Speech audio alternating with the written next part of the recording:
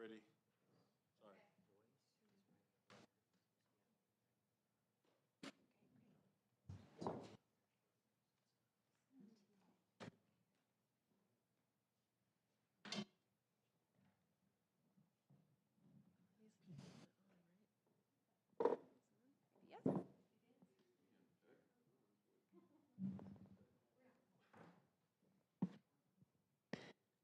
Are you ready? Yes, okay. We can go. There we go. All right, good evening, everyone. I now call to order the Downtown Community Task Force meeting of October 19, 2023. Leslie, please call roll. Thank you, Chair. Member Thompson? Here. Member Ondersak? Here.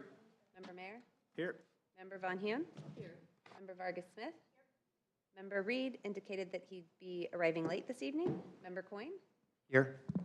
Member Tai and Member Varjanet also both indicated they'd be arriving late this evening. So excusing them from the beginning of the meeting would be appropriate if you so desire. Thank you, Leslie. Is there a motion to excuse Member Tai, Member Barjani, and Member Reed? So moved. Second. All right, all in favor, say aye. Aye. Aye. All opposed, say no. All right, they are excused for the beginning of the meeting. Leslie, will you please read the DCTF procedures into the record? Yes, thank you. Meetings are conducted by the chair in accordance with the following procedures. The chair of the DCTF directs all activity during the meeting. Any item on this agenda may be continued to a subsequent meeting. Special procedures, time limits may be applied to any items as prescribed by the chair. Copies of the current agenda and staff reports for each item on the agenda are available online on the Downtown Precise Swim website as well as on the City Clerk's website. All right, we'll now move on to the consent calendar. There are no items this evening. Thank you. Moving to general business, Leslie. So the first item on our agenda this evening is a consultant presentation on the Civic Center relocation study concept refinements and financing. We have our consultants here on Zoom for you this evening. Welcome, Jim, everyone. do I hand it over to you, Jim? Yeah. Great. Thanks, Leslie. Good evening, everybody. It's a pleasure to be here. And we've got a double header tonight. So we're going to start with the Civic Center where we're wrapping up our work. Matt's going to upload the presentation here. I'm just going to give us a little intro and then we'll launch into this. But the team's been hard at work completing all the refinements to the Block D preferred scheme for the new Civic Center, and then developing a financing scenarios for that. So Matt and Victoria, our consultant from PFAL, are going to be presenting that. And if you flip to the next slide.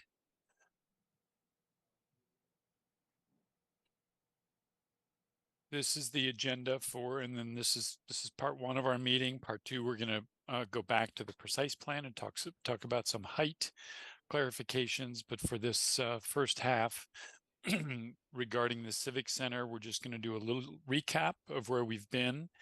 And then we're going to go through the concept itself. And you've seen a preliminary version of the Block D concept, but we received comments from all of you, and we're coming back with refinements to that concept. And then we've been able to make a good bit of progress on the financial analysis, and we'll go ahead and walk through that as well. And then we'll have some time for discussion. So next slide. Yep. There we go. So a little farther.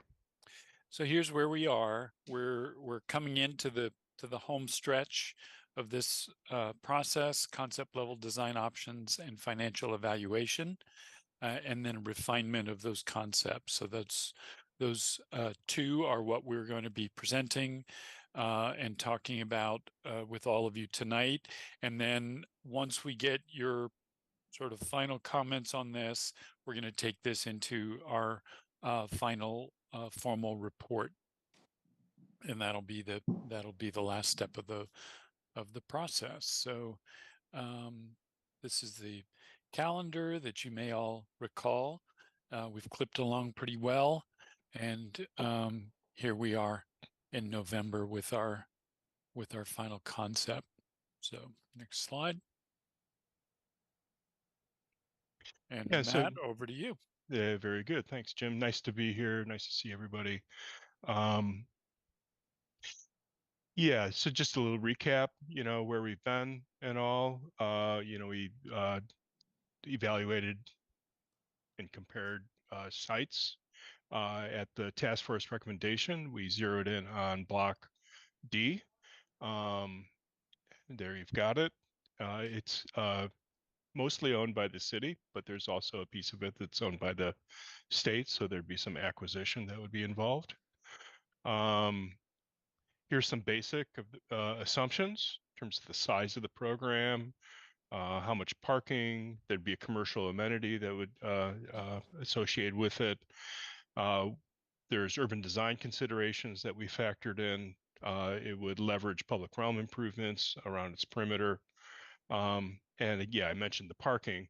The parking is using the precise plan standards, but also we recognize that parking minimums were done away with through state legislation recently. And so here you see urban design diagram, and happy to come back to this if you're interested about how the different fronts would be activated. But this diagram comes from the precise plan. And we looked at 3 delivery options. A city hall and a mixed use that would sit on separate parcels or would be developed separately. If a long-term land lease was used, what we call the blended partnership, which means that things would be integrated more horizontally, but then also the financing approach would also be more integrated. And then just a single public use scenario that would have included the city hall and the utilities building.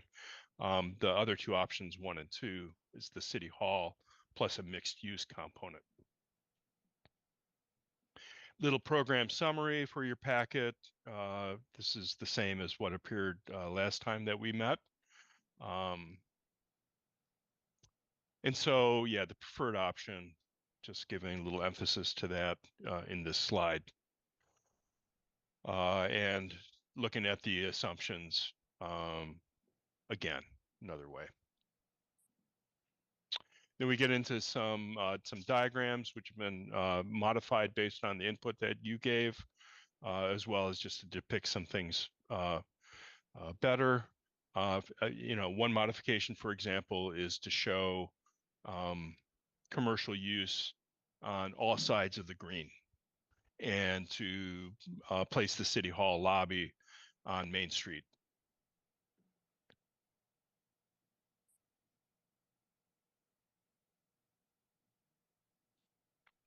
A couple 3D views. The one on the left is from flying over the corner of Franklin and Main Street. The one on the right is Main Street at Homestead. And you can see the City Hall building on the right. If we're looking at the left version, the City Hall is on the right on Main Street, with some front with the ground floor commercial and the upper story uses facing the green. The mixed use building wraps both Franklin Street as well as Washington on the back. And then along Homestead, there's a low rise. Remember that the precise plan, the allowable height step down towards Homestead. And so there's a low rise piece that would be flats with townhouses above, hugging Homestead. And one thing that I think we've accomplished well in this diagram is that there's active edges along all sides. Another thing that we did when we refined this further is we found a couple places where we could add some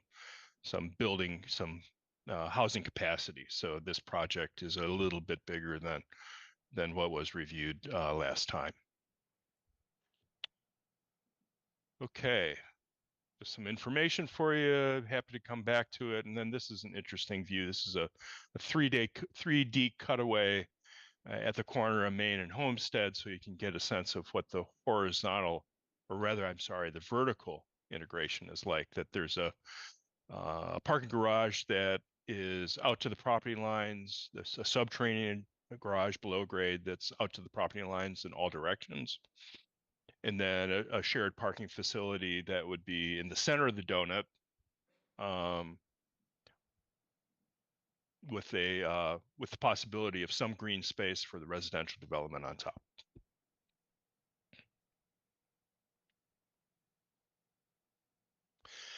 Another thing that we've looked at is the existing civic center and what its potential is, both to illustrate it as a possibility because it's part of the story of relocating the city hall downtown, but also there's a potential financial offset, a potential financial benefit in the site being developed if the city hall were to move downtown. So a little bit of context here. And then at the recommendation of the task force, we went with the 50 dwelling units per acre. Digging a little deeper, we realized that that actually is the general plan designation, so good call there. Task force and some of the assumptions that went into the whole thing. There's roughly 10 acres, a little over 10 acres, sort of the equivalent capacity, maximum capacity of 510 dwelling units. And so, yeah, we developed a diagram that illustrates what that might look like if it was comprised of two uses, kind of a low-rise potential ownership townhouse to the north, and podium apartments, which means that it's multi-story. It's called podium apartments because there's a parking garage that's on the ground level. You don't see it because it's wrapped by residential units. And then they build a concrete podium, which serves as a fire barrier. And then there's more housing that's built on top of that. And so the higher density is towards El Camino Real, and it helps to frame and activate the Civic Center Park that exists now between El Camino Real and where the project would occur. You could have some ground floor amenities that face a plaza that would be a kind of extension of the Civic Center Park. There could be a network of paseos so that you could pedestrians could follow a path that that's free of automobiles, would run, and the paseo would then lead to a small park, and then there's a paseo that's against Warburton. This is just an illustration of one way you could do it, and of course there's infinite possibilities and all, but it gives you sort of a sense of what the development would feel like and how it would feather with the surrounding neighborhood. Hey, Matt, I got a question. Mhm. You've got two, I'm sorry, you got two markings for 100 townhouses, 100 units. Is it 100 unit townhouses together or 200?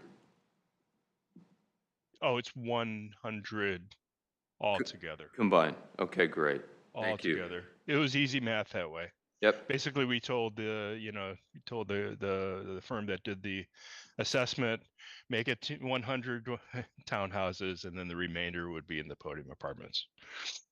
Yeah, and it's also, this is an illustration of what 50 DUs per acre looks like. It fits quite easily. You know, these 510 units, this site could take more density.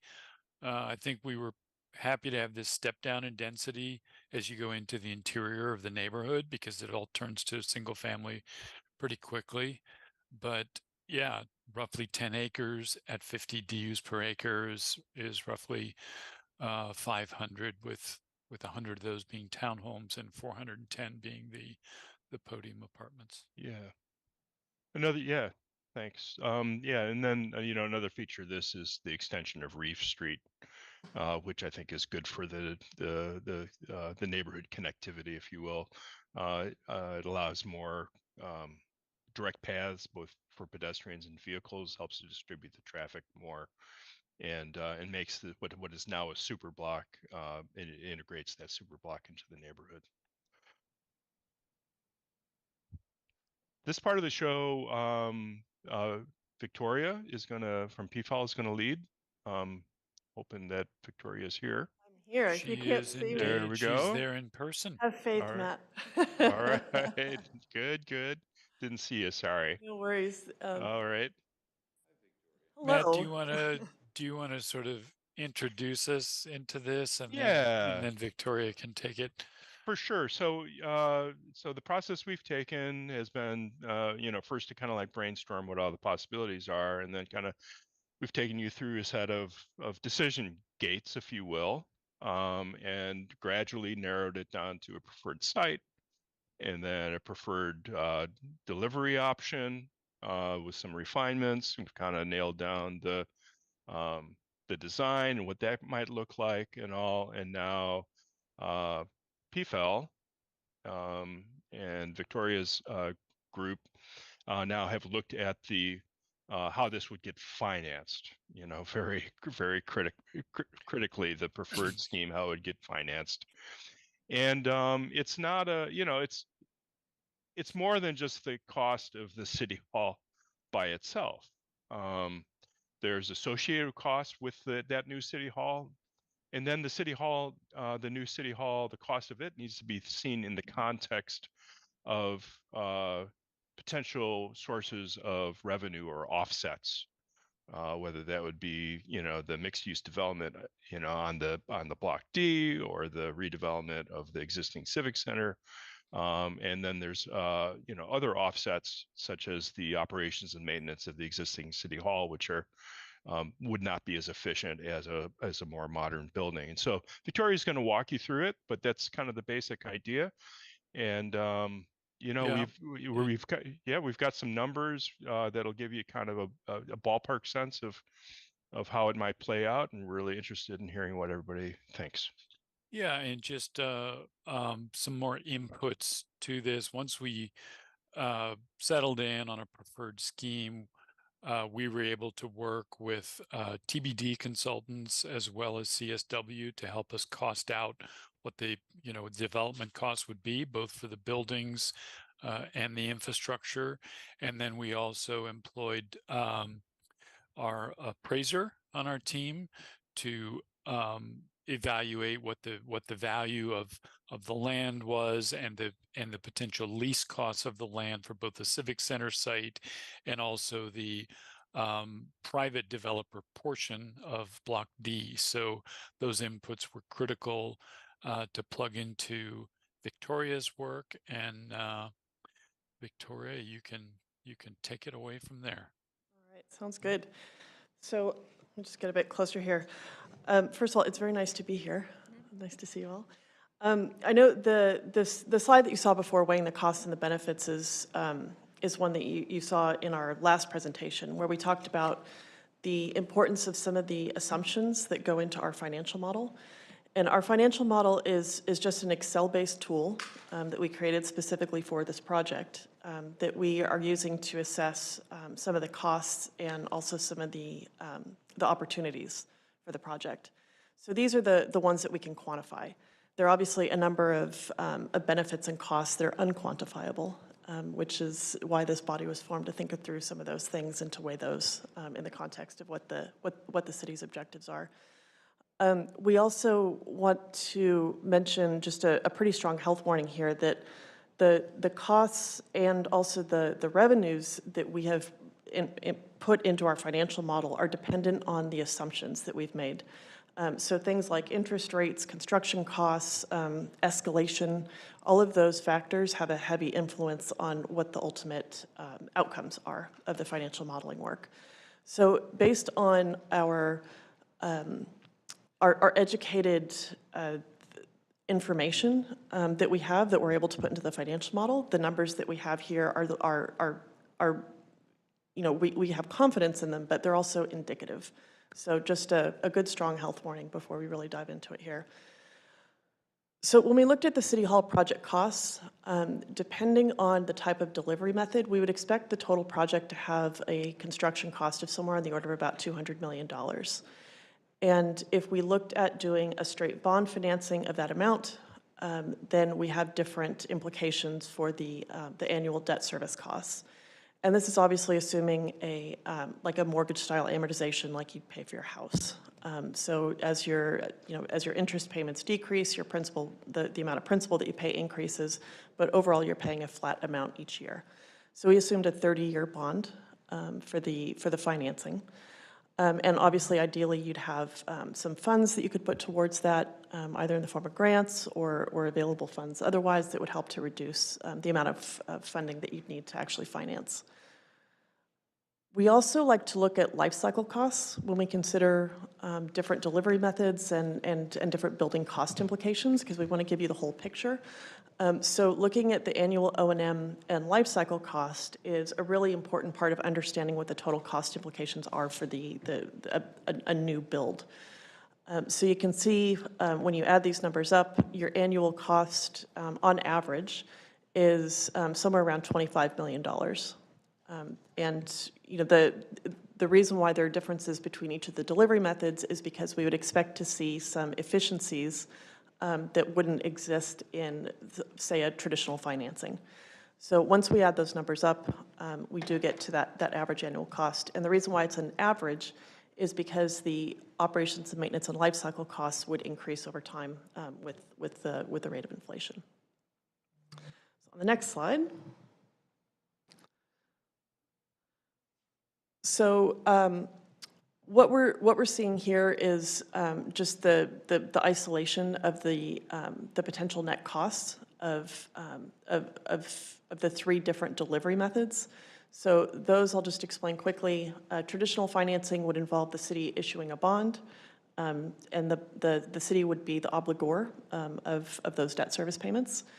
In a developer tax-exempt financing, we would see a developer put financing in place. They typically would use a tax-exempt financing. They would issue tax-exempt bonds through an appropriate conduit vehicle. And we would expect to see some efficiencies in the construction program for that, which is why the construction cost is a little bit lower.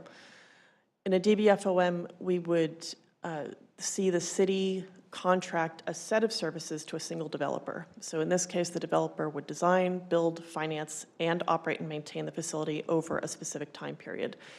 And because of the efficiencies that you get in pulling the operations and maintenance considerations into the design and construction process, you end up with a lower cost project over time.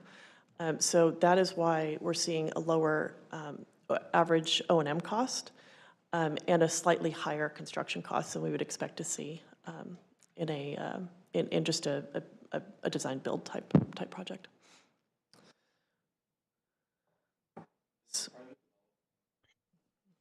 Does a private, Yep.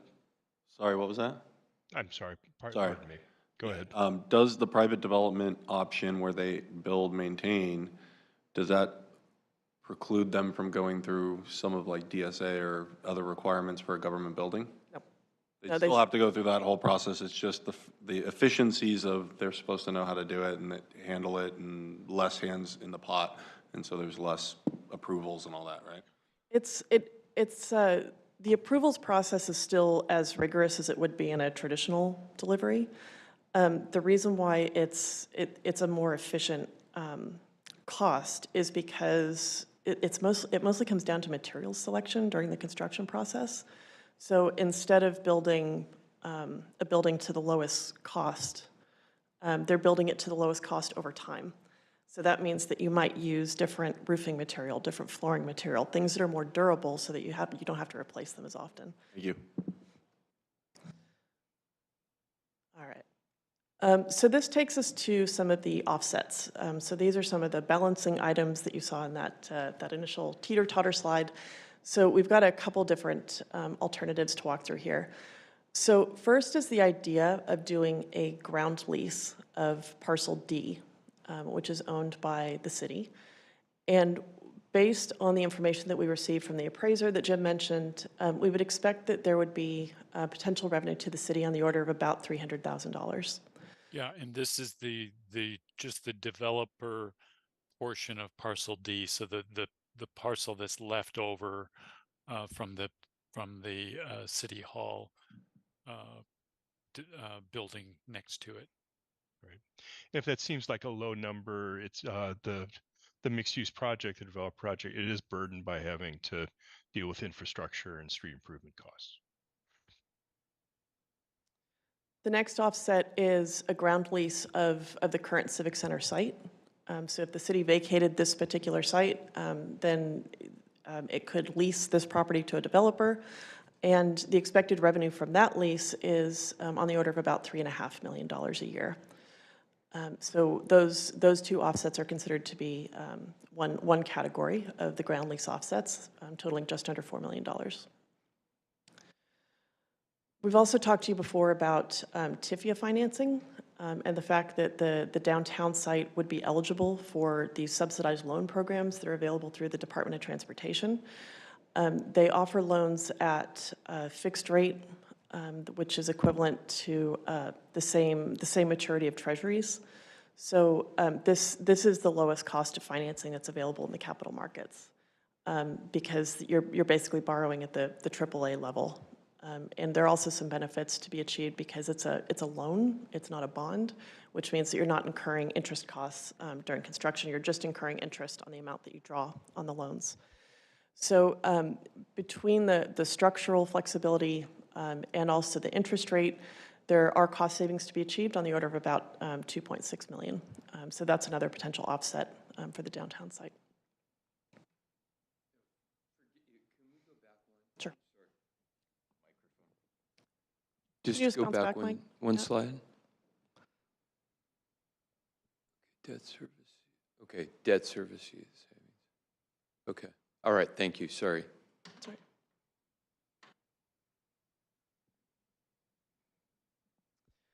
So then we're looking at another category of expenses, and this has to do with the city's current operations and maintenance costs, and also its life cycle costs. So the life cycle costs, the assumptions that we've used, are taken from the facility conditions assessment that was done in 2018 by EMG. So we've taken those values at face value, just to look at what EMG's view of the major maintenance expenses that the city will be incurring over the next 20 years. And what we did then was to look at an annualized cost. So basically averaging out the total amounts that are expected to be required over the next 20 years. When we average those out, it comes out to just under $1 million, which is equivalent to $8 per square foot to keep these buildings on this site in good working order.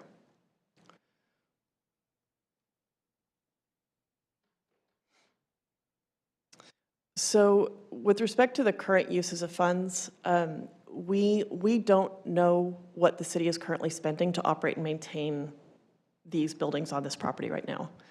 So we've had to make a set of assumptions about that, and we've used some benchmarks for other government buildings of this age.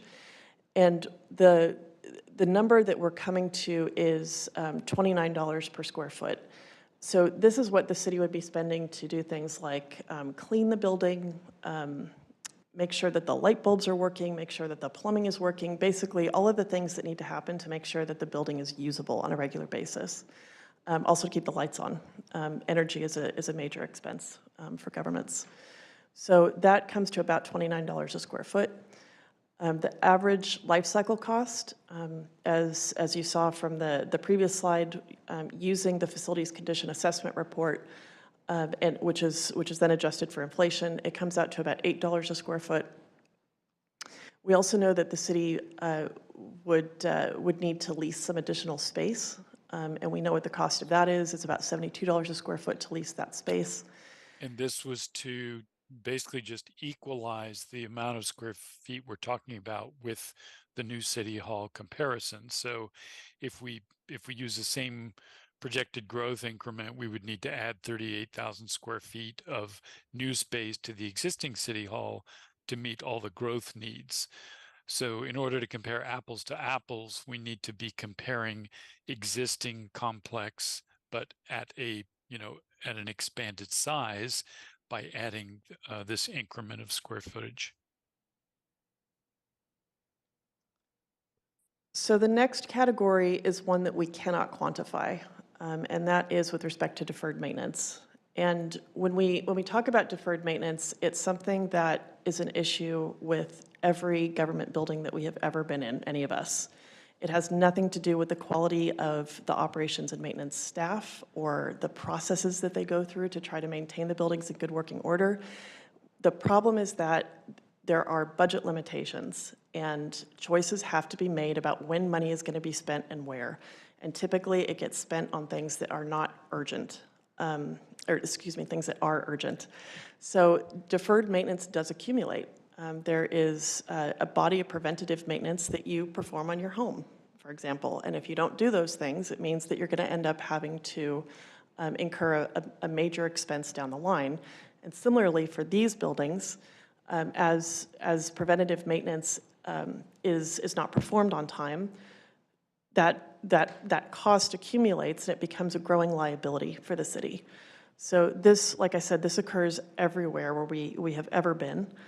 There are other issues too that can't be quantified without destructive testing. So structural and seismic requirements are always a concern with any sort of major renovation. Those issues always arise. ADA compliance upgrades are obviously something that it also arises as upgrades and renovations are undertaken. And then mechanical and other upgrades for things like electrical and basically just general heating and cooling efficiency. Those things are something that every building needs of this age, and we're not able to tell you how much that potential cost and liability is. And these costs were not included in the FCA report, so those strictly focused on life cycle costs, but these deferred maintenance items that Victoria is describing are another category of improvements that would be needed for long-term use of this building, and those were not included. So what we're talking about is at least a $61 per square foot ongoing cost of staying in the existing facilities. We don't want to leave you completely in the dark about where your deferred maintenance liability could land, so we can give you a couple benchmarks, which we'll talk through in the next slide. But just to give you a sense of the magnitude of what the liability could be. On the next slide, Matt, if you could please. Thank you. We've provided a couple of benchmarks here that we thought would be useful guides based on information that was either developed directly by former clients or information that we developed for a client. Both of these examples are in Northern California. One is Sonoma County. Sonoma County underwent a rigorous exercise to try to quantify how much deferred maintenance it had in its books. And this isn't something that many governments do as a process. It's a lot of work. It requires a lot of forensic analysis of expenditure and also required expenditures. And what we found is that in 2022, there was a deferred maintenance cost of about $31 per square foot based on the amount of space that they had and the amount of work that was required. These are buildings that were also built in 1960, 1970, similar to these facilities. And in our other project that we have as an example here, the deferred maintenance costs, we had to be conservative in our assumptions, and we came up with a total cost implication of about $6.50 a square foot. So we think these are probably decent bookends for the assumptions that we're thinking about in terms of what the potential liability is here. But somewhere between $6.50 per square foot per year and $31 per square foot per year is not unreasonable to assume that the city currently has in on its books. So just to point out the relevance of this issue, we looked at the 5-year CIP for 2023 and 2024. And the CIP only includes $325,000 for capital projects in the administrative facilities at the city. And that's for the next 5 years. So that represents a significant underspend compared to what we what we project should be roughly $3.5 million of expenditure per year. Okay, I'm going to make you repeat that. So you've got in the kitty, 325,000 Right. for repairs. There's 325,000 for repairs for how much you estimate? So $325,000 is in the CIP for the next 5 years, starting in 2023.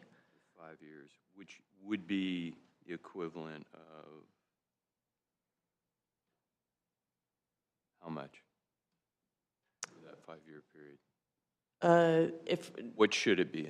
What should it be? It should be at least $1 million a year at a minimum. Okay, thank you. And as maintenance is deferred, it results in a higher operations and maintenance cost need because it becomes more labor intensive and more supply intensive to fix systems that need to be replaced. So it becomes harder for the city to maintain its buildings in good working order as its systems deteriorate. And as I said before, this is not a criticism of the city or its team. They're working miracles with the resources that they have. It's just a reality of the budgeting process that results in this major underspend.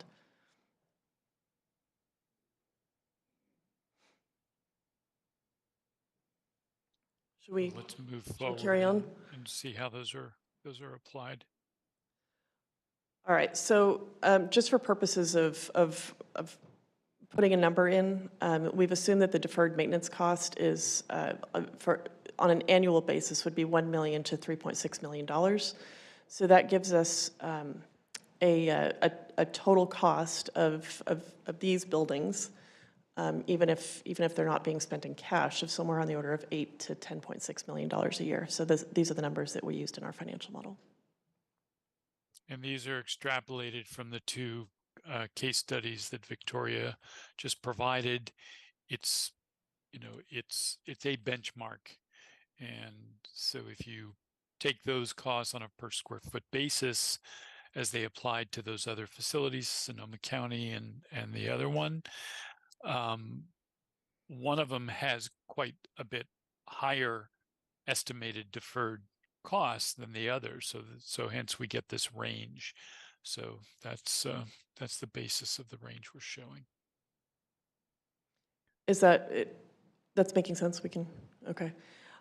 So then we've just reminded you here in the chart on the bottom in gold what the projected uses of funds are in a new facility. So these would be the capital cost of a new building, annual debt service, and then the average annual O&M and life cycle cost. And one thing I want to point out, obviously in a new building, operations and maintenance and life cycle needs are much less expensive. So that's one of the benefits of building new. But under these different development options, the operations and maintenance costs are obviously significantly lower than what we'd expect to see for a benchmarked facility of this age. All right, so looking at what the total impact of these offsets are, so this is, if we're assuming that the city relocates to the downtown location, it means that those particular costs that we just walked through are savings.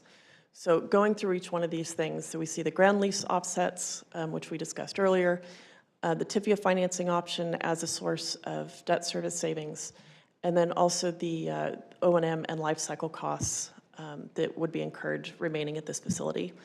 And the total offsets come to about $14.5 to about $17 million. And you can see how those are made up in the bar chart on the right there.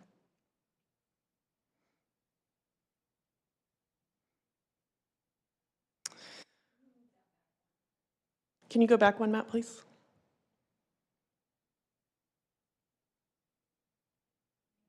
Sure. All right, and then going back to the next slide, going forward to the next slide.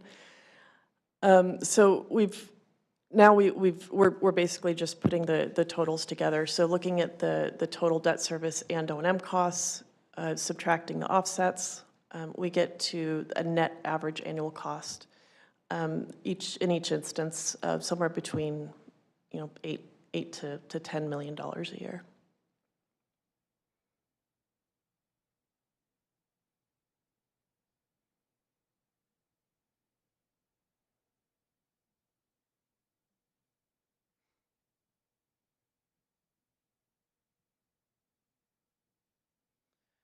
So in conclusion, I think the cost implications suggested by our analysis lead us to conclude that the relocation of the City Hall does merit further consideration.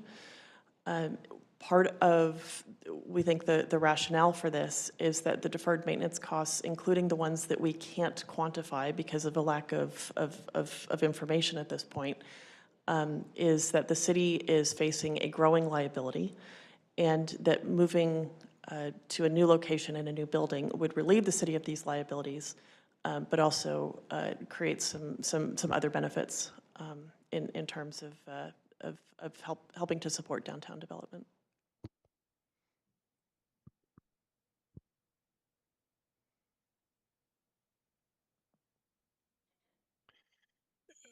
And I think it's implied in that second concluding point, but doing a detailed deferred maintenance study would definitely help with you know, with forming a more accurate picture of what this move would imply.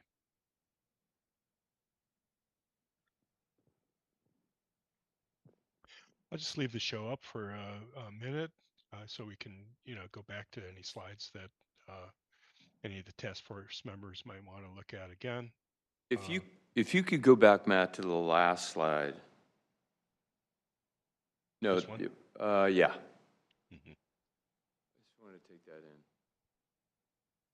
Okay, so the current use of funds to maintain this, is it 29 a square foot or 61 a square foot? Go back to the one that summarizes the cost to maintain the current facility. Slide 29, I Matt. think you said 29, and I was confused on the 61. There. So it's $29 per square foot for what should be spent on operations and maintenance. Okay, got I it. think the number's probably lower than that. Right, right. For life cycle costs based on the projections in the facilities condition assessment report, that comes out to about $8 a square foot per year. The new one. That's for this one, Oh, okay. Yeah. Okay. Existing. but that's not addressing any deferred maintenance. It's just addressing the current condition. And in that final slide, the cost of maintaining the new city hall, that's calculated in there. Yeah. Yes. And the $61 a square foot for current use of funds, I wasn't clear on that. And I'm not even sure what slide that was on. Go back, Matt. Backwards. Right. Well, it should be here. There it is. Yeah, here it is. Okay, so, So this was without the deferred maintenance component. okay. So it's 61 is the total of these other three costs that we're showing, but it does not include the deferred maintenance, which is a big number. So that's in addition to deferred maintenance, Yeah. which would be 90 a square if you added them. It could be somewhere between, just based on the benchmarks we're using, it could be somewhere between $6.50 and $31 a square foot per year. Okay. Yes. This, yeah, this is Thank the you. range. This slide fills in the question marks that are on the prior Oh, yeah, slide. there it is, 91. Oop, nope.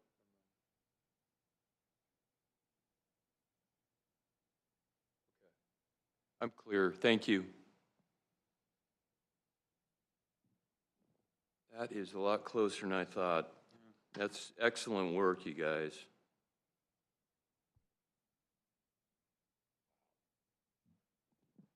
Are there any additional Other questions? questions on this? It's a lot of numbers we're throwing at you guys, so feel free to ask any clarifications. It's, you know, it's complicated, so we can take our time here.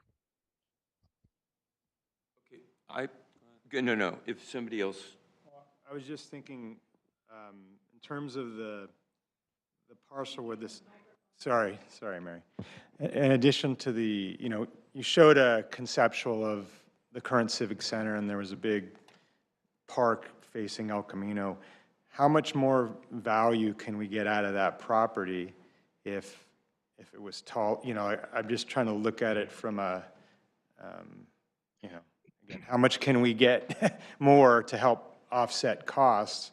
Is there a range where you saw that property? Because you said it's 50 dwelling units per acre, but certainly that seems a little low, especially on the, El Camino. Yeah. So Matt, do you want to go back to the site plan? Yeah, not sure what happened here.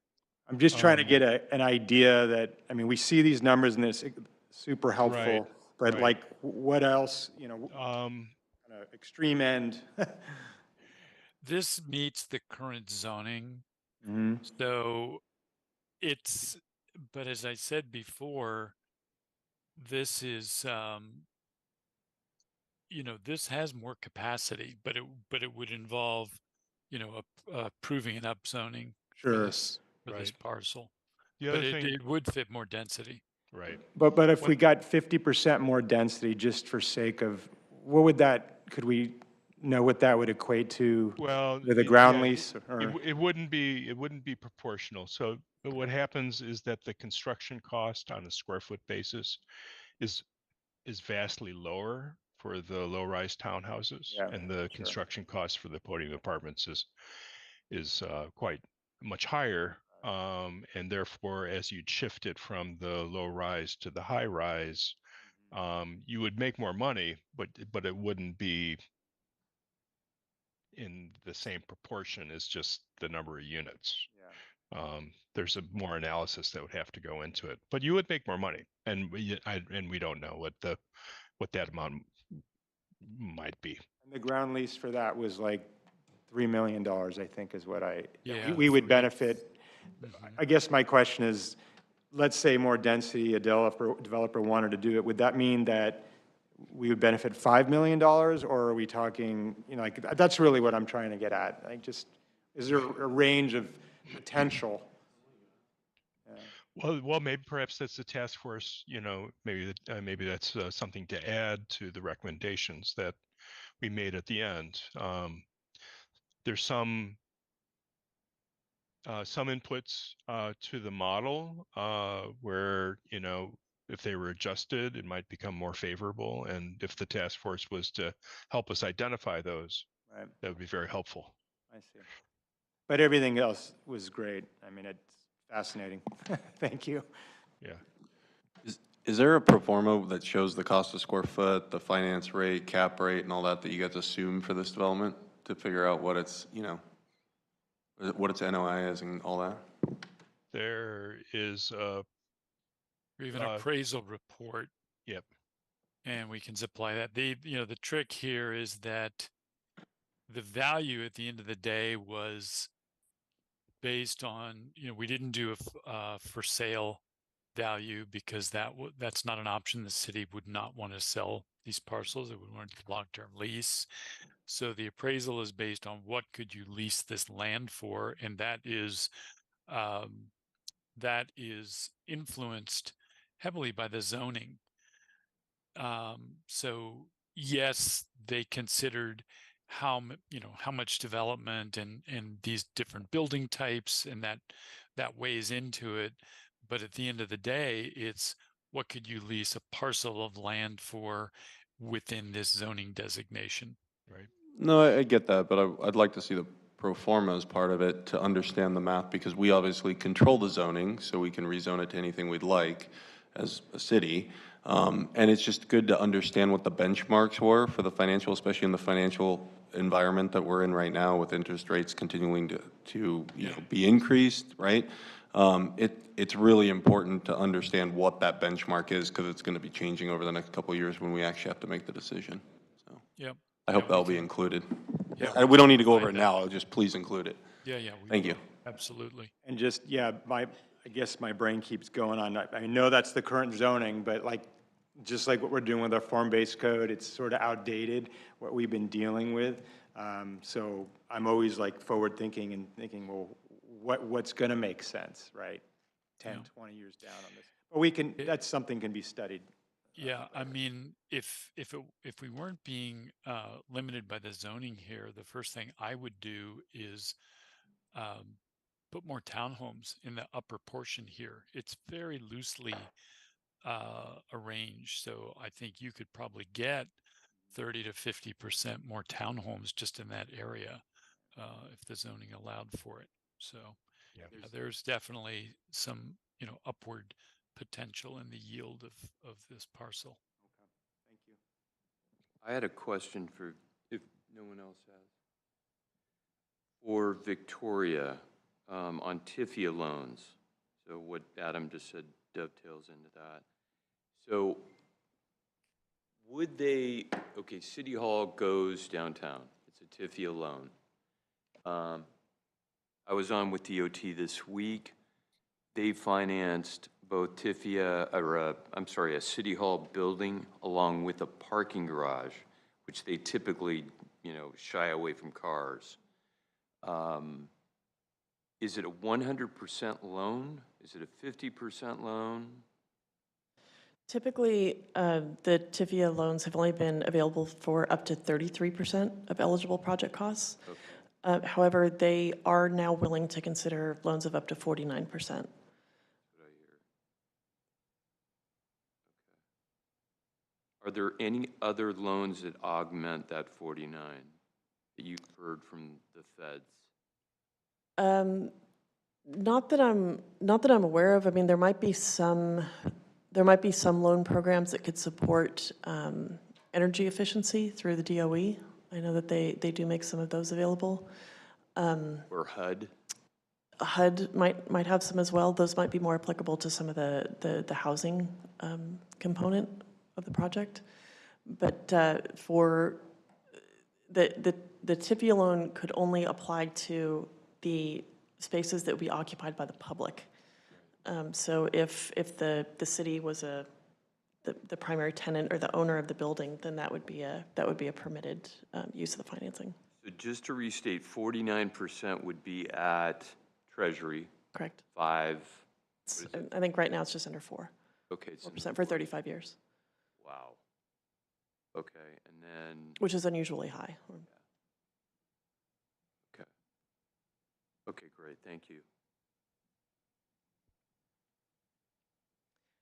Just one other answer to your question. So the federal funding sources can only be used for up to 80% of project costs. So if there are supplemental federal sources, then 20% of those would have, or 20% of the project costs would have to come from a different source. Like the state? Exactly, yeah. Okay. Yeah. And there's state, do you know about state funding for something like this? Yeah, there are a couple of options that are available through the state. The State Infrastructure Bank, for example, typically only lends to waste and water projects and wastewater projects. So we haven't seen them active in public building spaces, but it's certainly worth investigating to see if those can be utilized. Okay, great. All right, thank you. Sure.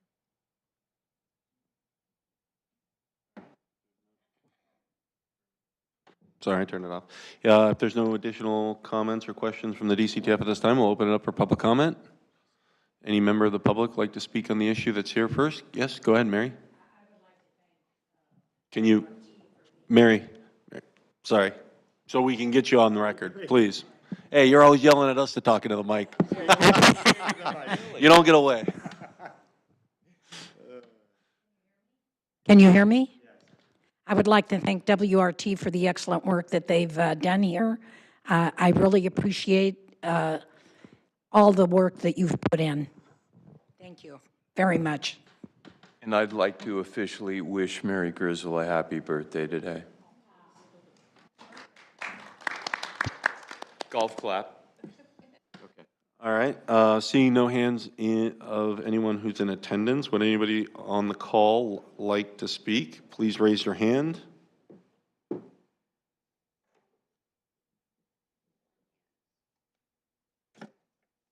All right, welcome, Donna. Good evening. I just want to thank WRT for the excellent work for this. Thank you so much. Happy birthday, Mary. And could you give us an update of how many people are online? Because we can't see that. Thank you. Thank you, Donna. Thank you, WRT. 10 Online. online. I see 11. Oh, it's me. No, Rena. Oh, Rena. Got it. Okay, so next steps on this. Oh, there's one more hand, Oh, I'm sorry. Mr. Chair. Skip, welcome, Skip. Go ahead. I have a couple questions.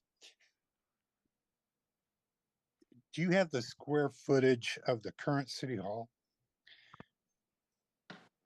Yeah, Yes. It's a 117,000. Okay. And I came in a little late, but it looked like from the drawing at the very beginning when I was looking at it, proposed site drawing, there was a park in the 10 acres that City Hall now sits on. Is the idea of having two parks? We already have a 2-acre park. Yeah. Uh, what was the rationale behind adding another park? And you've got the whole huge park area Yeah. for the Triton Museum. And secondly, so you don't have to come back to me, why was there no appraisal of the land value? The state of California is pushing every city to get rid of excess land.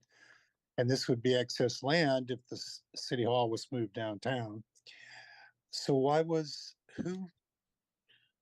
who said to not put any value on the 10-acre site where City Hall now stands? That was part of the appraisal, Skip, but the city did indicate that it was unlikely that they would want to sell the land and that they would prefer a long-term lease option. So we included the long-term lease values in the financial analysis, but we can certainly include the land value. It's in the appraisal report, so that'll be included as backup. Oh, land value is in the appraisal? Yeah. Okay, great. And the two parks?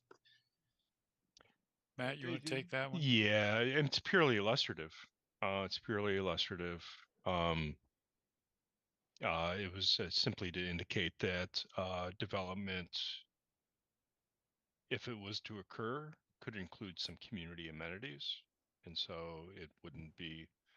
It would be bringing assets, benefits to the community, not just the development. It's also required in our parkland dedication ordinance for new residents that there's a ratio, a unit ratio for parkland required. Oh, good. Okay. I think the other thing we liked about it is it provides a continuity of open space that connects from the city park on El Camino Real all the way up to the museum. So it's a continuous band of park space. Yep.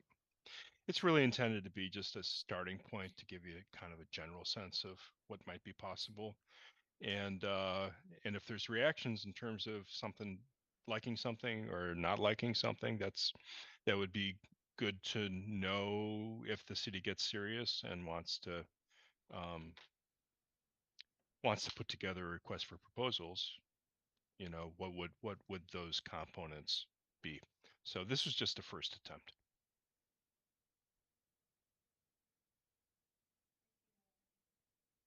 All right. we'll go back to the DCTF members to see if there's any additional comments. Thank you, public. Go ahead, Dan. Yeah, so I just want to be clear on next steps. What are they?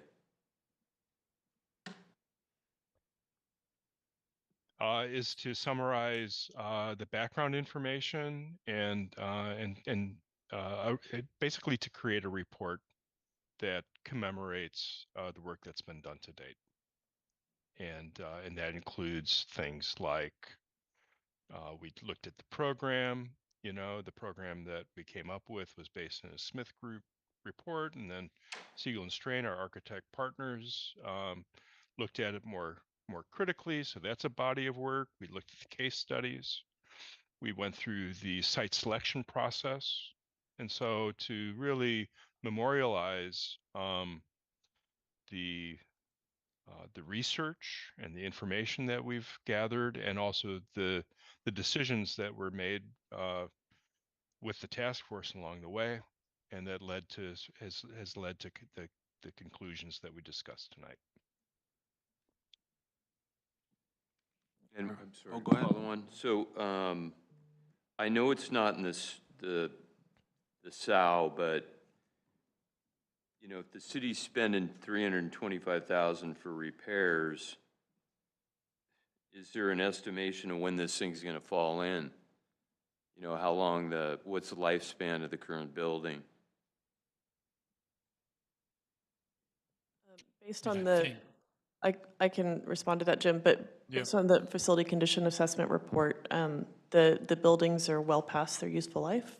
That doesn't mean they're about to collapse, but it does mean that there is, additional work and expenditure required to keep the buildings in safe and good condition.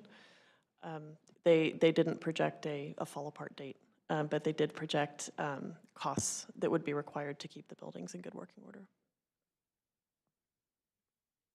Except for deferred maintenance. So I think that would be one of our clear takeaways and recommendations for this study is to to have a solid number there to do the deferred maintenance estimate so that we've, that would take the place of the range that we're currently showing.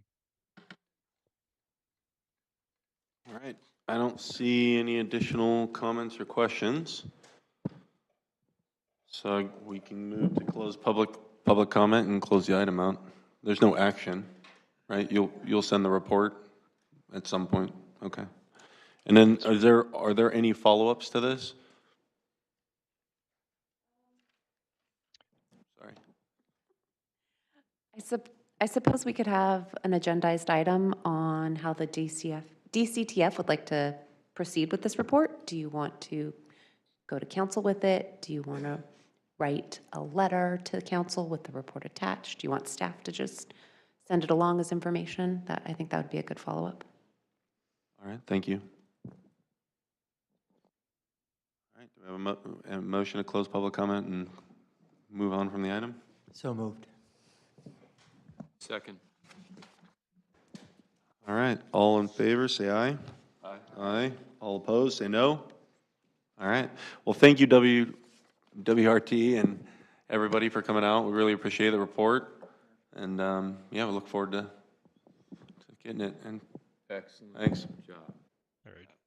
Thanks very much. Yeah, Bye-bye. thank you very much. This has been a great process and all of your feedback has been invaluable.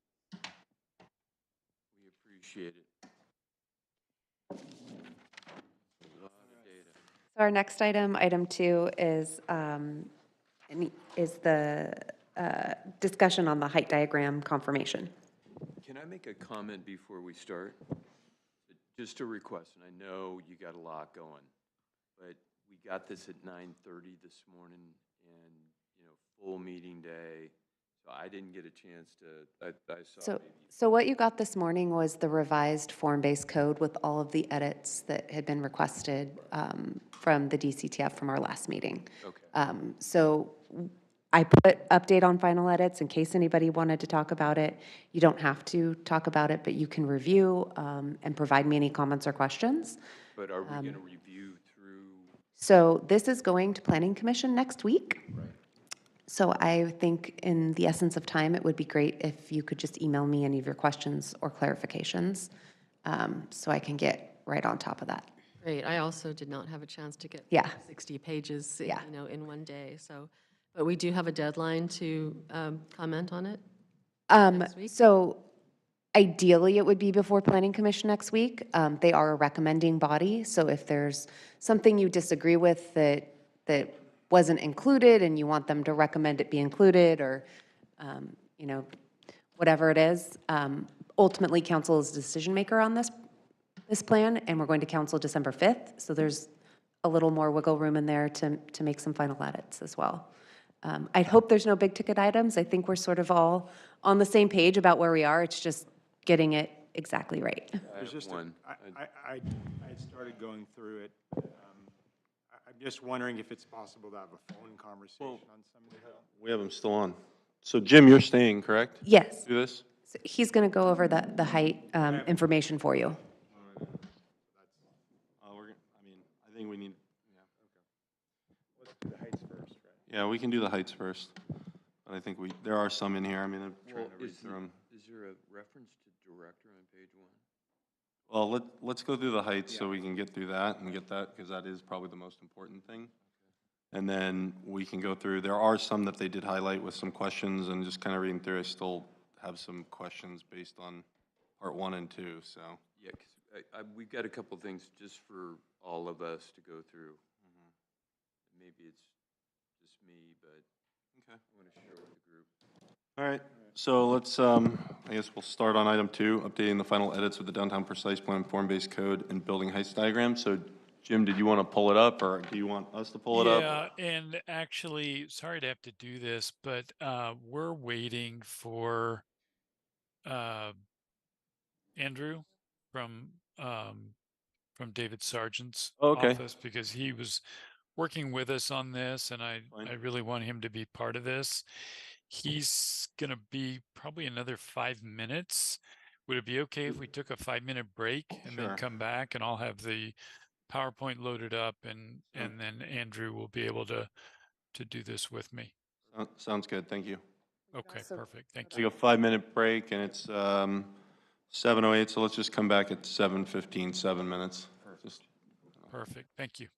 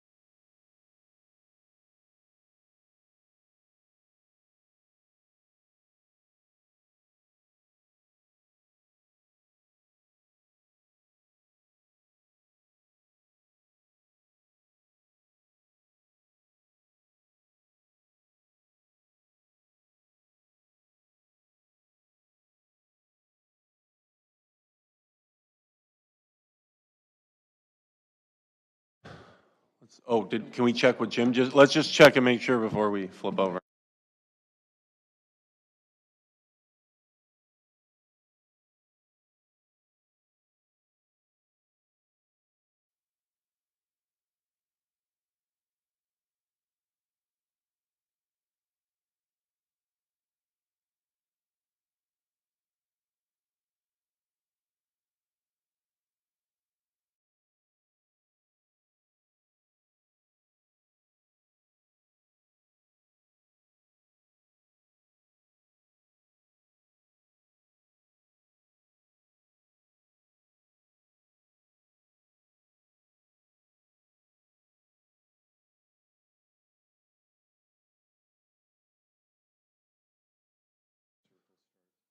All right, well, welcome back, everyone. Thank you for the break. Jim, welcome, Andrew. And so we'll start with the max building height and max bonus building height, that discussion, and then we'll try to power through some of the additional notes that we got. I think there's a few items in there. Great. So I'm going to share my screen here, and I'll just give a very brief introduction, and then I'm going to turn it over to Andrew from David Sargent's office, and Peter Winch is with us as well. He may have some comments to throw in as well about this. So you all highlighted some questions about heights as they were indicated, and caused us to go back and see what was the impetus for the changes that were made. So that was good for us to get some clarity on that.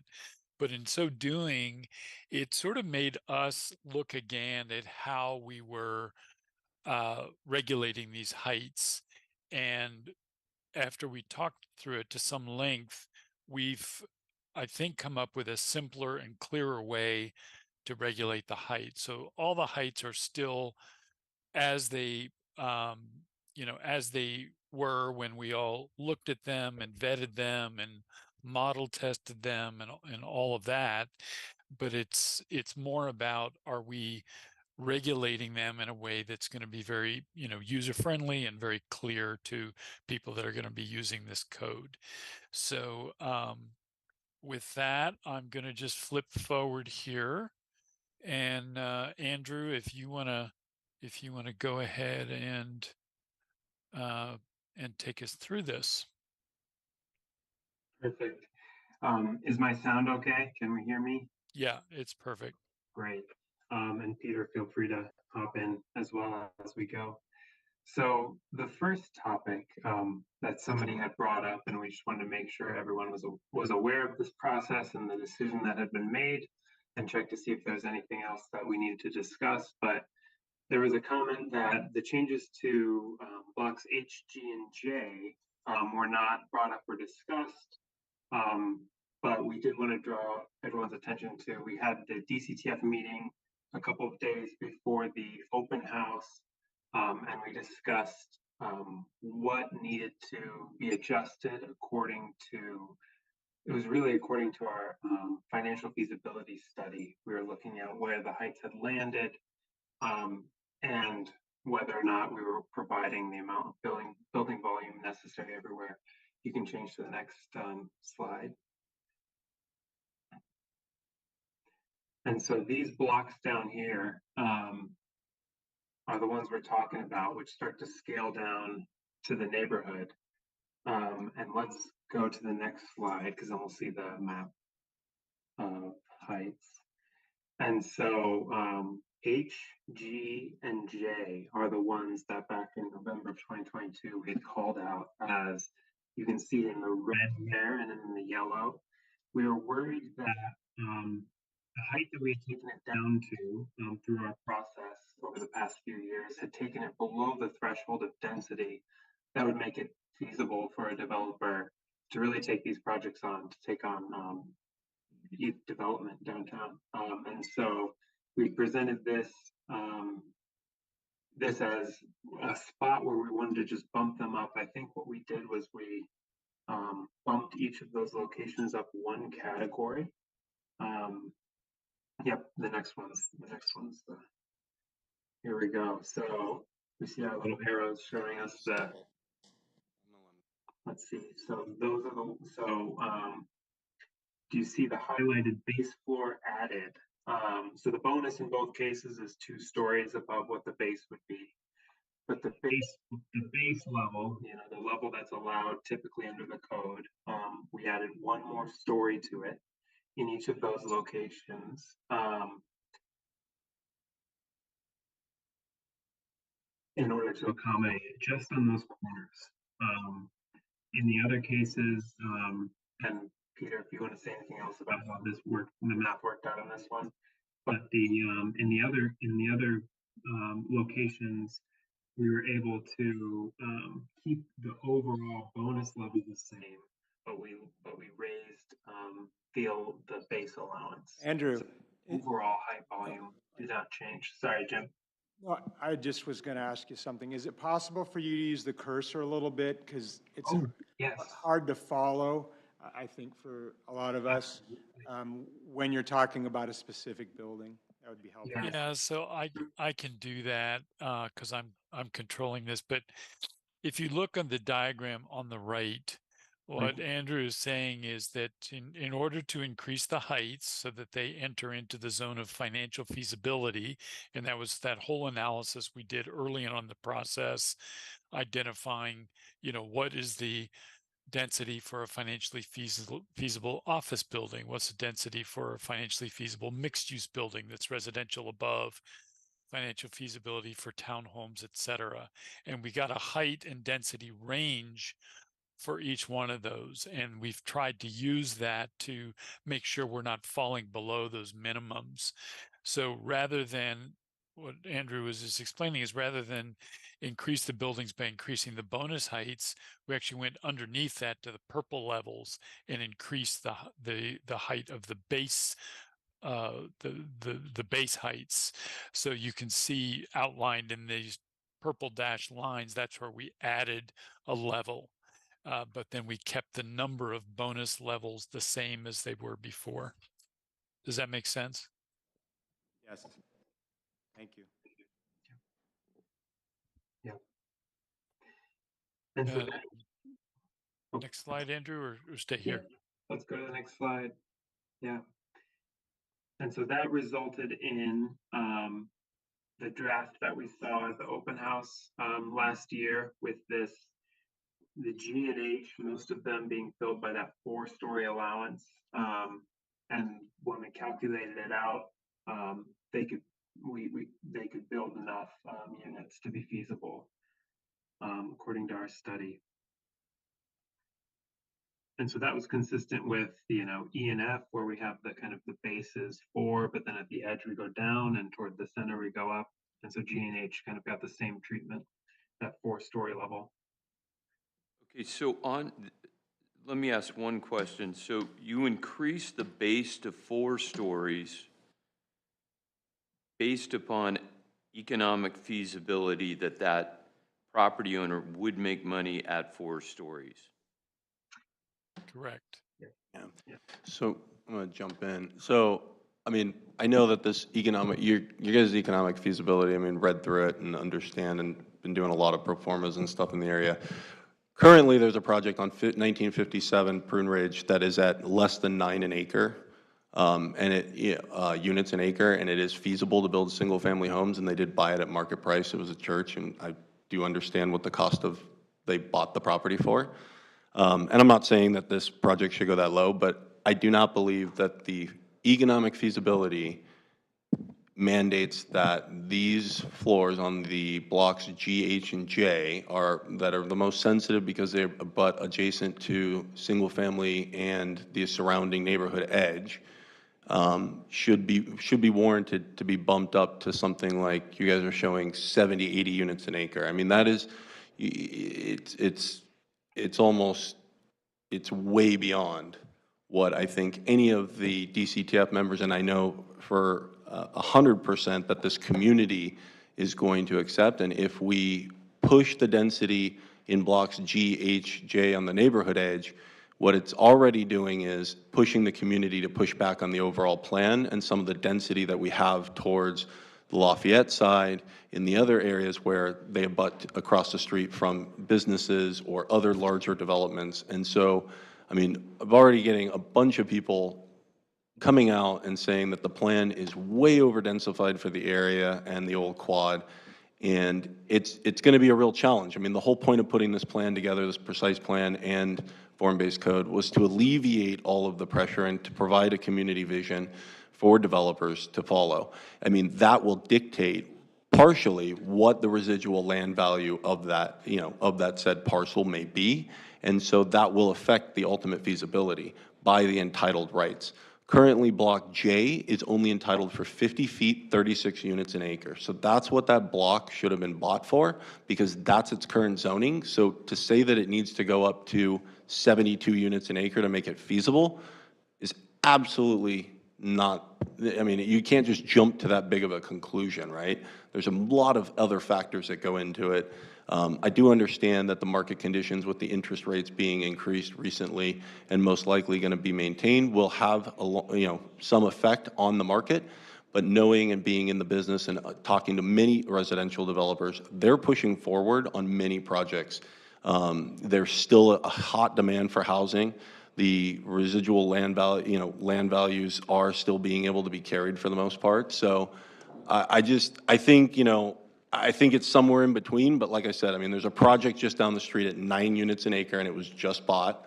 And so it makes it really, really hard to see that you guys are boosting up density where it's going to impact the people who live here the most, and it's going to question the validity of the plan from the community out of the gate. So I mean, that's my opinion. I think it's, Yeah, can I just respond to a couple things, because I want to make sure we're being sort of accurate on the precise thing that we're talking about. One of the issues, Adam, is the financial feasibility. There's definitely a bifurcation of feasibility when you are still in low-rise stick construction, even townhomes, where much lower densities are financially feasible. But when you go to a different construction type where you have, concrete podium and then frame construction on that, it changes the whole equation of feasibility. So those height and density thresholds are really applying more to that latter category. There's no question that townhomes are very feasible. You build them all day long and they sell like hotcakes. So what you're saying is correct about single family and all that being feasible. But there is a bifurcation once you go to a different construction type. So that's just one point. thank you. I do understand that with a podium deck it is, but remember everything else is balloon frame above. There's a bunch of efficiencies built into those types of developments as well. With AB 2097 eliminating parking for this entire site, that's going to eliminate a huge barrier and cost prohibitive, hurdle for these developers, and probably reduce a podium deck potentially, or add additional, rentable square footage. So again, I'm not saying 9 is the answer, Jim, but I know it's not 70.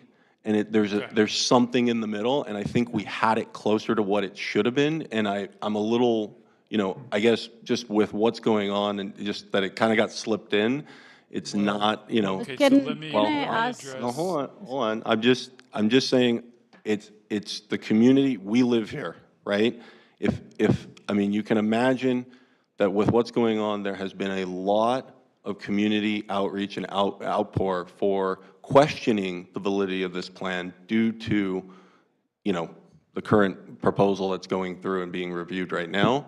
And I want to make sure that this has been seen by the community understands what they're potentially getting, and that they're okay with it. Because at the end of the day, if they're not, then the point of building the plan and everything was for nothing, because we're not going to end up following it, and you're still going to have a community that comes out for every single project to argue it. So I just want to make sure that we're being sensitive to the existing community, especially since, I mean, in my 40 years almost of living in this city, everybody has always wanted a 2-story or 3-story downtown. This plan is obviously something that far exceeds what those, I would say the old Santa Clarans wanted, but it needs to be tapered and respectful still to the low-slung neighborhood and the historical structures and everything else. And so I think this side, massing it out on this side of the downtown is not something that's going to be, received well by the community. I Actually, think someone else had a yeah, comment, and then I yeah. wanted to respond to a couple more So, things. But please go ahead. yeah, so I think I just want to double check, like AB 2097 applies to these blocks because it does, because of the Benton, or, The train station qualifies because part of the plan is within the half mile, plus there is bus line 22 that runs every 15 minutes during commuting hours. so the, okay, it does because of the qualify. bus line, okay, Correct. okay. So thanks, Adam, for that clarification. Other thing is, can we go back to our heights diagram? Because I'm wondering, like, we are showing 3-story heights in that area. Is that 3, or what's the colors? No, 2-story. So yeah, I wanted to clarify that. So yeah, so the dark blue in I and J is 2-story, and where we're going up to these additional stories is just in that corner building. So I think this is where the rub is coming, Adam, is how do we sculpt this western end? Silicon Sage is already there, so we're not going to sculpt that anymore. That relationship is there as compared to the lower buildings that are behind it. So we're really talking about the north face of Block G, where we have stepped down to Townhome Heights. So I think we're good there. We're talking about the south face of, the Homestead face of the block with the post office. What's that? Block H. That's also townhomes. The corner here of Homestead could be an issue. So that's maybe something to talk about because there are some single family homes across the street. So I think your point about the sensitivity, let's make sure we get it right. I agree. Let's make sure we get it right. That's what we're all trying to do with this plan. And then the other key one is this corner building, right? Which we've also tried to add step downs, to conform to the adjacent single family, and it could be that requires more sculpting. But we did go through quite a involved exercise with shaping all of those through our process. So I think if we talk about the specific areas of the sensitivities, Block J is mostly zone 2-story, as you can see on this diagram. So we're really down to what is the appropriate shaping of these other parcels where we are starting to gradually step up to the higher densities in the center of the downtown. Correct. Part of the other consideration that goes into this, there's also a very historic and old church on the corner of Homestead and Monroe, just so you know. But here's part of it. I don't think the base is really the kind of the issue, right? The base height at 4 stories, that, to your point, right, with Silicon Sage being across the street, I think the expectation is it's going to be probably 4 stories, and we're going to want the massing, right? The problem comes into if you bumped everything a floor, but the max bonus height, there is no tolerance for a 6-story building on Monroe and Franklin, let's just say, because I think that is very high, and it does start to impede people's view of the sunrise, and that is part of it, right? Because the sun's going to come in through the east side. If you don't create the delta between the base and the bonus height, then there's no bonus.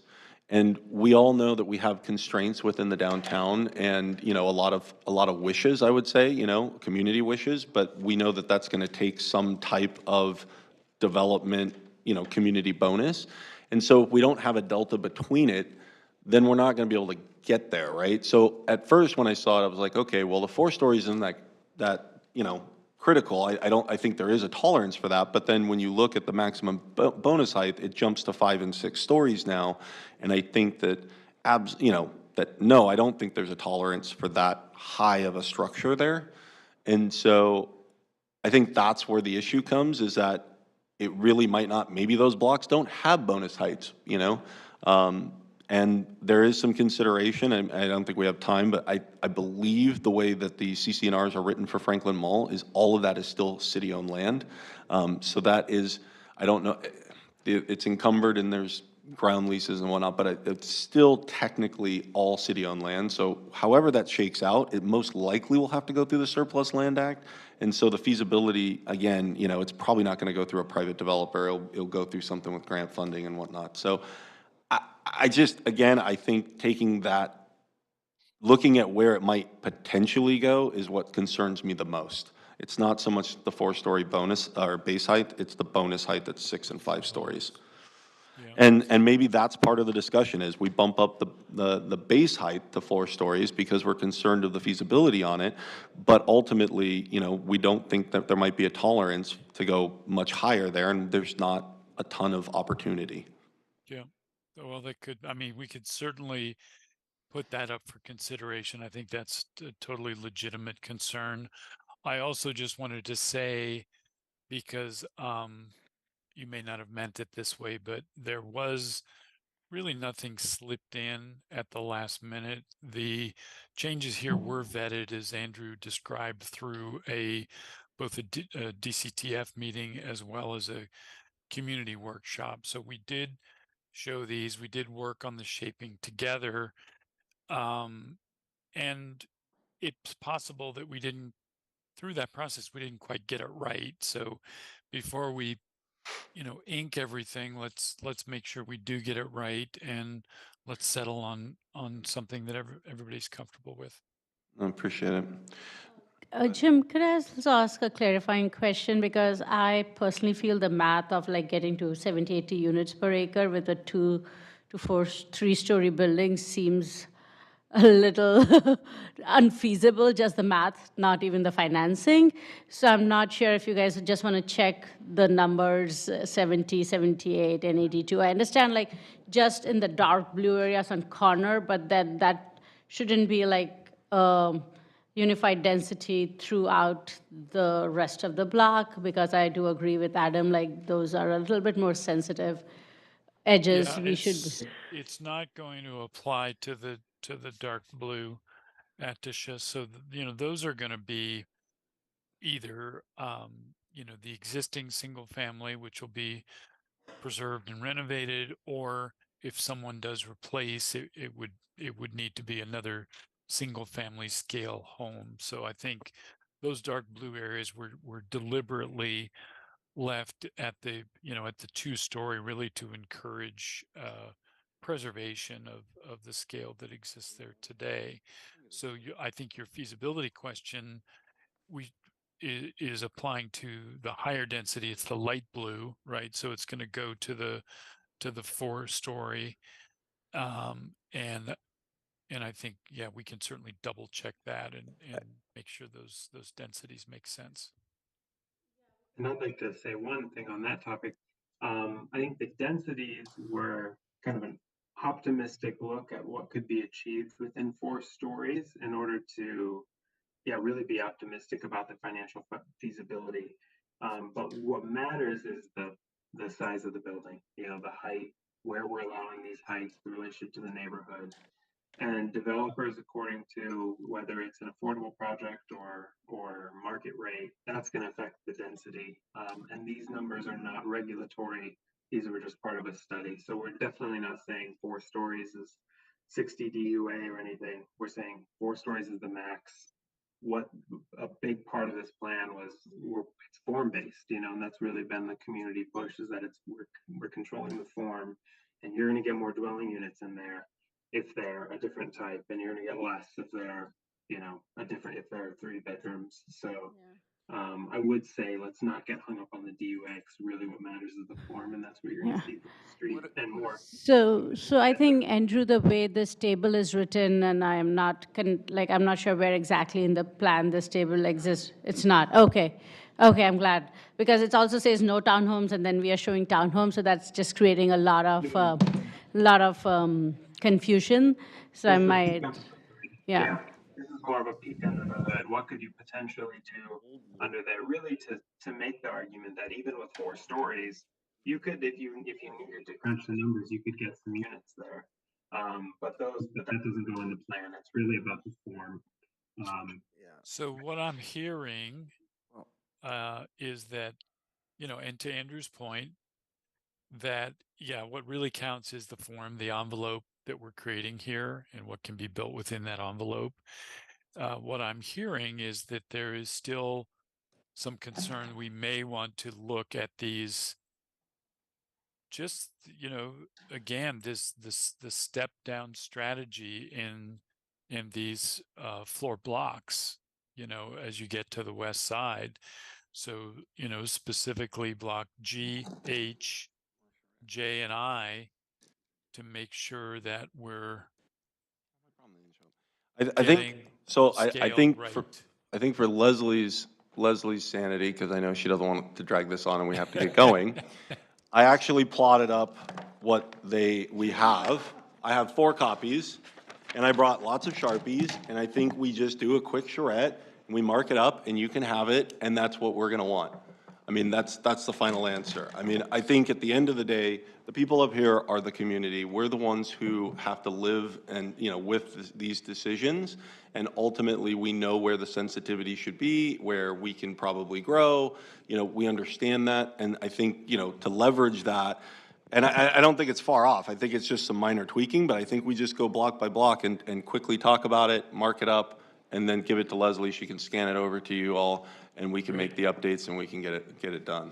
Yeah, So I think I'm a very big visual person. I don't like to just go back and forth in emails or talks. It's like, let's just print it out and sketch it up. What? Perfect. Go for it, yeah.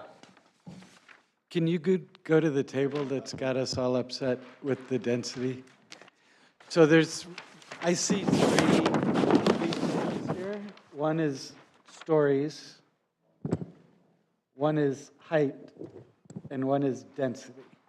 We don't talk about density in the plan, so we're not No. worried about density. Okay, so They're talking about density for feasibility. So- We just talk about I just want to massing. point out that if you do the math, the 59 feet on a 4-story is almost 15 feet per story, Correct. which is not standard. So even if we're, unless it's office. And tall retail.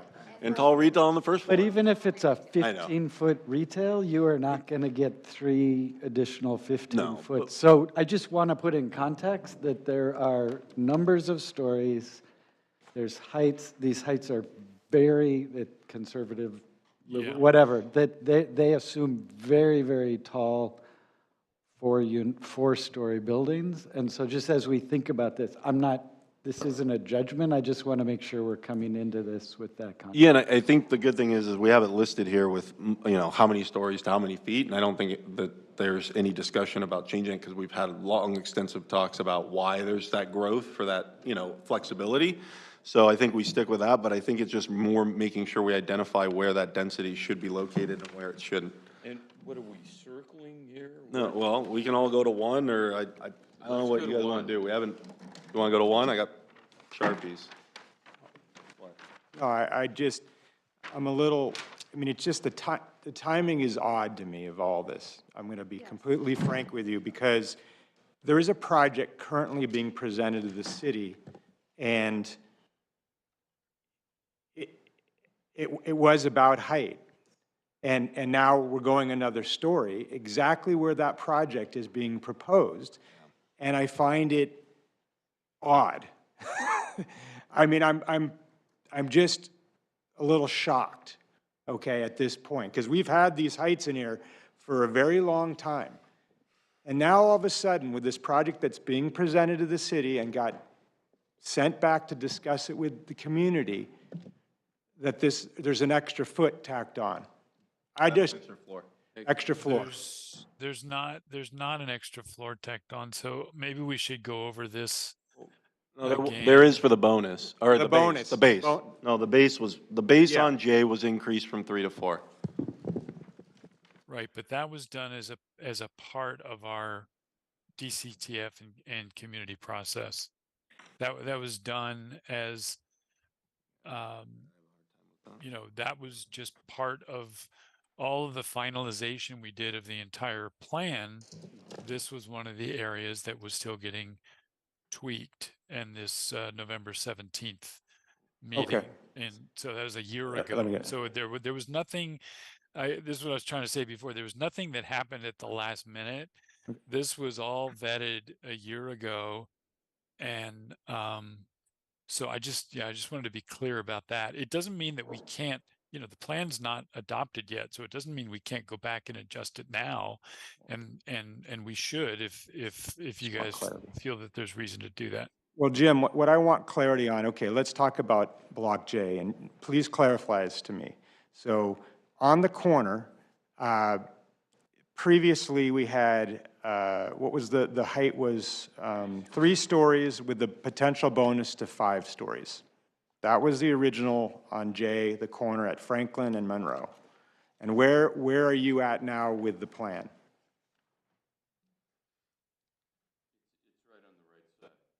We're here. The old ones. The base was 3, and then the base was 4 a year ago when we brought it up. The base went from 3 to 4. Base went from 3 to 4, and what did the bonus go to? And then the bonus stayed 1. It remained 1 on that particular corner. So can I just add, I remember the discussion we were having about this was that corner at Franklin and Monroe and how those corners should look. There was a discussion of like, should it be more prominent and a little taller, or should it be lower? Yeah. And so that was the discussion we had around this. Just And I think there's also a difference between west of Monroe and east of Monroe, because we talked about those 2 buildings east of Monroe being a gateway of sorts, and so maybe there was a little more tolerance there. So I think there's maybe a slight stepping up as you go east. Yeah. I also wanted to clarify that the building that we're talking about, the corner building, which is the problematic building that we're discussing, the base went up 1 floor, but originally there were 2 floors of bonus, which we removed. So now to keep that height constant and not change it, there was only 1 bonus floor which was kept. Yeah, that's right. I misunderstood. The original that we'd all decided on was the same. Okay, that's great. thank you for that. No, I focused on where it got lifted up, and I thought it was everything. So forgive me for that. So just so everyone's aware, 6 floors, 85 feet. First proposal is 84.8. And you're talking about At 6 H. floors. So that is the reality we're going to get for 6 floors. So people want the higher heights in even the residential because it creates a more voluminous or volume space for them to live in. So I don't think, like I said, I think J's fine as the base, because if you think about what they currently zoned at, it's 50 feet. I don't think that's the problem. I think the real question really comes down to H and G, being that you bumped up the base from 3 stories to 4, and, let's see. 5 to 6. Yeah, you went from 3 to 4 on the base there on H and G, and then for H and G in the bonus height, you went from 4 and 5 to 5 and 6. And that's where you went up a whole floor. And again, I know that the community on, Madison and whatnot, 85 feet is really tall. The east side, the sunrise comes in over the hill. People have complained about the Benton project getting built and they were gonna lose the hills. They've complained traditionally about every one, right? And I think, again, seeing that, one, it's city-owned land, so we're only hurting our own value in the future. And I think to be sensitive to that neighborhood, in order to push the density where we did in blocks A, B, C, D, E, and F, which is something that I don't think anybody, when we started, thought that we were gonna get 9 stories out of this anywhere. I think that we pushed this community to its limit, And I think now that we even have a proposal that's already even above what we had slated for this, it brings a lot of concern on, if you're already saying 6, why wouldn't they just go for 7? And so I just want to make sure that the plan is reality. It's something that the community can support and stand behind. It's something that the council and the future council is able to enforce and stand behind.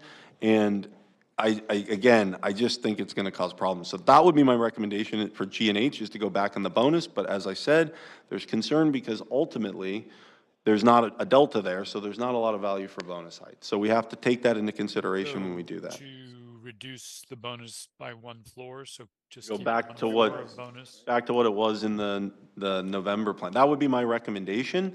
But then I think there should, I think there should be a little minor tweaks in a couple of the other blocks. The November 22 plan had it was 1 floor lower, but we added that floor to the base instead of the bonus. But what we could do is remove the floor, but remove it from the bonus. So it would be similar to what we did with the one Deeksha just mentioned on the opposite corner, where we limited the bonus to 1 level. So we could do that same thing to those 2 volumes on the east side of Monroe.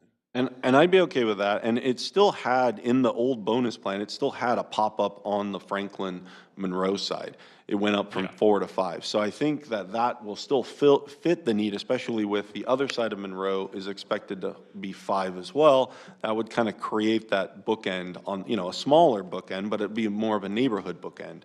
Yeah. Not I call it, the University Lafayette bookend. So I think that's a big concern there. Maybe all 4 of these blocks, it's really just, it's 3, because the one with Silicon Sage is all is all 2 or 3-story, I guess. It's all townhomes. But for the 3 that have the larger masses on, let's see, that would be block G, H, and J.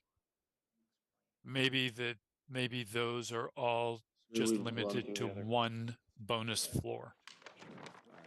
And we're already doing that on the outside of the block, right, on Homestead and on Benton. So we would just be consistent with that on Franklin. Okay, Jim, forgive me. So G and H, in the old plan, the density bonus was 2 stories? Yeah. Okay. For those 2. And now what, in the new plan, we're higher as a base, the density plan of 1 story. Well, right now we're showing it at 2, but we could reduce that to 1. Okay, is the 6 stories that are in H? Wait a minute, hold, let me. Madison and Franklin, Monroe and Franklin. No, I'm on H. Can I make a recommendation? Yeah. Here's what I think will work the best.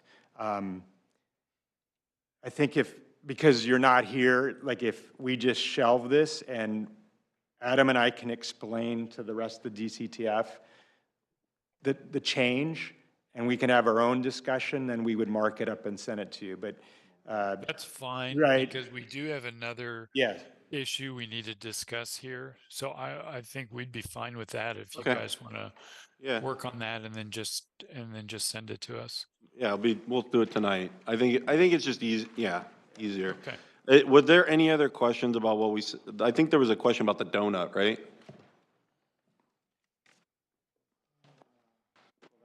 What was that? That was one of the questions in here, is the donut. I don't know if you mentioned, you said there was another question on this. Oh no, there's another issue we wanted to cover. So let's just keep going here.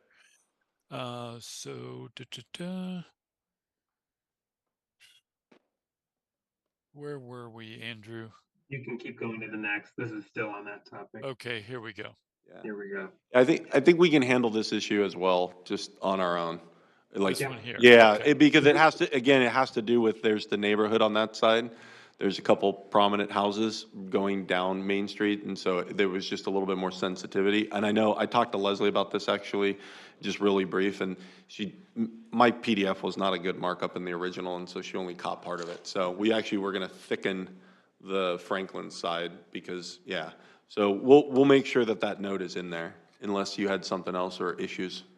Nope, not on Yeah, this one. I also there, emailed that to them today. Yeah, sorry, that was partially yeah. my original markup was. That, yeah, we just wanted to comment on a few things before you guys have your own discussion. So the thickening portion that you were mentioning, so Leslie just sent us the markup earlier this evening and we had a look at it.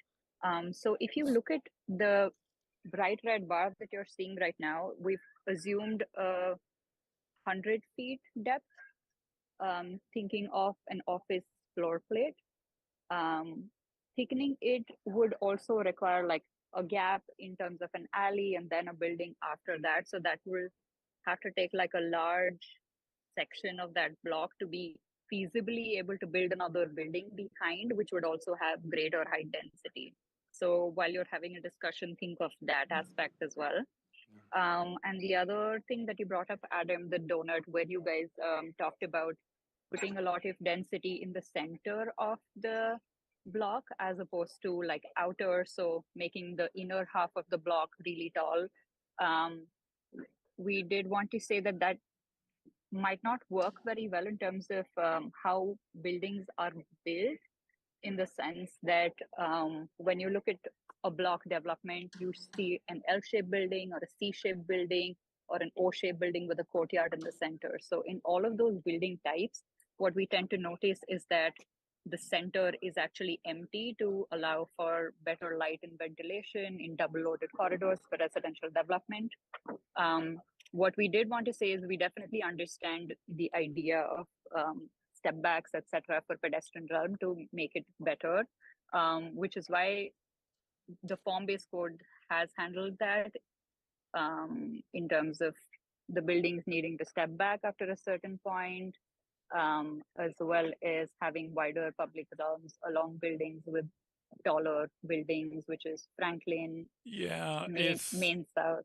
so if I could maybe just step back for a moment, because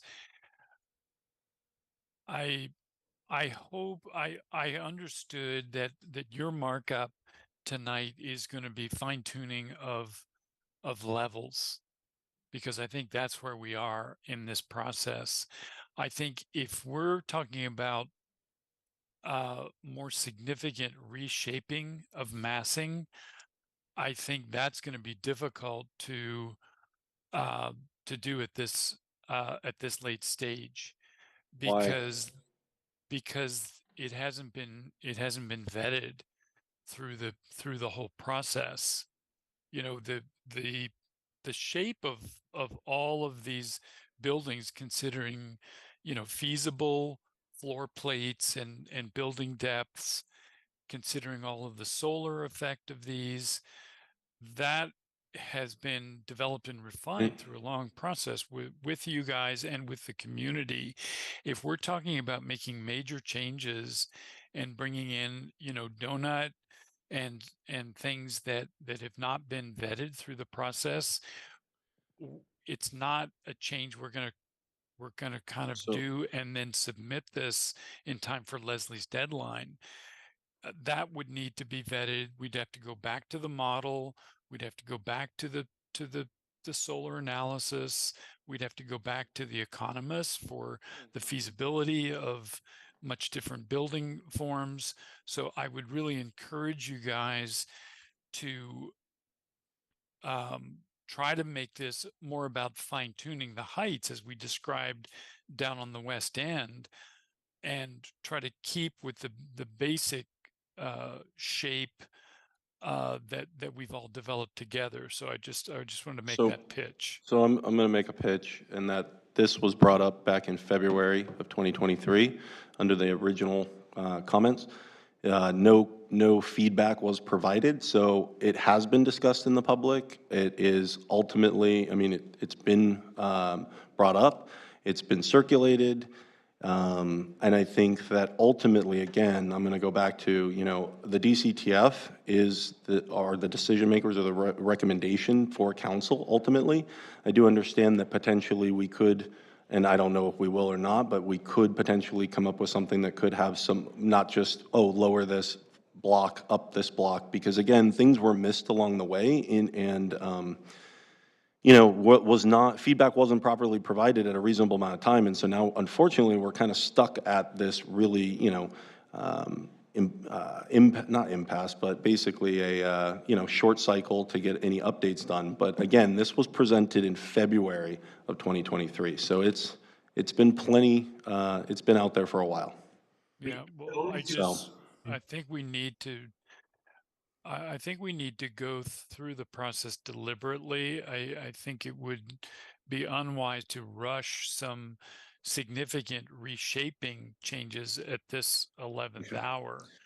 All right, I so think if we're talking about adding or subtracting some levels, but the shapes are essentially what has been vetted, I think that's so I would just keep that in mind because I think, yeah, it gets dangerous if we're going to make significant changes at the last minute. All right, thank you for the input. So do we want to go through the comments we received back? I can share. I have mine. I have an up. I kind of tried to go through it, so I don't know how many people have. Let me share my screen if you don't mind, please. No, we'll go through. You cannot start screen sharing where another participant is sharing. Well, another one's sharing. So. Oh, I can stop yeah, sharing. please. Thank you. You go. Yeah, go ahead. Yes, Mary. My question is, why is it? Green light. Why? There you go. Why would it significantly change for one aspect and not for the other? So it would significantly change and delay the project if you lower, but you wanted to add on the others on H, and that's not going to delay? I don't understand that. So can you explain why one is delayed and one is not?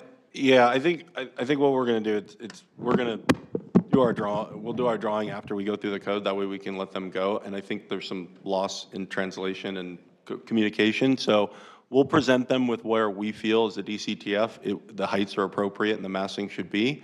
And if they have challenges, they can schedule another meeting with us. So.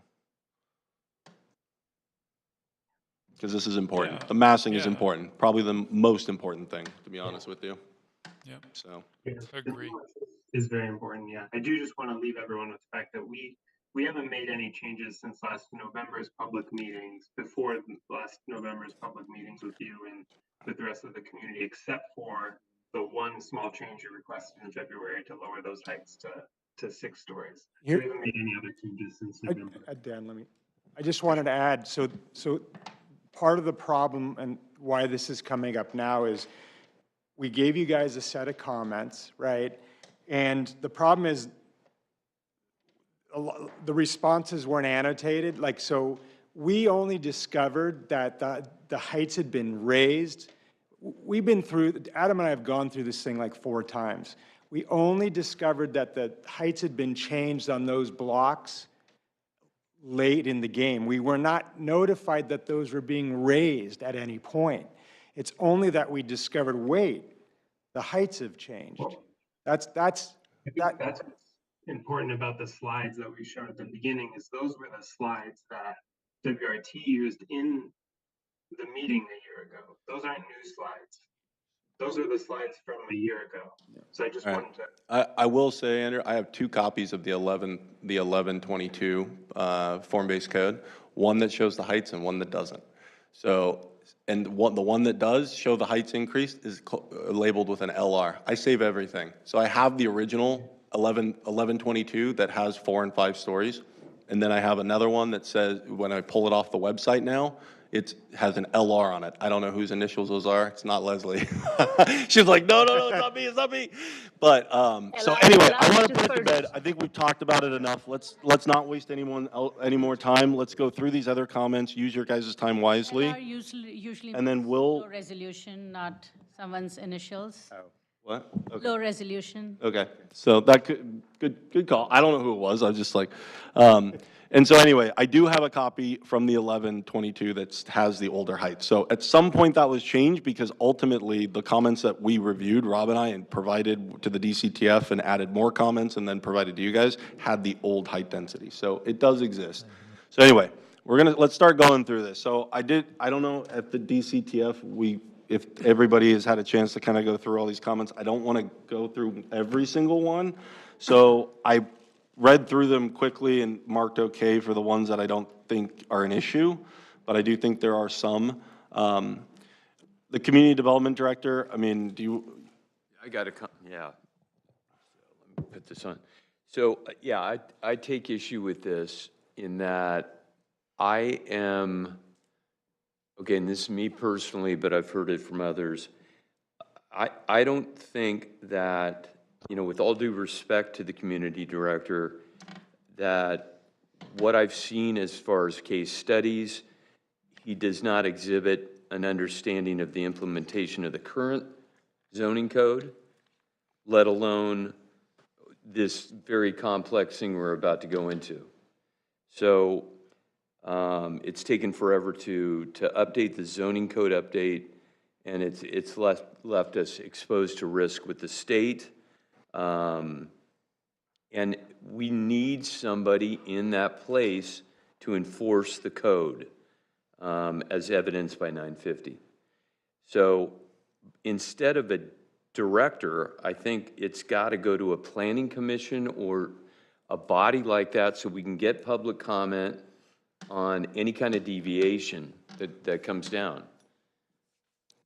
I think Deviation is different than ambiguity. It's sort of like the catch-all in case something is, I mean, we've all read this a million times, and we're still missing things, right? But if something, you know, if there's ambiguity in something, the director would have the expertise to make that call, but not a deviation, not 10 feet versus 20 feet, right? It's something smaller than that. What happens then? Then the director would make just a determination administratively. And I have a problem, that's a dictator, that's somebody, I'm okay if, you know, again, I have confidence in that person, you know. I just don't understand how you bring that forward in a review. You change it from director to, it goes before, I mean, I guess. It's got to go before a planning commission, so public has comment. I feel like it's going to go from as objective as we are making this process to as subjective as we can, because if we open these things to public comments, it's just going to be a similar, like, you know, PD development process. I don't know, Leslie, I mean, if it won't be PD anymore with the new. But yeah, 25 acres. Good luck. I'm not suggesting, what I'm be saying, this it will be code. go through a similar, like, it will be opening a can of worms, like, I don't know what, like, how do we define what's subjective and Well, not something subjective? could be, okay, could I open a bodega versus a 7-Eleven? Well, what's the difference? I mean, people define the term. The director would have the ability to say, a bodega is similar enough to a 7-Eleven. That was an intended use, but. Yeah, I think it's, I don't know. there's a lot, right? I mean, I think it gets into a fine line. I mean, with Dan, I do kind of agree. I mean, lately, I am concerned that some of the responses that we've gotten or the lack of enforcement of the current general plan, existing zoning, and, you know, even this potential effort not getting enforced at an early stage is concerning. So I think some ambiguity, sure, but then it's a slippery slope, right? Decisions are getting made. I mean, there are certain codes that many people don't understand, like utility access for SVP. You know, I got told by a developer that it has to have public access on a frontage. That's actually not true. It only has to be accessible and with no obstruction, so you can have a double key code. You could be around the backside of the building. There's a plenty, right? It doesn't have to be in zoning. I'm just using that as an example. But that was approved and determined to be, you know, because we have language in this code section that says utilities should not be located on the public right-of-way unless they only have access to the to the public right-of-way. It's supposed to be located on an alley, side adjacent building or something. And it's at the discretion of the director. Who approved it, right? And that is the concern. So I think, I really think that we should really detail out if it's ambiguity in something of a definition, so be it. But again, that person, you know, maybe that person could do that, because I think that would be hard to go to planning, but if there's some kind of determination, I mean, the hard part is there is current other, you know, there's the project clearance meetings and stuff like that. I just think if there's a substantial deviation from the intent of this plan, that it really falls under this 1.4, any other project not listed above the director determined should be considered at a public hearing. Hopefully, they would bring it up. Like, I mean, if it's outside of, you know, this community is a community that's engaged, is informed, educated, and they want to know what's going on, and they want to be a part of it in a good, positive way. I mean, I don't, you know, to put them as much effort and energy into this plan and form-based code as this community has, I mean, it shows that we do care and we do want the right thing. So I don't know what, yeah, I think the only thing that can be done is maybe clarifying, but again, it's a slippery slope. It really is. Is it, I don't want to just, Well, is it just with like one person your concerns, or just like that one person, that role being able to decide or not decide? I'm concerned about any one person making a decision in a room without the community having an input, especially some of the things that I've heard the existing director recently. But you have to clarify that. I'm sitting on the fence on this, because I think there's decisions where a director should make the decision, that ambiguity, as Leslie said. But if it's deviating from the actual plan, so I think we have to write it in that way if that's how you want it. That's exactly. I want to be crystal clear that like an ambiguity, like, oh, to Leslie's point, a bodega over something like that, sure. But if, you know. How do you define deviation from the plan? Because ambiguity is a slippery slope. That's the slippery slope, and that's why I'm concerned. So I think if you're going to go down that path, you've got to come up with the language that says deviation means this. Maybe deviations from any objective design standard in the plan, right? Because those are metrics, and that's a codifiable word, I think, or phrase, right? So, you know, clarification, you know, and again, though, I think there should be something in there if the director feels that the ambiguity or the clarification could have a major impact, they should recommend it to go. I mean, maybe adding that piece and any objective design standard are the trigger points. Do you put another side on that says under the ambiguity, does somebody have the right to then move it to that next level? Oh, to challenge? Well, the problem is the decisions are made way too early in the process, and then there's no way to really change it. No, you can't. That's the difficult part, right? I mean. And I want to say that there are cities that, you know, to your point, they have directors, they've done form-based code, you know, and it's fine. You know, this is a new concept to Santa Clara. And, you know, to be fair to the director, it's, you know, there's a learning curve, but with what we've seen on 950, I am not confident. And what I've been told by 2 urban planners is we've spent 4 years and $1.8 million on this stuff. If we don't have somebody to patrol it after it's given to the city, it's not worth the paper it's printed on. Right, but that's another possible committee or something at that level. I just want to make sure, the thing that I'm wrestling with is it goes to the planning committee, just like this, we were going to be done a year and a half ago, 2 years ago. So if it goes planning committee, that thing will never get built. I agree. And on the other side of it, if the director ends up being incompetent, you end up with plastic buildings. Agreed. Right? So we can't deal with that. That's the slippery slope. We just have to do the best we can to put in some guardrails to help the process. We can't dictate the process. Does that make sense? Exactly. And I think we've gone through this plan enough. I mean, to where I highly doubt there is a ton of ambiguity or items that need to be clarified. I think it is pretty well vetted. And so that's why I like your suggestion on ambiguity and clarifications are fine. Anything that breaks an objective design standard or design intent or, you know, should be recommended to Planning Commission, and if the director so feels that any clarification or, you know, response to ambiguity is warranted to go to the community, he or she should recommend it going to a public hearing. The other option's a consultant. You know, if it's rare enough, you I just don't think I don't think we can dictate that or have the setup, unfortunately. I'd love to have They're out there. an agency. Yep, they're there. So can we All move right. forward with your recommendation there?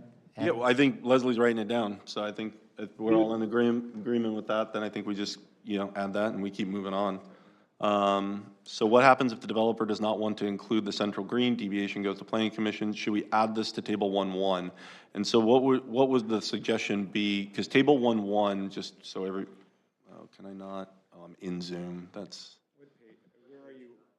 One, it's not the page. One, I have it, yeah. I can kind of move around, so apologies. This is table 1.1, so this talks about any deviations from standards. So it does make sense that if they wanted to deviate from not doing the central green, I don't know, but I don't know what we would do. I mean, I guess I'm just concerned that, a developer's gonna come in and say, well, I can't do it if you want me to make the green, and then we're in this whole feasibility. Right, but we've made an agreement with the community at this level. Yeah. I mean, some of this conversation we're having tonight is, we've gone into some great detail. From the building heights, it was, from the get-go, build towards campus in Lafayette, go lower when you get to Monroe. That was a general statement that we've been entrusted to make sure happens. Things like the green and the arts common, we've gone to the community. Our community have said, we want these. I think it's our responsibility to fulfill those recommendations that we're getting from the community and not deviate from them. 100%. I'm not trying to deviate from No, it. no, I'm I just know. saying, I'm just okay, trying to what clarify. happens? Because I can see it coming around the corner, and I'm like, and I know the community put a lot of energy and effort into making that kind of a central space. So that's a major deviation that would have to go to the planning commission. But, and so is that what it is? Do we just leave? I mean, maybe that is it. It just leaves. If they don't want to do it, it has to go to a public meeting, and the decision makers and council ultimately have to do it. I mean, this was more just a question from us, right? Like, is there a safeguard to put up a rail? And maybe there's not, because I don't know what you would add to table 1.1. Oh, if we should add it as a deviation that goes to planning commission. Oh, yes. If they want to change it. Yes. Put it If they do not in want, table- if they do not want to build the green to the Right. minimum size. Correct. Listed in the plan, then Yes. it shall go to planning commission. Correct. Got it. Sorry, I'm like, what do you, well, because 1.1 is it's like plus should or be the- minus, I'm like, Oh, it should so. be the deviation table. So I thought it was like gonna give you like, oh, you could build half of it. I'm like, wait, what would we add? No, that's fine. I think that's good that we add it as number 14, I guess. Yeah. And just say that if it's built, anything be smaller than what is currently in the plan shall go to planning commission for review and approval. Okay. One worry was that we just wanted it to be a requirement period and not allow deviation. By putting it in the table, are we? No, we're saying no deviation. Oh, I see what you're saying though, Andrew. Yeah, see, that's kind of what my concern was, Yeah. is like, is it even up for grabs, right? And maybe that's part, I guess if you don't put it in as a deviation, And it's not allowed. well, it wouldn't be allowed, but they could still say that they can't do it, and then I mean, ultimately, no matter what, we're gonna be relying on the decision makers of the time to approve or deny a project based on the merit against the plan. So I guess ultimately, we can leave it as is, because I don't think you want to give anybody the idea that it's even available for a deviation. Okay. Go ahead. Mike. Can you get your mic? Mike. I'm really just finding out about the director, and I am livid. I'm really livid. Y'all know where I stand with the planning department. But to reiterate, I have no faith in the planning department's ability to complete the downtown. With that said, any changes, et cetera, must be made through council, where the public can fairly input. As far as I'm concerned, I feel this is just another attempt to kick the can down the road. I'm walking out of these biased proceedings and will most likely not be coming back. And I am leaving right now because I don't like what I'm hearing. And unless that's changed with the director, I don't think I will be back to these proceedings. And you all may be really happy about that.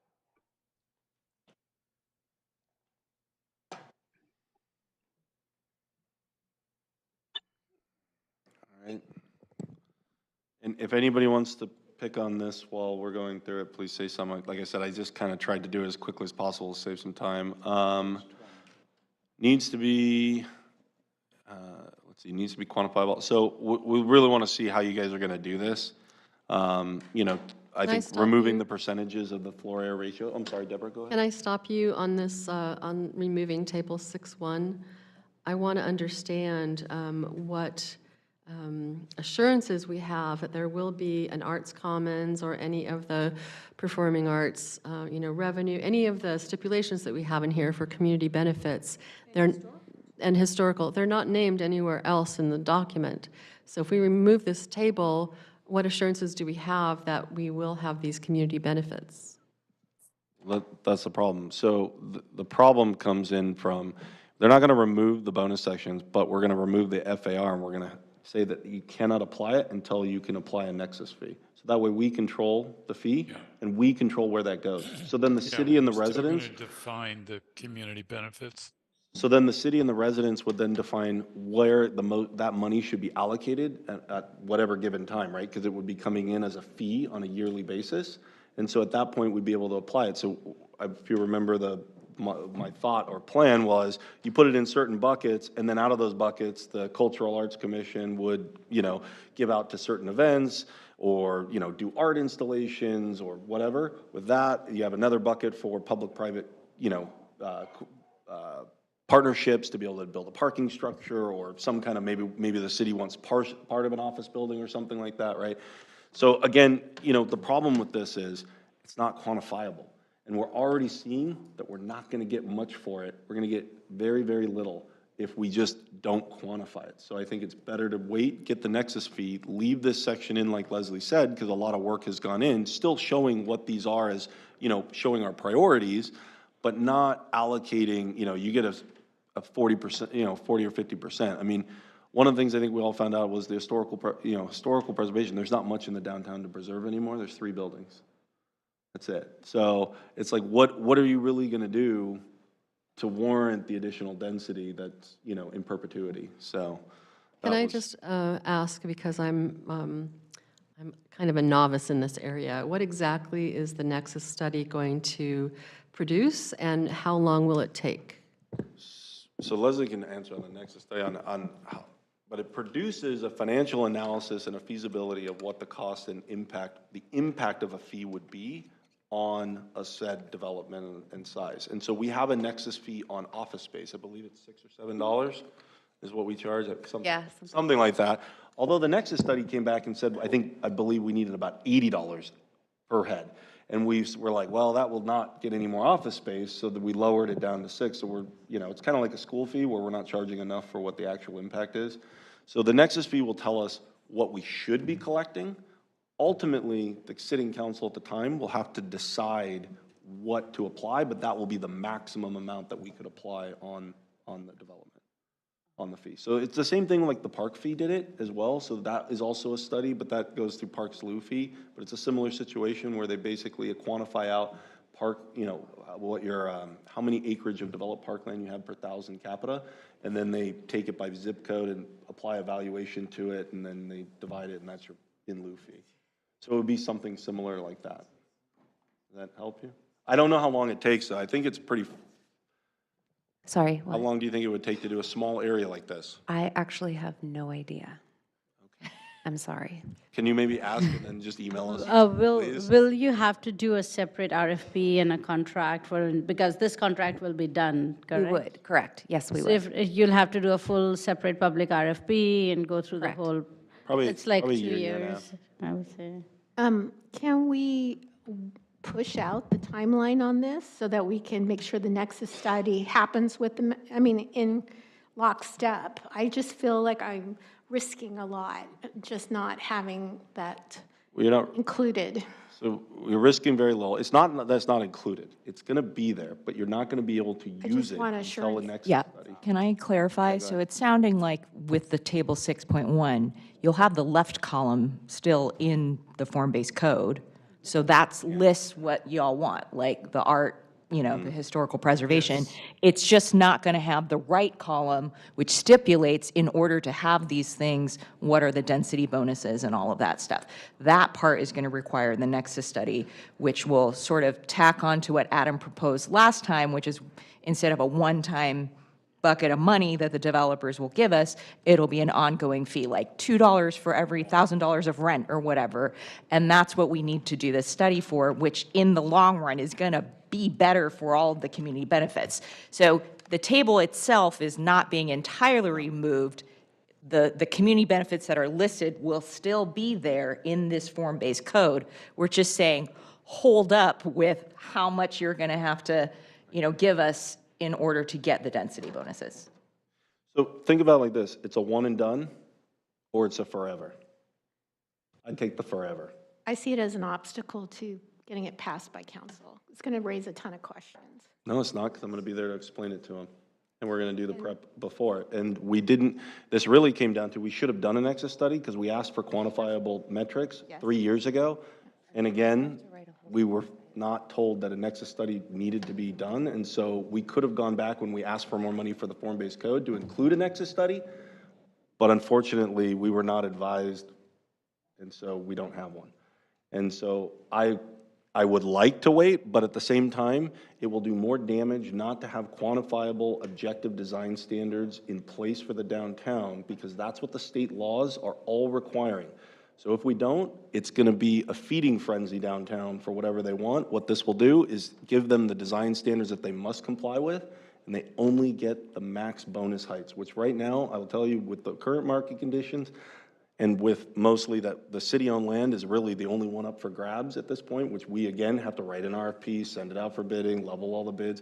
You are still a couple years out from seeing a shovel in the ground on the major thing anyway, so there's plenty of time to do a nexus study.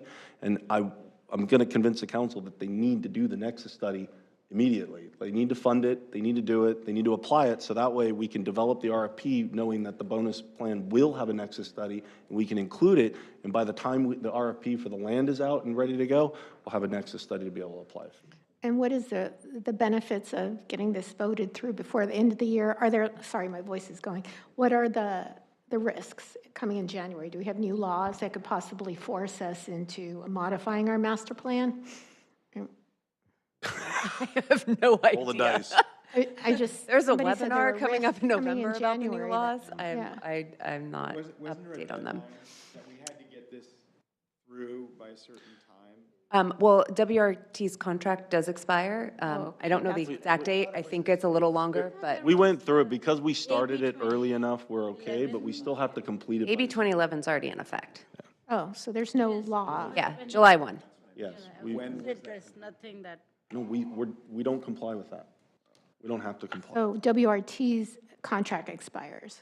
That's Yeah, I where have we're to at. check the actual date. I know we extended it last time. I don't remember the exact date we extended it to, but I know it's ending. Possible Plan B, though. I can explain. And we're also out of money, so, Out of money. yeah. Matt's got There's a Anna, are you literally no money. suggesting we hold off on the precise plan for-based codes till we have the nexus? I'm just concerned that the WRT's response was, it seems like it was impossible to meet the deadline. I mean, he was very clear about that. And that's what, Wednesday, next week?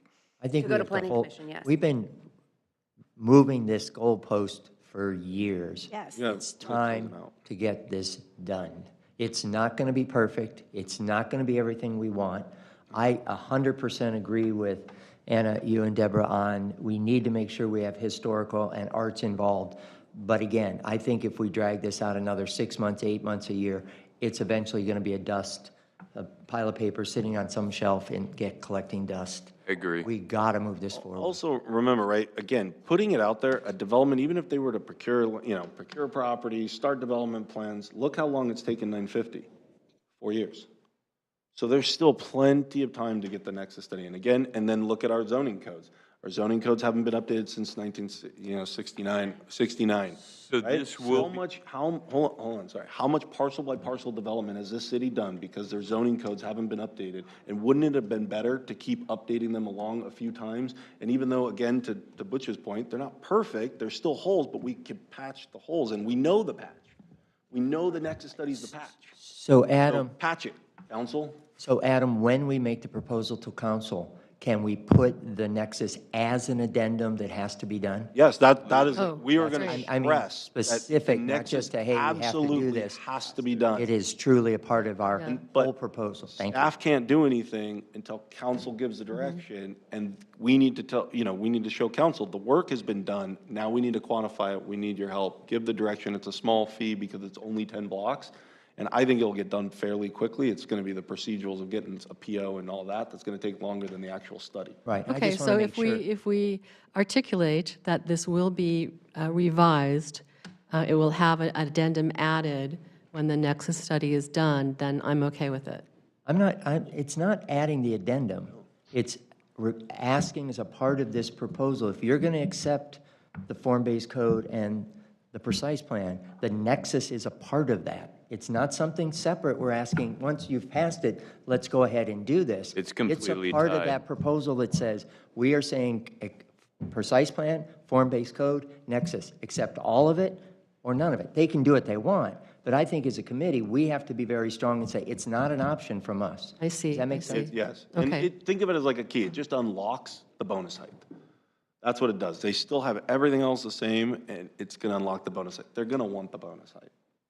They're gonna want it, right? So we just need to get the fee in place. Do we need to add that to the to the master plan? Like this is a condition? That's what all of this is, and so I like to see how it's clearly communicated. Yes. And I think you have the updated report, so gotta be- I don't have the updates, so I don't know exactly how it looks, but yes, it's gonna be something that I'm absolutely gonna look at to make sure that it makes sense. Once a nexus study actually comes in, it shows our priorities, and it has, all of the information that we've already worked on and discussed, so. Matt's been waiting Go for it, sorry, Matt. I'm turned this way. So first of all, I'm not an attorney.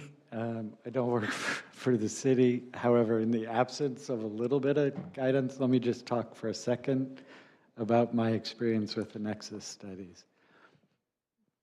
In order to charge fees for some public value in California, there are rules that require that you show a relationship between the development that's happening and the fee that's being requested.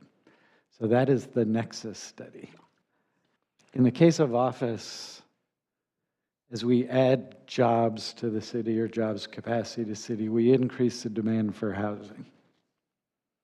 The Nexus shows housing's outrageously expensive in Santa Clara.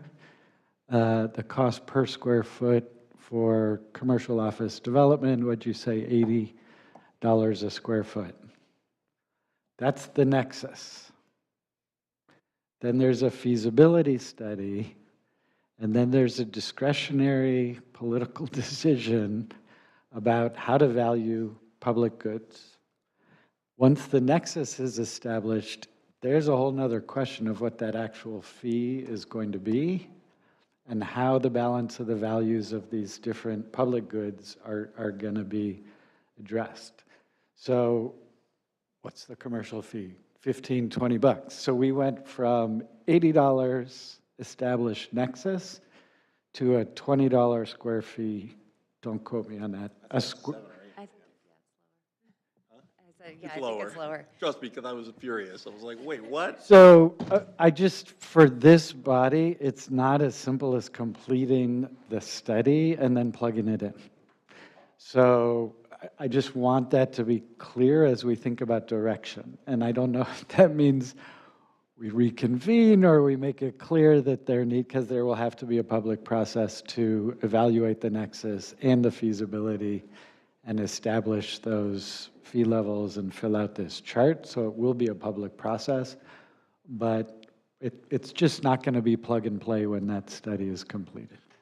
We also can make a recommendation that if this body so decides to come back together once they complete the nexus study to review what the feasibility and nexus study is potentially, and then just make our recommendation to council based on that information. So again, we'd have like a 6-month or 8-month, year hiatus, and then we come back together as a body to review and just discuss and then make a recommendation and because we have more intimate knowledge. Are we going to do that? Again, That's the conversation about. recommendation. Again, I want to make sure, because we're at the, close to that goal line, I want to make sure that we're putting in language that says, the Nexus goes through, we recommend this committee comes back in 6 months to review it, rather than, hey, you know, once you get the Nexus, let us know if you want some input. I think we need to make those recommendations very clear as we go to council. So they know that we're thinking, this isn't a document, put it on a shelf. We're thinking towards the future. We want to be a part of the future. We want to see a shovel in the ground. It's not just an exercise for the last several years to have a nice document that you can pass around. And we need to clearly make sure that it's notified that the bonus height in, you know, 6.1 and 6, or 6.2, I think it is, figure 6.2, is not applicable until a Nexus study is complete and implemented or determined by council that it's not needed, I guess. Because ultimately, we're still beholden to the decision makers, right? We could ask for everything and we could get nothing. But again, I think that showing the intent, I like showing the intent of what we're going to want the Nexus study to cover and why. I think that will show council that it's very important to go the extra step and, you know, make sure that we get it done.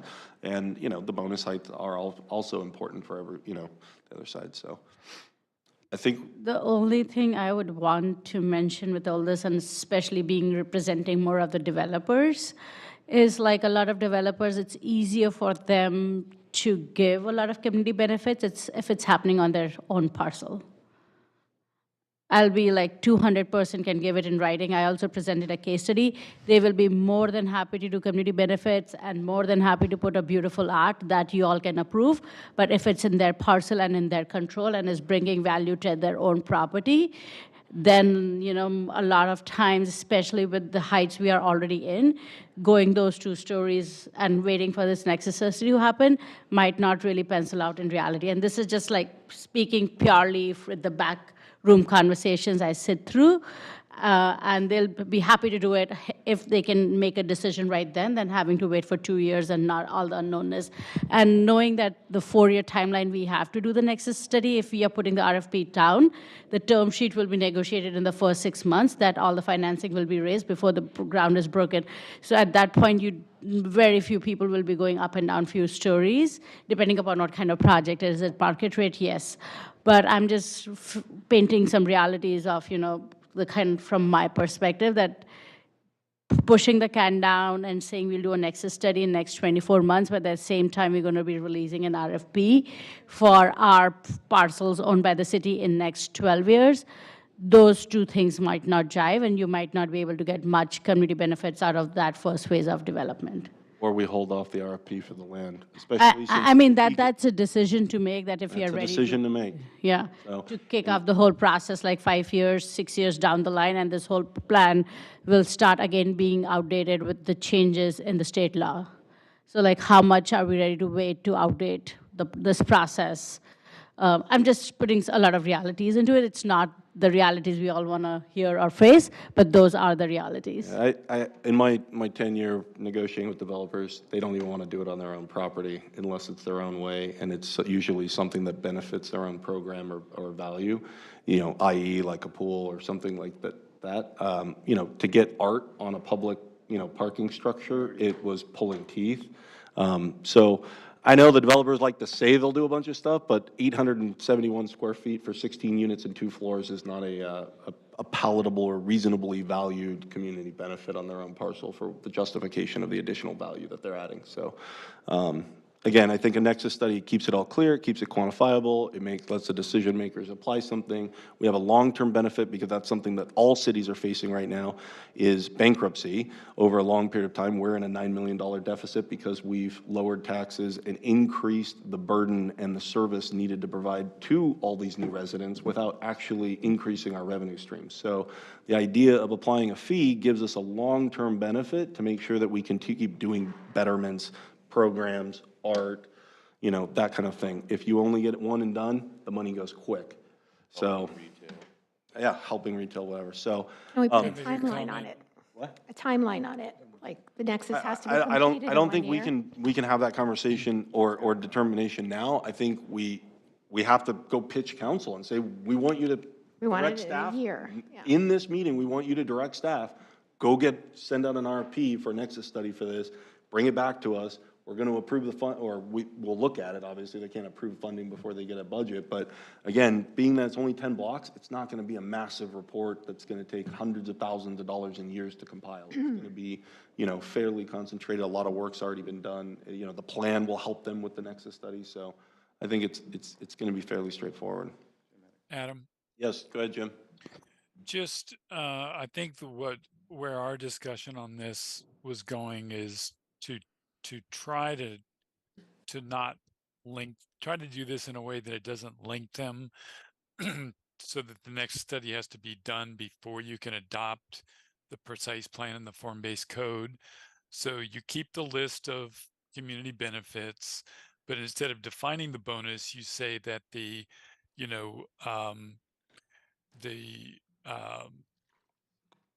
bonus and developer fees will be determined through a process that includes a nexus study and defined by the city. And that then happens in its own timeline, but in the meantime, you go ahead and adopt the precise plan and the form-based code. Correct, but I want language in there that says the bonus plan is not applicable until the nexus study is complete and approved. And if council never decides to do a nexus study, which, okay, well, I know, I don't have that copy. I don't have that copy. It's subject to the creation of a bonus height program. But I think it needs to have very strong language that says that the bonus program is not applicable until the nexus study is complete, approved, and implemented. I think it needs to be very, very clear. On that, and that's it. Yeah, I mean, that's the best we can do. Do that. So Okay. Change subject to not applicable. Not applicable until a nexus study is completed, adopted, and implemented by the city council. Yep. I like that Okay. solution. Yeah, go ahead, Matt. Could we change it until the community benefit structure has been established as informed by the nexus study completed? I just want to make it real clear that that is not going to plug in and solve all these problems and answer all these questions. And it, acknowledging that there is a process that has to happen, the study informs that process is important. So for clarity, just because this freaks me out a lot, because it happens all the time, I think, making it clear that the focus is the establishment of the community benefits program tied to the bonus provisions needs to be responsive to the nexus study, which has to be commissioned by the council, by the city. But the focus, the missing piece is not the nexus that gets plugged in, it's establishing the fee, right? And how, that's, you're and the you're right. structure of the And the fee, structure of study where it goes, informs kind of that. like the different buckets and stuff. No, I get what you're, that it's not just the nexus study, it's an actual applicable fee structure. Yeah, sorry, Leslie. Program. And often, and that's why we use, just in this latest draft, the creation of a bonus height program, because often such a program might also say that a nexus study needs to be done periodically, every few years, or with every single project. So it may not even just be a nexus study, and that's another question that the bonus height program would, let's just get one done first. But I mean, I laugh because I actually had tried to apply the nexus study for the office over this. I had talked to Leslie and she's like, it's out of date. So, I mean, yeah, I would love for it to be done every 3 years, right? Especially as market conditions change, because obviously evaluations changed significantly. But, I think it's more important just making sure that it's clear that, we want the plan to include it, but we want the program and the long-term viability of downtown, so. So do we have language on that? Are we using Matt's language? She's writing it down, How Leslie about is. as informed by the applicable and needed nexus study? Well, whatever we decide, I want Xander to look at it and make sure it's legally enforceable in the provisions, right? So that somebody can't just come and say, oh, well, no, I get the bonus because it's there, forget you guys. I want to make sure it's legally defendable with all the state laws as well, saying, again, I think it's going to be fairly straightforward. I think council will agree that it's worth the time and money. All right. We're I on want to 9 make sure we o'clock. don't. Yeah, I want wanna to keep make- going. What? I I'm want to sorry. make sure we don't confuse the Nexus study with the development impact fee Nexus study, which is a separate thing and is happening. And that's, I think, That's more, an it's more, infrastructure fee. That's an that's the infrastructure. more typical use of the term Nexus study, I think, because Okay. that really is like, one of you was saying, that is determining the legal nexus between requiring the developer to provide a fee to cover infrastructure, and the fee amount that developer will be required. What we're talking about, is an optional program where developers get extra development capacity in exchange for providing community benefits. So it is about, it's a community benefits program, and it's about quantifying the value of those community benefits and how that translates to development square footage, I think. Agreed. Yes, there is an infrastructure fee, which Yeah. was part of the scope of work and staff is working on. Okay. I think we've done that So one. Yeah. Go ahead. Can we break here to, just while you're on this sheet right here, we wanted to we got 3 more slides that talk about how we're regulating height. Can we just fit that in here while we're right here in the document? Because we think we've come up with a better, more clear and understandable system to do that. Do you mind if we just insert that right here? Go ahead. Okay. I'm going to hand this back to Andrew. I think that's the first slide. Here we go.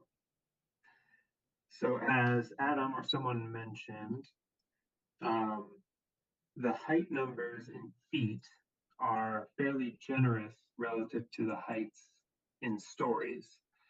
And we had done that in these latest drafts because we wanted to make sure that if a ground floor with all 13-foot office floors were possible somewhere, if a developer wanted to do that, we didn't want to block that because we were hearing that we wanted to facilitate office because it's most likely that with given market conditions, most may just fill up with residential. And so that is a reality of the latest drafts. But we did want to, just as we were discussing with this other change that happened, just make sure that everybody knew that that's how it functioned, and discuss another version where the heights are not quite as, don't give as much leeway.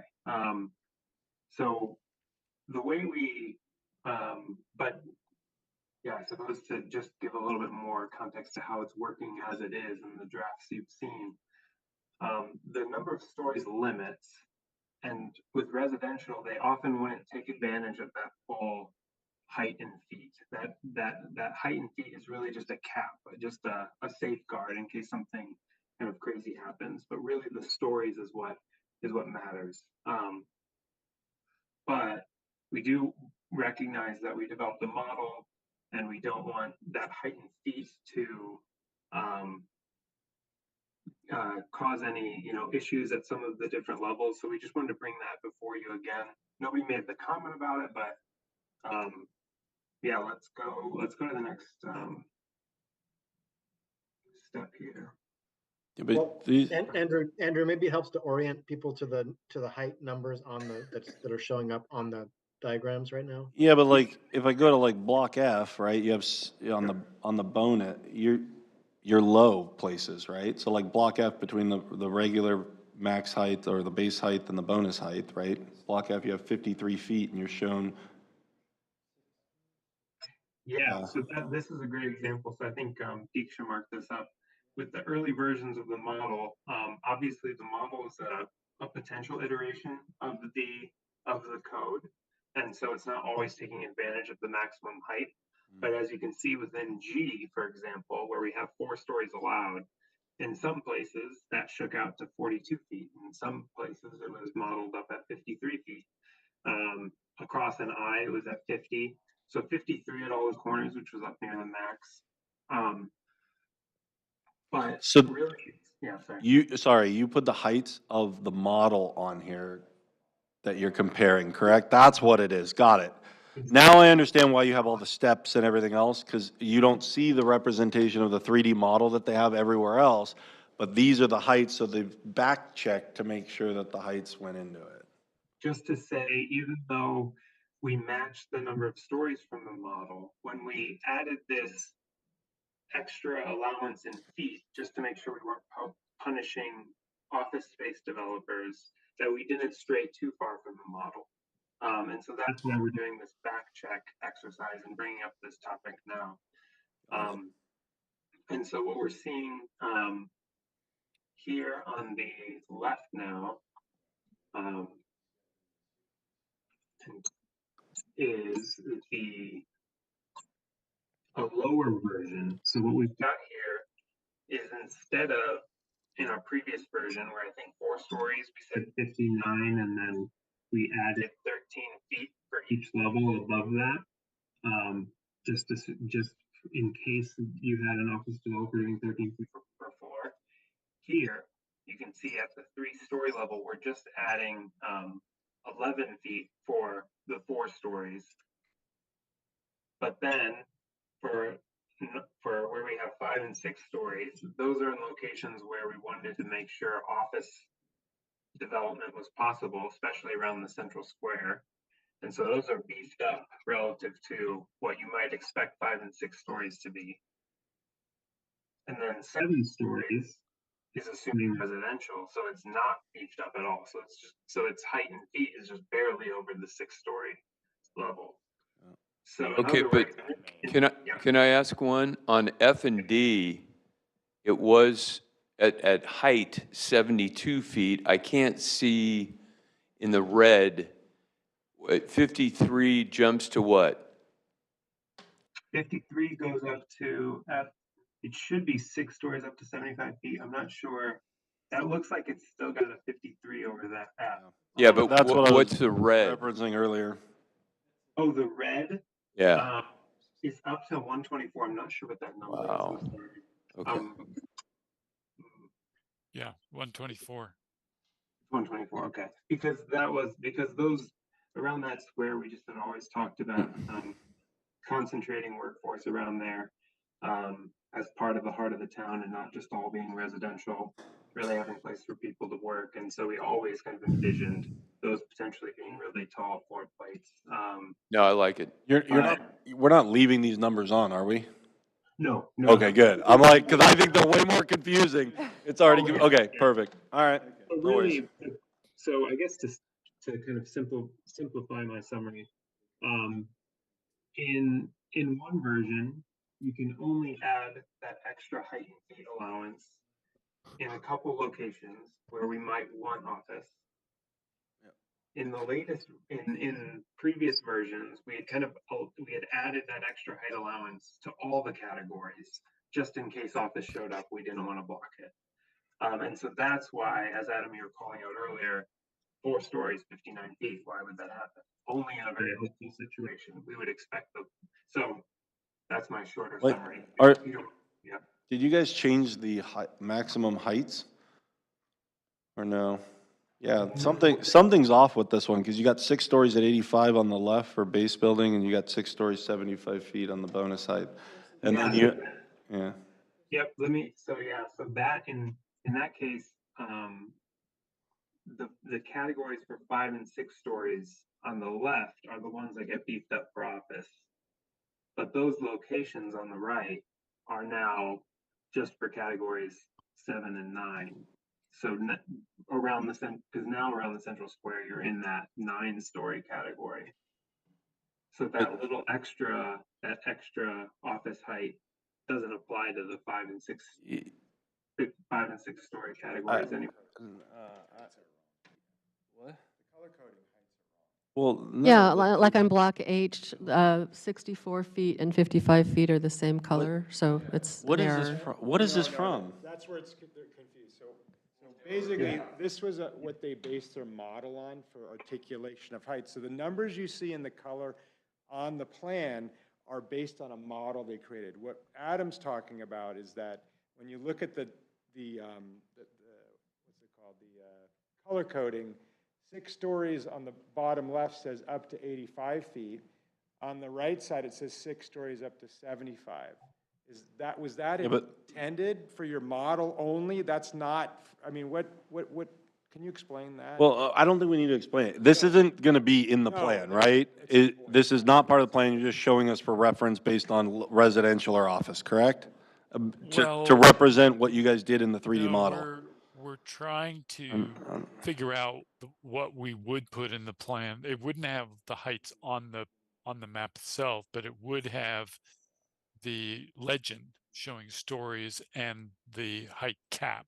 Yeah. And there would be a bonus a base version and a bonus version. So we're trying to get to a proposed way of regulating heights that is true to the model, but easy to use, easy to understand. And so if we go to, I think I could maybe, can we go to the previous slide? I think it had the latest versions. This one? Yeah, this is good. So, yeah, so in this one, these all count up, and in the base and the bonus, you're kind of using the same categories. In all categories, especially above 4 stories, you have that extra height allowance that you would need if you were doing office, but not if you were doing residential. We're essentially asking the question, should we keep that extra, height in feet allowance, keep these figures generous relative to the number of stories, or where we're not expecting office, should we kind of tighten those back down to near where the model was? Got it. Now I understand what you're asking. So I snapped a screenshot. We can look at that because, yeah, the numbers that you showed on the other previous slide just before are the numbers we've been seeing in the plan. Yeah, this one. This is what we've been working off of, right? So now I understand you want like a residential height and an office height. Yep. And do we want to just allow? Or do we even want to do that? And so I think we can have that discussion when we have the discussion in the charrette, and we can give you that direction. So I did save that number where you had the two different, so that's great. That's what you guys are thinking for. The office was on the left, right? And the residential's on the right. Is that correct? The office. Well, no, they switch categories. So there's still office on the left, but it switches categories. Yeah, so that's 72 versus 64, right? It's just, it's really just the two. Yep. Yeah, that you've got. Yep. So But- the ones I've circled are the ones that kind of get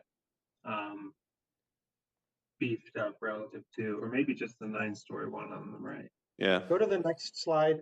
Andrew, I think we have an actual legend comparison. There we go. I mean, I'll be honest, my initial gut reaction is it's already confusing people enough that I think one set of metrics is going to be better than having two sets of metrics, and just to allow the creativity, but that's just my gut. But again, we can solidify that when we break here in a little bit and give you guys the final direction. So I took a snapshot of this as well, so thank you. So we can have that Okay, discussion. we can send these slides too, if that's helpful. Oh, yeah. Yes, please. Okay. And Adam, Yeah. I'll say And yes. just to clarify, I don't think we're envisioning two sets of metrics. We were envisioning this as an alternative. Got it. Okay. If you wanted to have maximum heights that were a little bit more tailored to the model, but still enabled office to take place in the central core of the district, this is kind of that enabling height diagram. Yeah. Are you guys going to update the coloring? The blues. The They're hard to blues. read. Yeah. Just to be a little bit better, like especially between 3 and 4 is really the hardest. Like throw a purple in there or something. Yeah, I mean, throw it like a just- purple it or just- something. It's hard Or green. to see the gradation. Or maybe reverse, have the lightest blue be 2, and then the middle blue be 3, and the darkest blue be 4. I'd rather it look less aesthetic, and I'm shocked I'm saying this. And it did.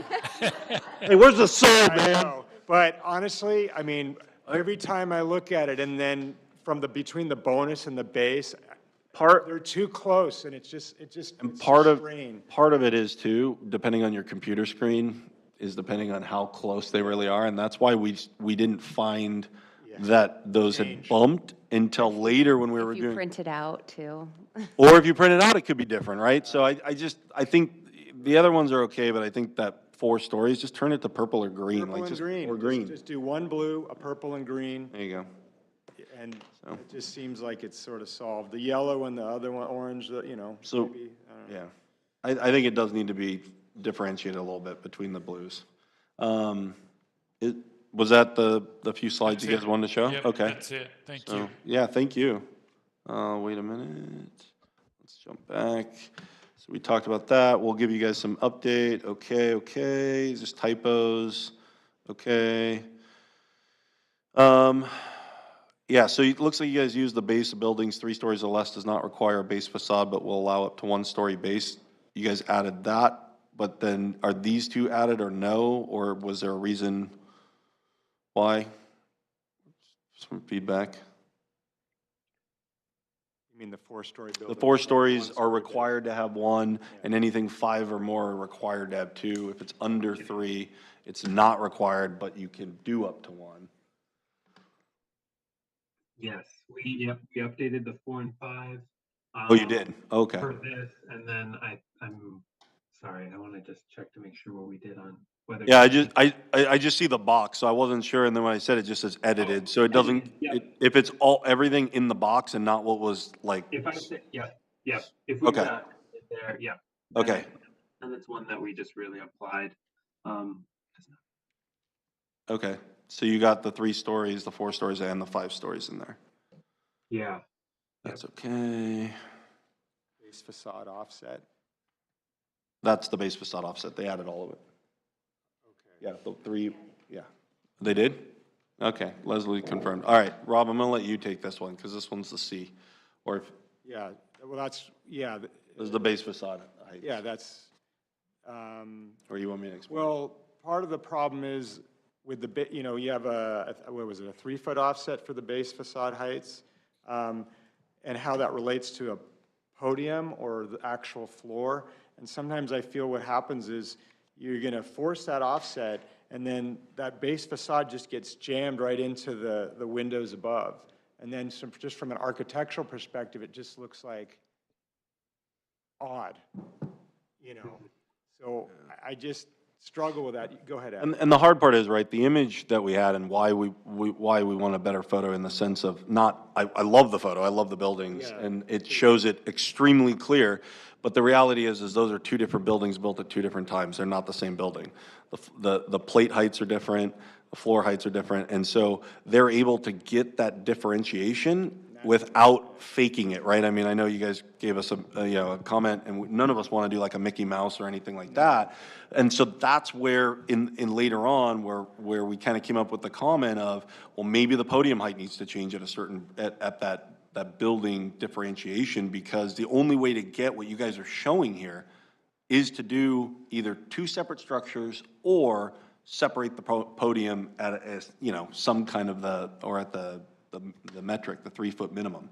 And you can have steps and podium decks, and you can have internal stairwells and stuff like that. So it creates a little bit of a challenge, it adds a little bit more cost, but to truly get to this metric, the only other way is to do what Rob said, where you're gonna fake it, you're gonna build the facade up, and it's gonna look weird because the windows that we have are all in a grid and pattern, because all the plate heights are the same, and it's just gonna look weird. I just don't know in real world how it gets accomplished. I mean, because like Adam said, these could be individual buildings that are built at a different time with different floor heights. So we're trying to put this base facade on something that's probably gonna have all the same floor heights. Yeah. So they can modulate the windows some, but not the sills typically. Well, you have to be careful about that, right? So I don't know. It was just really the real world application, and I just see, we've already sort of processed, like, does this really work? Well, I think what it really comes down to in all of the discussions we had was that's just fine. We need to understand why, but then when we come down to a later section, I think it's actually here where we talk about minimum number of distinct buildings set block. That's really to kind of push that distinction, which will get you that metric that you're looking for to have the base height. to be able to break up that distinct building look, because that's where they can then do an offset in their podium deck, you know, at that differentiation. Otherwise, what you gotta do is chop up the lots into small little parcels and let everybody build their own and have a feeding frenzy, which I don't think is also, yeah, it's not gonna happen. So that's where that comment's really coming from. I don't see this achievable unless you modulate the podium deck. Otherwise, you're gonna get goofy architecture. Chair, may I ask a question? Yes. So as we said earlier, we only got the 60-page document this morning. I haven't had a chance to look through it all, and I don't know if you intended to go through all of the comments tonight, but is there a way, I guess I'll ask Leslie, is there a way that we as a task force can communicate via email with any comments, or do we have to complete all this tonight? If you want to do that, it would all have to go through me with blind copy. The blind copy? Yeah. Well, and that's why I'd asked, like, perhaps a phone call, like because there's some things emails are very hard to have a discussion, and then it just takes a lot of time, and then you don't get the point. Sometimes it's quicker. So that's what we were trying to do, is hit a few of the major ones. Yeah, my intent's not to go through all of them. That's why I have okays on them. I'm skimming through some, but there's some where we need to have a conversation, because there's fundamentally, I mean, obviously they come back and they say question, right? They don't understand what we're trying to get at, and so now we need to. No, I wrote questions, sorry. well, That was a question still, for them, sorry. Right? I mean, so, I mean, and then they say, explain your question. It's not clear. That's their note. Yeah. Yeah, so this one's okay, but the photograph, like I said, there's nothing wrong with the photograph. It's just, it doesn't represent our condition, and we're not gonna get that. And so I don't understand how we're telling a developer, this is what we want, but by the way, you can't make it happen. So, I mean, that's the struggle, right? I mean, the constructability is. If we. At the end of the evening tonight, are we supposed to agree with all the comments that you have annotated here? Send them in to Leslie and she can send them out. Yeah, for sure. Just because we have FaceTime with them right now, it was like, we want to hit the major ones. Yeah. It was uncertain. So if we guys send contradicting comments, how does Leslie resolve that? I'll have to read all the comments and determine if there's any conflict, and if there is, it'll be an email to all of you. That is a little risky. I mean, we're going to hearing next week. If we don't go to hearing next week, then this plan isn't going to council by the end of the year. So that's a question for all of you. And that also means a lot of other things tumble down from that. Yeah, so we're not discussing a change here. We're just answering what, because again, we need to understand how C is going to get implemented, right? And so there's no decision, there's no metric to change. It's just, we want to hear their opinion. Later on, there is the request to make differentiated buildings, so that allows the podium deck to achieve a delta, which would then be able to get without goofy architecture. Does that make sense? If we have time, I'll provide a quick little description here. So if you have the exact same floor heights, it's similar to what you described, but it's a matter of changing the top of the apparent base height, for example, to the floor of the second floor up to the sill of the third floor. As you can see in the building in blue on the right there, the base looks like it goes to the sill, and I don't think it looks goofy. It's a pretty natural thing that happens in a lot of different buildings. And then on the next, so if you imagined, so anyways, changing from the floor to the sill of the adjacent portion of the building would change it 3.5 feet. And then also it's a minimum of 3 feet. And so in a lot of cases, they may end up having to just change by a floor in order to pull it off.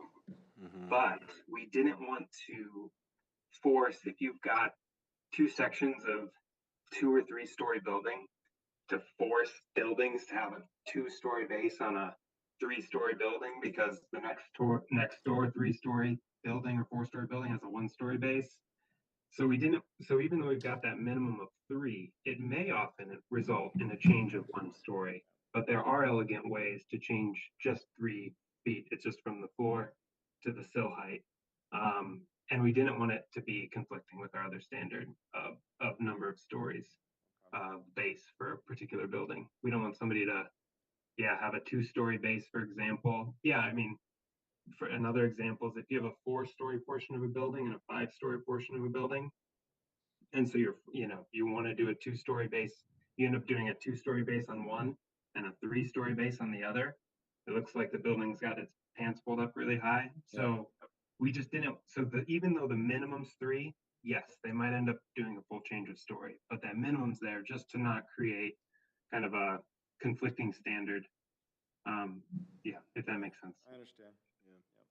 Yeah, just, you get only a floor, really. I mean, yeah, anyway. So, again, there's no metric here to change, but I think that we can, keep going. I think it keeps it from looking cookie cutter. That's the Yeah. point, right? And You want many of the- organic looking. And a lot of the stuff down El Camino has the big, massive horizontal podium. So this is what breaks up that, just that linear look. And so it is really important if we want to have that, otherwise it's really a full floor. They can do, mezzanines with higher first floors and they can play with it there. But again, it takes the right developer and the right designer. And we have to go off what we see, right? Actions are louder than words. And so what we've seen from developers are large horizontal planes. So that's what we're going to get unless we give them an objective design standard that says we expect a modulation at XYZ delineation. So yeah, this it seems the only way. Yeah, so we've already kind of talked about the same thing. The reason this picture we didn't like is because it's looking up at an angle, so that could actually be the same plane. Well, the issue with that picture was that the window on the right side runs right into the other building, so it doesn't look distinct because it doesn't have its own end pilaster, right? Yeah. It just looks like a hack job, so, All right, okay. So here's where it comes. So distinct buildings, you guys had given us a comment back. Added an exception to facades in the neighborhood edge overlay per comment 73B2 because we don't want to limit variety on the neighborhood edge. So again, there's, you guys have when a single project occupies more than 200 linear feet of a street frontage, it appears as at least 2 distinct buildings. So the blocks are roughly 300 by 300 for everybody, just they vary by a couple feet. So what they're essentially saying is that, we're really only expected to get 3 separate buildings on a block, essentially, right? And that's not really the feel of an old downtown, especially, we got to remember, we're not a big downtown. We're a very small downtown in reality. And so the idea, again, to go back to not get that horizontal massing of a podium deck, to say that we want more differentiation, separate buildings on a block, and we thought, again, we don't want to make it infeasible. You don't want these little slivers. And so limiting it to 4 with, minimum would be a 50-foot, because anything narrower than that doesn't make sense, and up to the 100-foot, which again kind of comes into the 200 split into 2, was the logic. And so that way you would get more differentiation, less horizontal massing, and it would actually give you a better ebb and flow as you walk down. So I don't know what you guys, what was your, just kind of comment on it. So we have 2 kind of categories here. One is making sure the buildings are broken up, and we say that any of these 300-foot long blocks have to be broken into at least 4. And any single one of them can't exceed 100. So you can't do an even 100, 100, 100, because that could feel pretty cookie cutter and kind of copy paste. And so that's where we have the 100 max, but you have to have at least 4 on a block, different chunks of building that feel like different massings. Like we talked about the Biltmore Hotel in downtown LA, this picture here in the lower left, it all looks like one building, but it looks like there are multiple pieces. And so you're getting 4 per block minimum. And then on top of that, if you have a large project, if your own project spans most of the block, then you have to go this additional step of creating these distinct buildings. And so that we're not requiring as many of. We're not saying you have to create 4 apparently distinct buildings. You can, but we don't want to force them into. We especially don't want to force architects, like we've seen on a particular recent proposal, try to do more styles than they can do if they don't have a really good reason. And so if you own the whole block, you have to do at least 2 distinct buildings, but you have to have all of those parts. They have to be broken down into into nice individual massings. So we kind of have these two topics here. But a number of these we already kind of agree with in terms of maximum width is 100. We don't have a minimum at 50, just in case you get some of those quirky situations where maybe somebody does do a 30-foot wide, especially on shorter buildings. That was part of the downtown. So we just don't have a minimum. We didn't think that that was a big worry. And then, yeah, I think that covers that. A lot of our answer, but Yeah, I think, but so when I look at the language, so the red box language, you correct or clarified it so that it's, because you start talking about, no single project shall have more than 4, right? But you talk about not forcing. I mean, I don't think 2 distinct buildings on a block is really the vision or the feel that has been discussed, right? I mean, I think that there was more of a mom and pop, feel, and so, that would have had smaller individual buildings, which obviously we don't have. But I think it is a valid point to push for more diversity in the building structure and so that it has a better feel as you're walking down. I mean, it's not saying, yeah. I think where it gets confusing is part A. When a single project occupies more than 200 lineal feet, so let's just say it's the whole block, 300 feet, it shall appear as at least 2 buildings. So when I just hear that, if it's more than 200 feet, which let's say it's the whole block, just reading that sentence, it says 2 buildings. That's where I struggle, right there, okay? I know there's a B, maximum number of distinct buildings on a single block face. It's saying no single project shall appear as more than 4 distinct buildings. So explain to me again, I know we said, so we got a single, just explain item A to me and how that doesn't end up being 2 buildings at 150 foot each. so those, they could potentially be 2 distinct looking, like they look like they were done by different architects. They're like this picture in the middle here on the top. But they themselves have to be broken up into more massing increments. I think so that's right. That's where I struggle. Yeah, I don't like the massing. Right there is where I struggle, because then I envision 250-foot buildings, some modulation going on with them. That's the opposite of what our downtown was. You're giving more credit. I would just say that the stucco is a different color. Well, it could be. So I don't know. I struggle with that. I mean, I think, yeah, go ahead. Yeah, I was going to say that's an important vision question. That's why we had brought in that Biltmore Hotel kind of example really early on, just because we wanted to articulate that we want to make sure that we're getting all the increments as you march down the street. But whether or not we're forcing them to make them all look like individual buildings is kind of a separate question. And we could do a very high number here. Just in early discussions, it was really that, especially for big buildings, you can get these tripartite facades with a courtyard in the middle, or with ABA. You could imagine easily a 200-foot wide facade that is broken into 3 pieces and feels really good in a downtown. So so I wouldn't say, I think we're open to it. It's just it's a vision question, and what we were hearing early on was that we didn't want to force this, and then we were also hearing more that we were worried about the inauthenticity of recent proposals potentially. So we felt validated in our direction that we're forcing them to break them into the individual pieces, but not necessarily making them make them all look like different buildings. So Andrew, I think what the issue is the Biltmore, which I've seen, it's a huge block, and we've got 10 tiny blocks. So I think to Rob's point, what the concern is one of those blocks is going to get eaten up by this monster versus the old Santa Clara where, we're going up, but we don't want to go too skinny, but we don't want too major. That's what you're saying, right?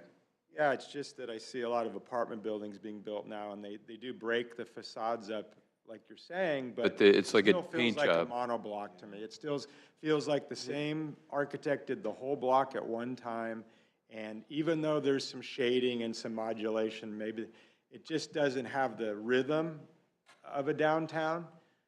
If it's New York City, I could buy a 150-foot building, right? That's going to be 30, 150 stories, whatever it is.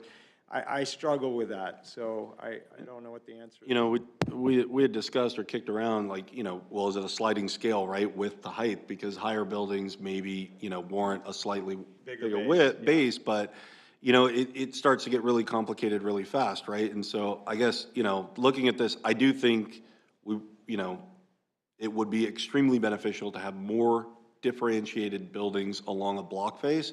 Now, if 100 feet you feel is just too restrictive for some of the heights that we're calling out in some of the plans, then maybe that, you know, gets increased to a maximum, you know, building height, but that, you know, I still think more than 2 different buildings need to be on a block, and I think you had made a comment that the picture on the right was actually a project proposed that no longer is valid and whatnot, so I just, yeah, I guess think about it, but I think we need something, I would suggest something more than 2, and if the metrics need to be massaged a little bit to make sure that we have a base that can support the height, then we would like, you know, I think that feedback would be welcome, but I think 2 is too little. Well, here's the thing, that the images that are all on that page, I don't think there's, other than that hotel, I don't think there's another building on there that wouldn't comply. Would comply, unless you would consider, I mean, there's the difference between the massing increment and then there's the building, right? And so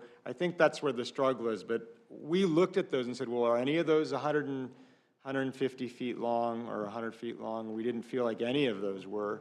The one that says AVAC on it, those still look like 2 distinct buildings, right? I mean, they're articulated differently. So I mean, those images are pretty good, you know, they're not, you know, so that's where I struggle. I mean, let's just say, I mean, what's the feel? Do you guys want more than 2 buildings on a block face, or is 2 buildings on a block face enough? I just want to ask the question to DCTF, but I don't think there's much to kick around. Yeah. No, I think we tell them how many we want on a block face and then let them adjust the metric, Rob. I believe the blocks are 200, no, what's the, 297 feet. yeah. But rarely do you get the 300, so that's one thing to keep in mind. Rarely do you get 300 of a face continuously on the Yeah. buildings, but that's just something to keep in mind. But like Adam said, yeah, we created the mechanism and thought this match discussion, but we can calibrate it and change the numbers easily. I feel like, yeah, it's such a limited thing. 2 should be okay. I mean, 2 should be okay because it's such a limited fraction of the 10 blocks. Yeah, no, I don't, I mean, those are mega blocks. Those are projects that are down El Camino that most of the community doesn't like. They're just long, So this drawn is out. 97 feet, correct? What is? 97, what's the block length? I'm forgetting. 300 feet. 300 by 300. New York blocks are like 200, I believe, in Midtown. And each one of them would have like 3 buildings at times, but those are also older buildings and no parking podiums. So if you're not doing parking podiums, I would say 3 is a good mix to go with varying lengths. Yeah, I mean.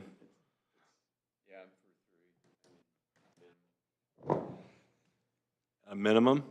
Well, I think if you do 3, you just want to make, I think the goal here is you want to make sure that when something is tall, like 9 stories, right? Let's look at the best thing is to look at the extreme, right? Look at the 9 stories and say, what's a legitimate width of that would feel proper? Is it 100 feet? 9 stories is what, 100 feet? 124. Okay, so that's where my brain goes with this, okay? Yeah, I mean, but it can be narrower than, I mean, a lot of buildings are narrower than they're tall. It just depends. I mean, so those buildings on the left are narrower than they are tall. It's a more vertical and a rhythm, right?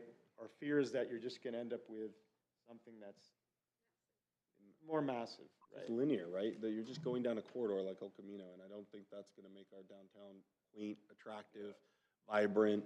It's not gonna get the rhythm down. I mean, it's gonna be just, I mean, even Santana Row has more modulation than 2 on a 300-foot block. I mean, I just see 2 as being, you know, like Rob said, you read it and it just says that you have to have 2 over 200 feet. So it's like, well, that's it, that's the minimum, and just increase it. 3? Yeah, let's change it to 3, and, you know, yeah. You can, but it's better than 2. I mean, I'm not, you know. I mean, do you guys think we're crazy for saying 3? No. No. Okay. And then I think the metric for removing the minimum is good. I still think a maximum maybe is at 150 feet maybe, or 125 feet for a max. I don't know. I just still, I get, again, you know, you don't want 2 little pencils and then this big massive piece either. So you want some kind of, I guess I'll leave it to you, but you see what our rough, do we need a 5-minute break? I don't know how much longer we want to go either. I guess I should ask everybody. I think Just go, call maybe it. we call it, and we'll just give you guys comments, because I think we're all getting buggy. Tired? Yeah, are there any other big? Okay, so a lot of these comments that, you know, we have started to make the changes, so I think we're getting close. If you guys want to just send your last comments to us, let me that'd be just, fine. this one's actually good. Is there any other major ones? That's what I'm Yeah. scrolling through right now. So part 1, I think we're good. Okay. Oops, okay. Can I ask again, are we supposed to be voting on this? That we all agree, or just submitting any comments, things that we don't agree with? I'm unclear about what we're trying to achieve here. Well, if there's something you don't agree with, like, then you, yeah, please express Okay, it. and I'm going to say this one more time. I don't know what caused this to be dumped on us, 60 pages to try to read through and digest on a work day. Right. But I really protest, and I feel under a lot of pressure to just agree, or, you know, or it will be my fault that we don't make it to the city council. And that is really, really unfair. I'm kind of angry about it. This I'm wasn't not- us dumping. I'm not blaming you. I just want this to go on record that this was a big failure. And it's totally unfair to us as a task force to put us in this position. Understood. And honestly, we're doing our best to make all these changes within the time frame that we have to work with.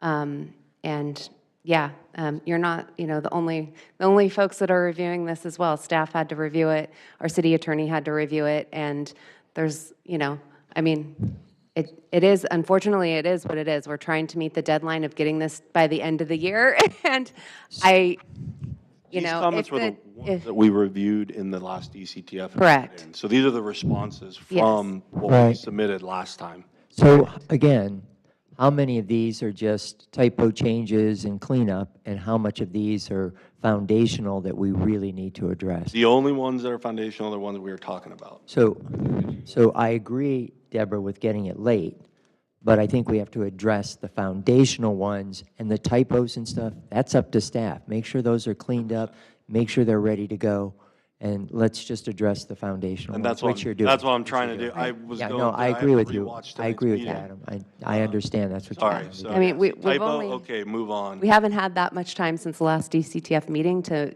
vet all the changes, make all the changes, you know, run it through all the review, and try to get it back to you guys. Understand. It's been really difficult. But Deborah had that other piece of her question. Sorry about my voice. Are we voting on anything tonight? You can, if you want to. Or can we It's vote up by to you email? guys what you'd like to vote on. There's no set rule. It's a task force, so it is up to you. If there's something, if you want to vote on, you know, Electronically, like by email or something, by Tuesday? what we can, yeah, like if we don't get through everything tonight, and after you do your review and there's something fundamentally wrong, and I send it out to you guys for the whole group, and I get a lot of you saying, whoa, this isn't right, then we have to have a conversation. Do we need another meeting? Should we push this out? I'll have to do a vote, tally vote, right, on what we should do. What's our deadline on that? Well, okay, so we go to Planning Commission Wednesday. So So it sounds like tomorrow? Friday? Chair, you're taking the responsibility to make sure we go through the fundamental foundation tonight. The second step is, once that's done, the committee has the opportunity, let's set a deadline of through the weekend. Yeah, If that's there's fair. any other fundamental, foundational changes that we need to address. Typos and stuff just get sent Right. through. And then if it's really that foundational piece of it, then maybe on Monday we review it, and if we have to vote on it, we do. Does that satisfy you, Deborah? Okay, I trust you guys. This is your expertise. It's not mine. I don't want to speak for anybody else. I trust you to kind of direct us on these types of things, because I really don't know, and I'm not going to pretend I know, okay? Most of what we're trying to do is get to the nitty-gritty, and it's always a challenge for everybody to finish a project, which is, this is a massive project, so we all deserve a little pat on our backs, and we know we're all under stress for this, so we're going to do the best we can. I meditate. Yeah. Hey, if I could have more time, I would love to have more I would use time. the time, that's the problem. Well- I'm always. And I just want to say, I apologize if I'm going fast. I Yeah. talk fast. I'm trying to move fast because it's night. And I just literally was reading this while we were doing the presentation, so half of my mind was in it. So I still want to go through this completely myself and read every single note and really understand. I'm just trying to pick out the ones that, well, we're all here together. And we can have a discussion. We can have the discussion, so that way you could reflect and then send in the comments. So I apologize if I'm like kind of pushing, but it's just because we are at the end and it got sprung on me to, you know, I didn't start reading it till 4 o'clock this afternoon, so. So anyway. Where are we at? So this one, you guys said that you're gonna do, we'll edit to allow arcades on Lafayette Street. My only note is needs to make sure you get updated in the precise plan because there is another one of these that is currently the same as what you had. So if you added it's allowed, you need to add it there, that's all. Yeah. We'll Okay, it's just a metric, okay. Keep going, baby. No, hold on, I just want to make sure. Your favorite? They tracked on when our upper floors, Oh, yeah, so. I'll let you. Yeah, so, I mean, I rarely see canopies and awnings on upper floors done well. There's many down El Camino that are canvas and they end up looking really bad over time. And so I understand your comment about the ability to have solar, you know, to handle the solar heat gain on that, but they're more often than not done really poorly. So I struggle with that. I would say since that's a typical architectural feature that helps with, yes, sun and rain, I would say if we want to block it, it would be a not typical move, which we would be totally fine with, but just make sure everybody's good with kind of blocking that architectural element, the awning or yeah, an awning on upper floors. But we could just on upper floors is what we're talking about, right? Yeah, we're all good on the lower floor, but like, Just the upper. you go to Manhattan, you go to cities, many of them don't have awnings on there, the old buildings. The upper floors. Upper floors, yeah, so it's really the upper floors. If it's something integrated into the design, I did a solar study in college where we actually did, you know, these things that are solid concrete and they allowed light to bounce in, but they protected some of the windows. Like, that was integrated in the design, but again, you show little things that are gonna get tacked on and it's gonna look just horrible, so. That's the problem, they look ornamental, so yeah, it's just the awnings above, I think it'll look weird. Yeah, so that's. Anyway, that's the feedback. Okay.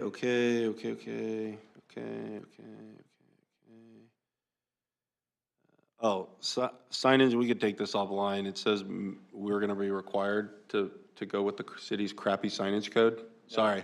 No. I want to make sure, because, well, we could take this one offline because it's not it's just either does the city existing crappy signage code comply, or does this code supersede, I'm sorry, it's really bad signage code.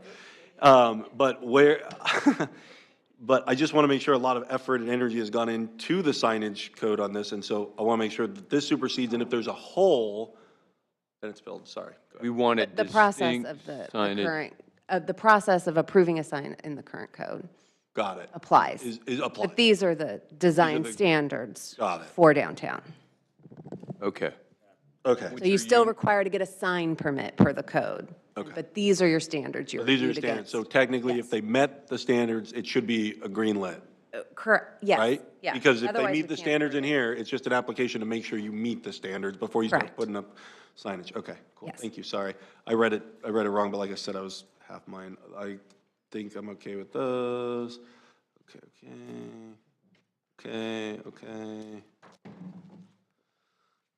The transformer, we don't need to get into. It just lets existing code supersede. It's really just my experience in that you're not going to be able to add a bunch of EV chargers at a later date if you don't size your service appropriately for it. And the code is actually, it has holes in it, in my own opinion. So I don't know if you can force people to oversize, and then there's another problem with I know the SPP. city attorney was looking at that. I have not read Well, and the then you have another response yet. problem with SPP if they can even provide that power because they're already maxed out with capacity. So I don't think it's one that we need to die on. There's code that survives and it doesn't, The main comment was to lean on those topics on the current code, because they also keep advancing even as of January. Exactly. I mean, I don't think we need to spend any time. It's not valuable for us. Any change request to 1.7 regarding public noticing? Mr. should not be allowed to determine if the standard can be, again, so we've already talked about this. So that's ambiguities are okay, but anything that's going to have a significant impact or be against the objective design standard. And then the last one, we got through two. Okay, typo. You delete typo. I think this was all.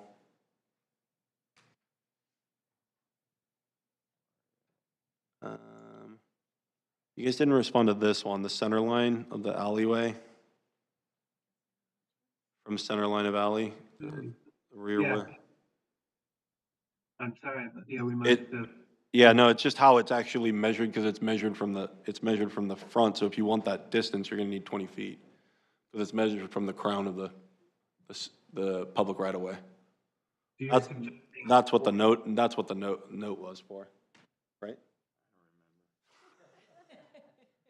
It was your note. You're the one who's like, you measure from the crown. Well, no, I didn't say the crown. Well, I mean the center. Anyway, we'll send you we can send notes on it. I don't think it's. On that one, I think I must have just overlooked that one. I'm sorry, but but 15 or 15 to the center, we've just found that 30 is a good dimension, especially in the urban context where you're letting vehicles turn, but you're not throwing away space. That's why we do just 15 to the center of the street, just to make sure we're getting that 30 all the time. Require distinct buildings that vary by color, material, composition, openings. Oh, so this one I do now. So this section seems to be contradictory to other sections that require the building base to be different between massing increments. So what it is it just says at least, and I think if you read through these, and I'm going to zoom in for everybody, in the code section, right? It says the height of a building base is defined in section 6.3E of each massing increment differs from the building base height of a neighborhood massing increments by an entire floor. And then a forecourt subject to standards in section 9.3B satisfies the standard as a building base height for the forecourt is effectively 0. And then there's an exception for that, which is if all other floors above the building base height are set back to create an upper floor forecourt, see precedent at right, the building base height of the module which contains the upper level forecourt may match its neighbors. And again, this is building modulation to create distinct buildings. So it says at least 2, and then there is a clear noticeable difference in the facade materials and color. I think that should be mandatory. And there is a clear noticeable difference in the type of composition and openings and architectural elements of the facade. I think it should be. I mean, We felt all. all should be, because those all contribute to the feeling of making it a different building. What page is that? 20. Oh, sorry, 35. 35 in the precise, was this? Number 2, it's number 2. Yeah, so again, Oh, I yeah. mean, we have a currently proposed project where they've modulated with some different materials, and it's brick and stucco, and beige stucco, and brown stucco, and white stucco. That's not, I mean, it's like, well, if we have all this in there, it's great. Let's just say, meet it all. That's what we want. I mean, that differentiation. Is there an issue with that? Because it says I don't know about this one. Yeah, I didn't know, so I was asking them. I don't know. I don't have. I think it's just. I didn't have I mean, they're all great. They're all opinion. great points. So I think we just say that we want them all, and that's what constitutes a different building, making the massing increments. That's it. So that was one. And on that was to, yeah, require all of it, but then the base height still on the other topic, not necessarily requiring them to have the 1 floor change, but we can absolutely do that. That's not a All right. And I think that's 14 feet. What? 14 feet. Remove, yeah, that's just, it's okay because they responded that they edited it. Okay, that's it. That's it, that's all 3 of them. I mean, that, I recommend everybody reading through these. I'm gonna read through them all again and send emails because I just was. Have one comment. Yeah. So there was a reference to the arcades and galleries where since they're no longer, the sidewalk is independent of those, that you have a comment about saying that if it's not used for seating or whatever, that you have to maintain a 6-foot, there's a 6-foot you added in there, and They corrected that. well, do we need? They removed it. No, they said they don't need it. Okay, so yeah, so the whole arcade or gallery could be used for seating, right, for tables and restaurant, and because the sidewalk is maintained, right? So that is a question, actually, I would say for all of you, I think, and I know Jim has thoughts on this as well. So we have the 10 feet outside of any arcade or gallery. Yep. And then we have the arcade or gallery, or maybe it's just the setback in front of the building. And that'll all be designed as a sidewalk. And so there's this question of, do we want any of that setback to be always preserved 6 feet without any chairs or furniture to augment the walkable space along the sidewalk, or can we fill that entire space with chairs? And I think that it's kind of a calibration question to the downtown environment. How much width do you want to be not obstructed? And then there's also the question of when you don't have a arcade or when you don't have a gallery, you might have you can have a tree along the paved portion of the road, and so that eats into a little bit of that pedestrian space. And so I think we leave that 6-foot additional requirement up to you. But I know, Jim, if you want to add anything on that topic. Here it is. Yeah, I think we were leaning towards keeping some circulation space within the gallery, on the outside edge, and, not allowing the whole space to be filled up with tables, because then it does just get a little bit narrow. I mean, the whole objective here from day one was to have really nice, gracious sidewalks, plenty of space, plenty of pedestrian space. And if you don't allow, if you just limit the circulation to outside the gallery, it starts getting a little tight again. So we wanted to carve out some of that space on the edge to I think with the circulation. I think now that we're not eating up the public right of way and we have that 10 or 12-foot sidewalk, I think the outdoor seating, I think it should be allowed, right? If they need an aisleway through the gallery, fine, they can do one, but it should be code minimum at 42 inches, not, 8 feet. But then even then, why limit it as a minimum since you can literally walk 2 steps out and you have a nice 12-foot? Well, then I'd question our sidewalk width then, because, I mean, the sidewalk width is what it is. I mean, and so this is, I don't know, it seems redundant to me. I just know like Mountain View, Los Gatos, Campbell, Redwood City, in pandemic, they all pushed out into the street, and guess what? They haven't pulled back.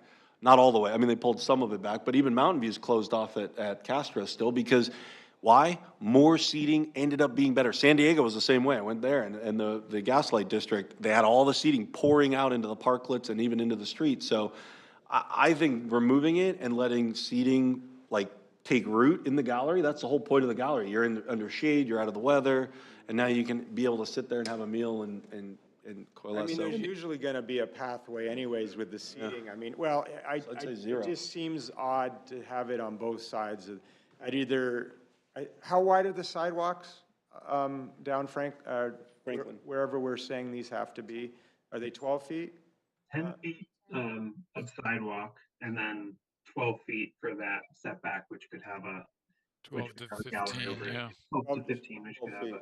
12 feet for the sidewalk, but if there's a planner like. No, 10, No, 10 for 10. the sidewalk. 10 for the Is it sidewalk. 10, Andrew, or is it less? Is it 8? It's 10. And It's 10, okay. And is that, means there's planting in that 10 in some areas, or is the planting on the street? Not where there's a gallery. I think 10 feet, I mean, I don't know, we'd be, I don't, we're not, I don't want to go into other. no, but I'm just saying, is 10 feet enough? 10 feet's more than enough. I know, so that's. I think that's the zero, answer. I think we just remove this. Yeah. Delete it. Yeah. Unless, is there anybody? You can, What? More seating. Walk around Europe. Yeah, you on have. sidewalks, everybody's sitting and they make it. Yeah. because in other places, the building's gonna be built right up to whatever, and how is 10 that feet any of sidewalk. different? So, yeah. Andrew, is this supposed to be just in the arcades? Or, No, this was a uniform topic, but it is true that so it's, because the arcades are only in the, you know, in the central green. and then potentially on Lafayette, but that's an Right. And all the rest is gallery, but this says arcade. I think it's So both. was this meant to be arcade and gallery? I think the comment. Yeah, I think our topic right now is more on Franklin Street, right, where we really have Right, sidewalks. right. So maybe flip to the gallery page, because that's really the one where you've got the sidewalk outside of it, and then the gallery. Right. All right, is there any, so what was it, is there a consensus? Do we want to have a consensus on this to remove? One thing I want to ask is, do we want to have a vote on what Leslie, are we clear on what Leslie's going to script to council? No? She's not even clear. We're not ready for that yet. Okay, so. I think all that's right. our next meeting in November, our last meeting in November. Okay, And I hope it's our last meeting. I hope it is too. Not It that I won't don't be. love all of you. So, but on this one, I mean, I think there's been some robust discussion. Is there something that we want to recommend removing it? I mean, this one seems pretty hotly debated. I just wanted to be clear if we're talking about galleries or arcades or both. Because the arcades are limited in just a couple of places. Okay, I think the comment, I thought I saw it for both. I think it should apply to 6 foot was both. shown for both elements. Now that the arcade and the galleries are not allowed to be built over the public right-of-way, you kind of are now doubling up. So I think we use what's in the arcade or the gallery for seating, and we use the sidewalk for walking. Yeah. Yeah. We would, You could have occasional days where you shut the streets and all your. well, and not every, there's not gonna be restaurants in every arcade. So the direction is to just remove the think minimum so. aisleway requirement. Does anybody, I mean, if there's a sidewalk, people can walk. 10 feet, right? Yeah. Okay. All right, well, there's your direction. We'll remove the minimum requirement for an aisleway or pedestrian on on galleries and arcades. Can I add a second question to you? Where you don't have a gallery or arcade, and we might get a tree along this, within that 10 feet, are we worried at all about losing too much real estate to that tree and wanting to allow, and in other words, do we want to create any unobstructed area in locations where we don't have a gallery or arcade to make sure that sidewalk is still kind of a 10-foot walkway clear? Or are we not too worried about that? I think like the tree grades can be a detail we can figure out on case-by-case basis if there are any ADA concerns. But I feel like any design standard would require a 42-inch ADA clearance, which should be more than enough. And if there are other obstructions, it's an urban environment, people put things. So I think it should be a tree grade detail when it comes to that level, and we are not doing the street design right now. Yeah, no, I agree. I agree with that. I think we're getting too far into the weeds. I think this is just because it requires a minimum, which would eat the seating, which is something everybody wants, so. Yeah, that's why. All right. Meeting 30. Is it? 43. 44, I Yes. think, or 43. Is it 43 or 44? 43. Doesn't matter. All right, I think I we're, might I have think we're good. I think we're miscounted. just gonna work on the drawing, but I think take a quick 5 minutes and hopefully, I don't think we need WRT to stay on. I think, can we take a 5-minute break though? And then, I don't need 5 minutes, I just need a real quick minute. All right. 5 minutes. All right, well, thank you, Jim, Andrew, Peter.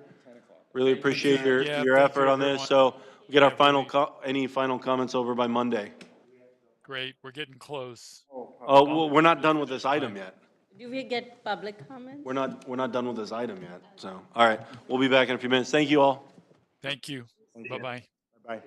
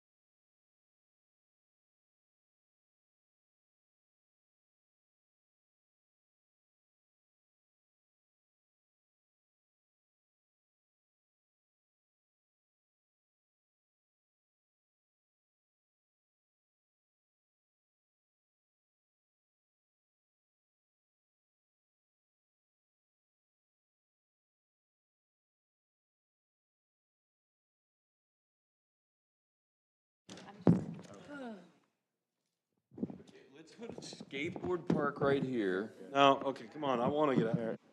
We all want to go. We all want to go. I still do. No. What's the number 3? Oh, that's easy. That one's easy. All right, I'll turn on this. All right, go ahead. All right, so thanks for joining. I know you guys can't probably see, I'll stand this way. Sorry, Rob. So the drawing that we have here has, it's printed on the page of the revised form-based code, and the 2 items of the old plans are from the November precise plan and, or form-based code.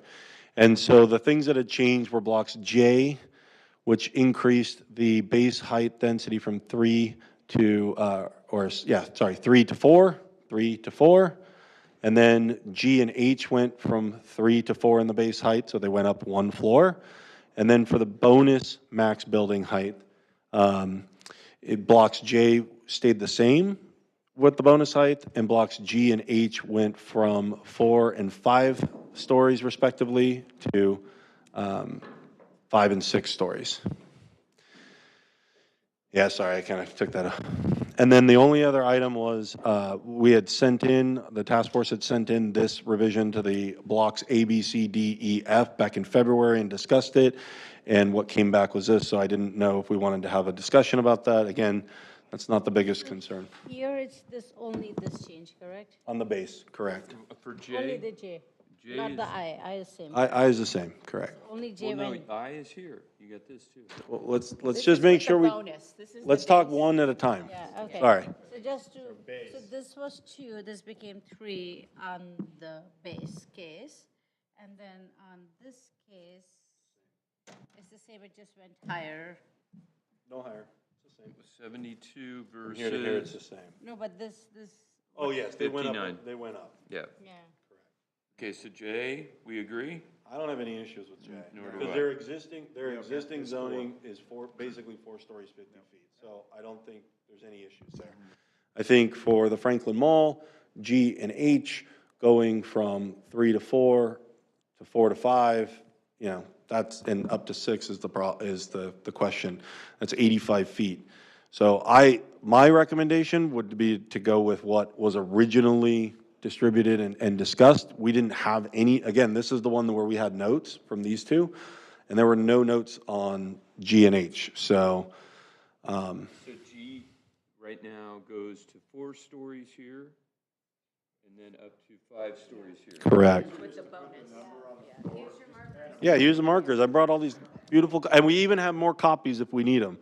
I came prepared, Okay, now this and I'm not a Boy Scout. to 5 to 6. Yeah. So they just went up a level. What do we think of G? So the question I have is, how does this impact the setback? Because these are setbacks, right? So Well, we had that's a- said, that's a- said we were gonna climb, start lower, climb towards Franklin. Does that have an impact? So I don't know. Well, you're at 2 stories here, right on the border. That's 2. That's 2. Yeah, 2 and 4 right there. So it's kind of what I originally said. It seemed like it was better to have it a little more gradual, right? But we have a limited space. I mean, that's it. limited, so- But I mean, 2 to 5 is a bigger leap, Yeah, right? I mean, 2 to 5 feels a little more awkward. What you're saying, graduation should be less, so stick with what the old one. Yeah, but the reality is, they've come back and reevaluated the feasibility, so. no. So, They're using that original. Can I see this too? Is that you've got 9 stories here. If this went back to that, okay, G and G, right? Then you would be going from 4 stories jumping to 9. What he's doing is graduating up. 5. 5, 6. 5 stories to potentially 9. How much is this building right now, Silicon Sage? 4 stories, 59 feet. This is for existing. 4. Yeah, my error. So 4 to 5 up to 9. I like this 5, 6 up to 9 because Yeah. it's more gradual. I feel like the sun, we need to really do the testing, but how far it will go, like it's one block, like this building height will be blocked by this already. Well, so the, Like, it's not about like this in a desert. I don't think these are casting- going to impact those. It's if this is This- a building in a desert, then the shadow goes too far, but if there's already a four-story building, this is gonna block it. The sun's going to go like this, Yeah, right? it's gonna get blocked. Like any of the shadow here, at some point, this is four-story. If this was even one-story, then I could see like this sun going to here is an issue, but this going six-story with this building already at four, it's not gonna go that far. We're thinking in a desert. Let's work over from Monroe. That's the best thing. If we had to put more height somewhere. we don't. Go to six, Okay, I it's guess not we gonna don't. back to the reasoning that it's gonna block the sun. We already had all the height. Yeah, all of This these. building is gonna stop. Well, these were our markups on these 6 blocks, so just know. But if this was that whole donut conversation, this is the donut. They don't like it, which is fine, I don't care, it's just the same amount of density. What my concern was here is, you can see they modified it from, we colored this one out, and they changed it, but they didn't pick up the wider. That was my fault. It's all right, no worries, but to pick up the wider, and it might need to come a little bit wider to get a good plate form. But the idea was, on this side, right on Benton, we have a bunch of single family, and so creeping out that way was like, kind of like, right in their face, and so it's like, well, hey, just bring it this way, and that way, again, like we're talking on this, it gives them a little bit better buffer. I think the building widths, because if you're not defining the land use per block, are going to be very difficult to define, because based on what land use they're going to put in that building, like homes, they'd like being 70 feet, double loaded corridor, codes for. Office buildings, they go 90 feet. So these are all going to be 200 by 200, we said? 300 by Yeah, they're 300. 300 by 300, yeah. So recap what we're trying to. I'm okay with this, let's go back. I'm okay with this being six-story, the reasoning that it's gonna block the sun, for me, practically does not exist because there's already a four-story building. We are not seeing this six-story building in isolation. It's not just the sun, though. It's also looking out towards the hills. When you start coming back here, go look. I can see Liberty Towers from my house. You don't live in the neighborhood. So I want to be very clear. Hold on, let me finish. These neighbors, it's going to completely start impacting, like, an 84-foot building is being suggested here, right up along, the neighborhood. You should see the images that are provided. Jay, It's I huge. agree So this 6 one. stories, I mean, again, it may be coming this way and bringing 6 stories over here would be better. Or but just clipping it back from the maybe, street yeah, frontage. And maybe there's, maybe there's a way, well, I'd clip it more than that. I was just matching the same width. Yeah, it'd probably be a little more than that, but, I see what you're doing, yeah. But I'm just matching this width. I don't know what the scale is. see. It's Yeah, just yeah. like Like it's 90 the feet, I same one think. they have. So 40 feet. I like that, I like that. Yeah, Well- so let's do that, because like if this is holding the corner, perspective. Changes to the height. 'Cause what they did, if I remember correctly, is when they went to the bonus, they picked the ones that they believed we had targeted mostly for residential. When they added the bonus, they lowered the maximum heights on those and raised them where we thought the Commercial. should be. So right now, we're looking at right now, we're looking at this original legend, and if we look at the other one, they're actually a little bit shorter in those areas, because. Proposing another legend, but it seems. I don't think we should propose. Okay. I don't think we should do 2 legends, but we can get to that. It actually, though, addresses some of the concerns, so I'm not recommending that we get into it, but if you look at what they've done is they've taken the 5 and the 6 and assumed those are gonna be residential even with the bonus. And so they've so it would be a shorter building than is shown here. It'd still be 6 stories. No one wants to do a residential building at 15 feet because like the HVAC cost is so high as you increase these height, and especially with a lot of affordable housing, like all of these things, they want to do what's bare minimum or like habitable. So 9 feet is a decent height, I feel, finish, plus, structure and all. to 1 I think quarter. you do this at 6. You can maybe get away with doing this at 5. Oops, 5. But you also have here, and so I think you go 5, 4, and maybe, I don't know. So you're maybe you 5 could do over the 5 post office. on the backside, Right. right? But I do think we got to pull it off this corner and off here and just step it How about we back to say the other like- side. Might of feel the like half- an eyesore, I mean, because. Like at the other side of the What half do we a say, block. like this whole is like we wrap around this blue Yeah, thing yep. Yeah, around here. We just like wrap it Wrap it. around. well, It would help. I don't know if you want to soften the edge that much though either, because Monroe's your main well, that and Lafayette, right? So this side is softened. Well, I think you pop it coming up, you know. I mean, I still think 5 matches across, 5 matches across, right? So then maybe you'd we can have do like two, 4 two instead of pops at 2. 5. If this all be 4, like Yeah? Munro And then- can be whole well, 4. I don't think you can do just 4. I and do then- like this. So if this is 5 and this is 5 and this is at least 4, I don't know, maybe this stays 4, just to soften it against, because again, these are residentials here. These are residentials. This should be 4. Yeah, okay, wait, 4, 6, yeah, you're good. You're good. So if this was 4, you keep that at 5, and then I think you pop 6 up here on the back side as you start coming over. You give them the density on this side. And you keep either to 5 or 4 here. So you go 2 to, how many 2 to here? 6? 6? Which is fine, it looks like. I guess that's what we're doing Yeah, here. you'll be fine. We're And you're just giving them doing enough this- meat. We're just doing this there. Well, but I don't know if 5 is the right number. It might be 4 here to match across the street, which is only 4. Yeah, but this is gonna be what, 5? But that's why we have 5 here. Bonus diagram, right? Yeah, well, because I think everybody's, Okay, just want to make I sure. think, this is the scarier one, because this is the maximum. Yes, understood. And when I say scary, it's just what can be produced. So, but if you're, This is, sorry, go ahead, Matt. if part of the sensitivity is shadows, and we've acknowledged that these are likely to be at heights that are gonna mean lowering heights here is not gonna have a huge impact on the shadows. So then there's the sites. And I don't know if the step down is gonna stop there from being tall buildings in the way of the site.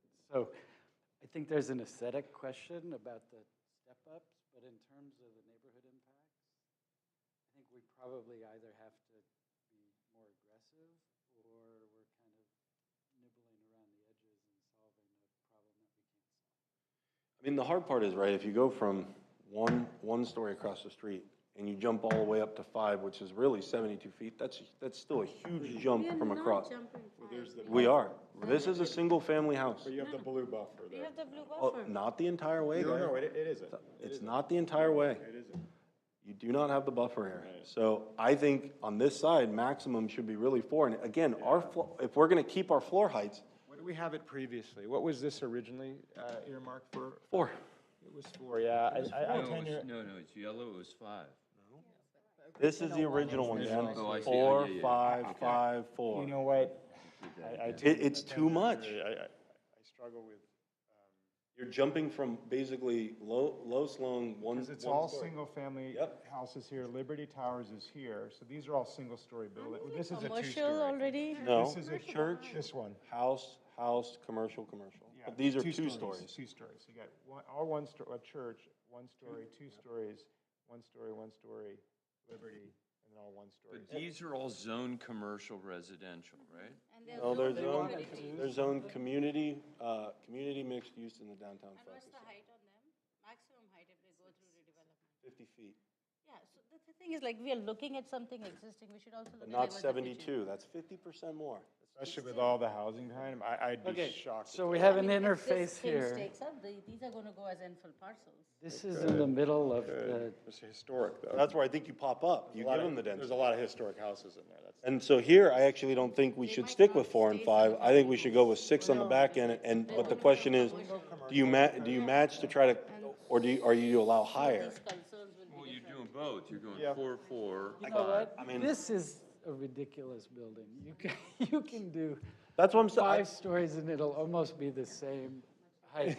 No, I you're just- 20, see, That's the maximum. I know, well, First one out of the gate is over that. Nobody, you know they're not gonna build 13-foot ceilings in a residential? Come on. No, they're not. It's not gonna happen.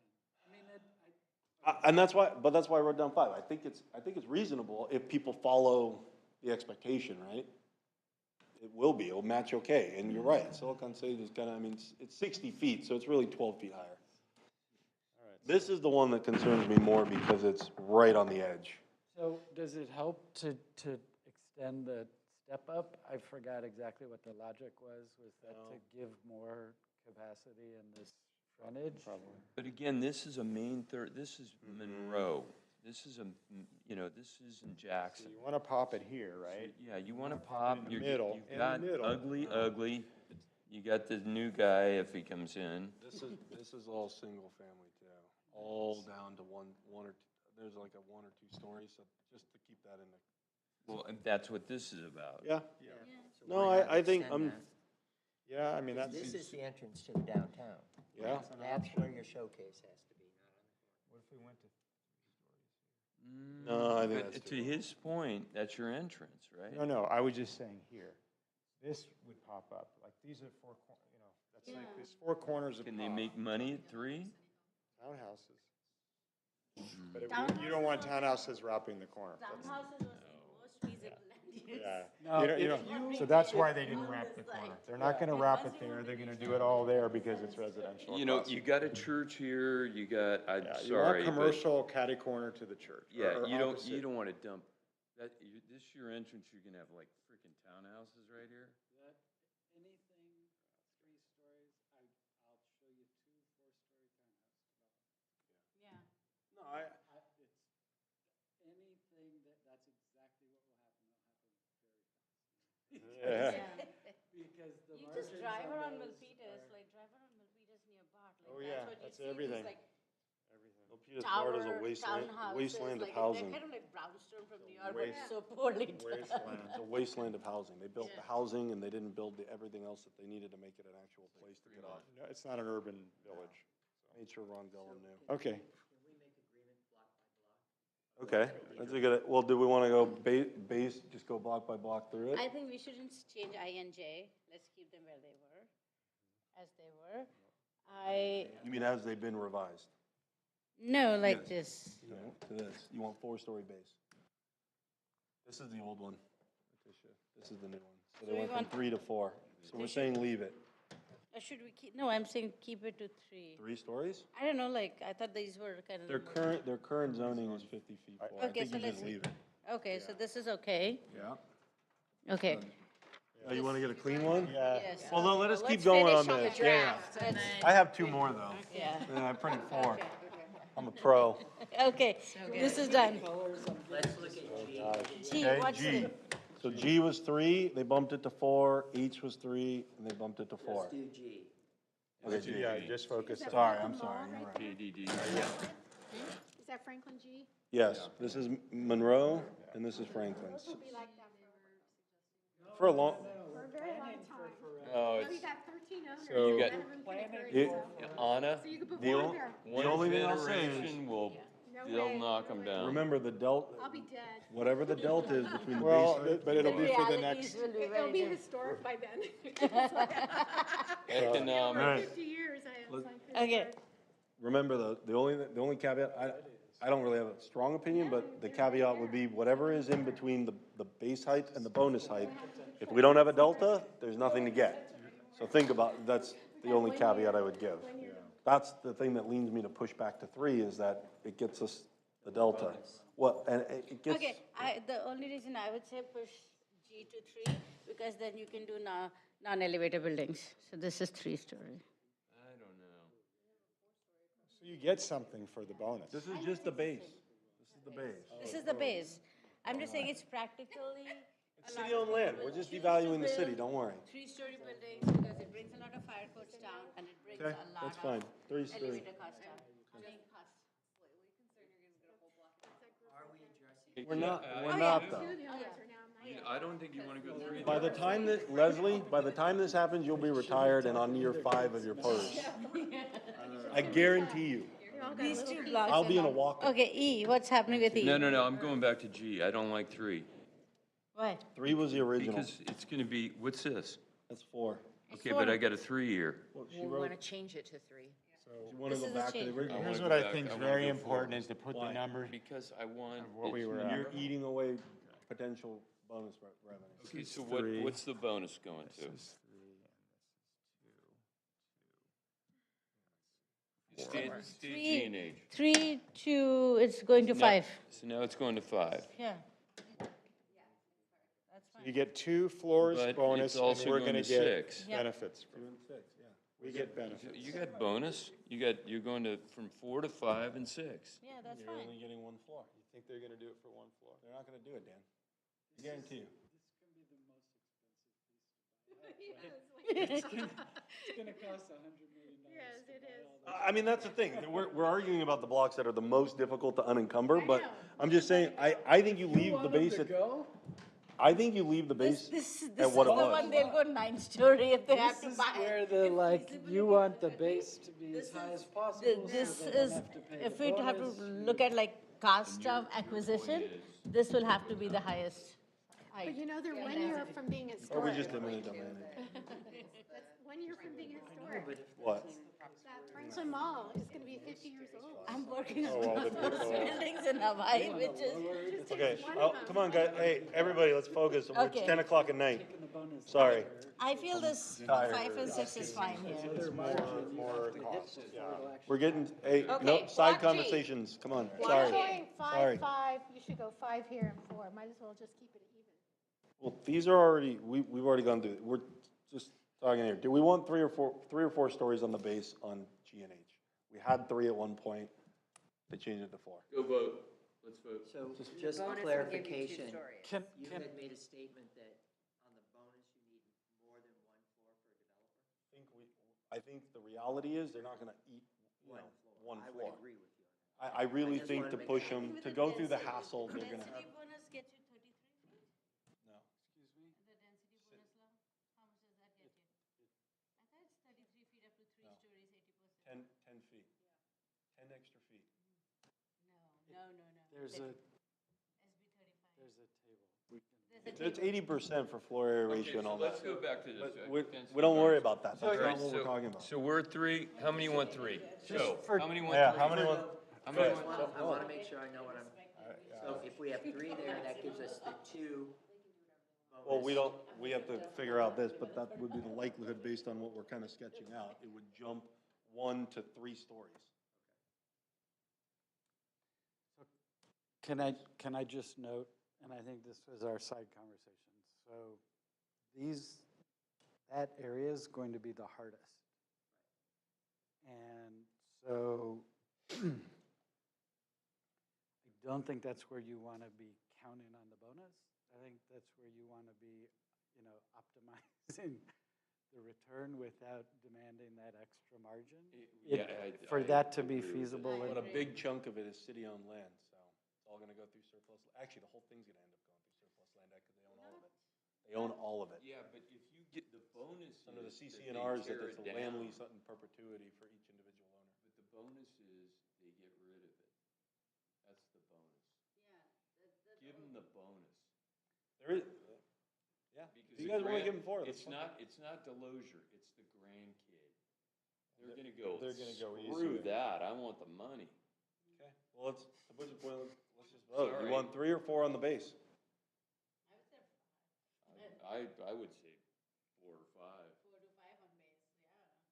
I mean, that's the reality, and the thing is, the reality is too far. So maybe we say With no revisit it in bonus? 15 years.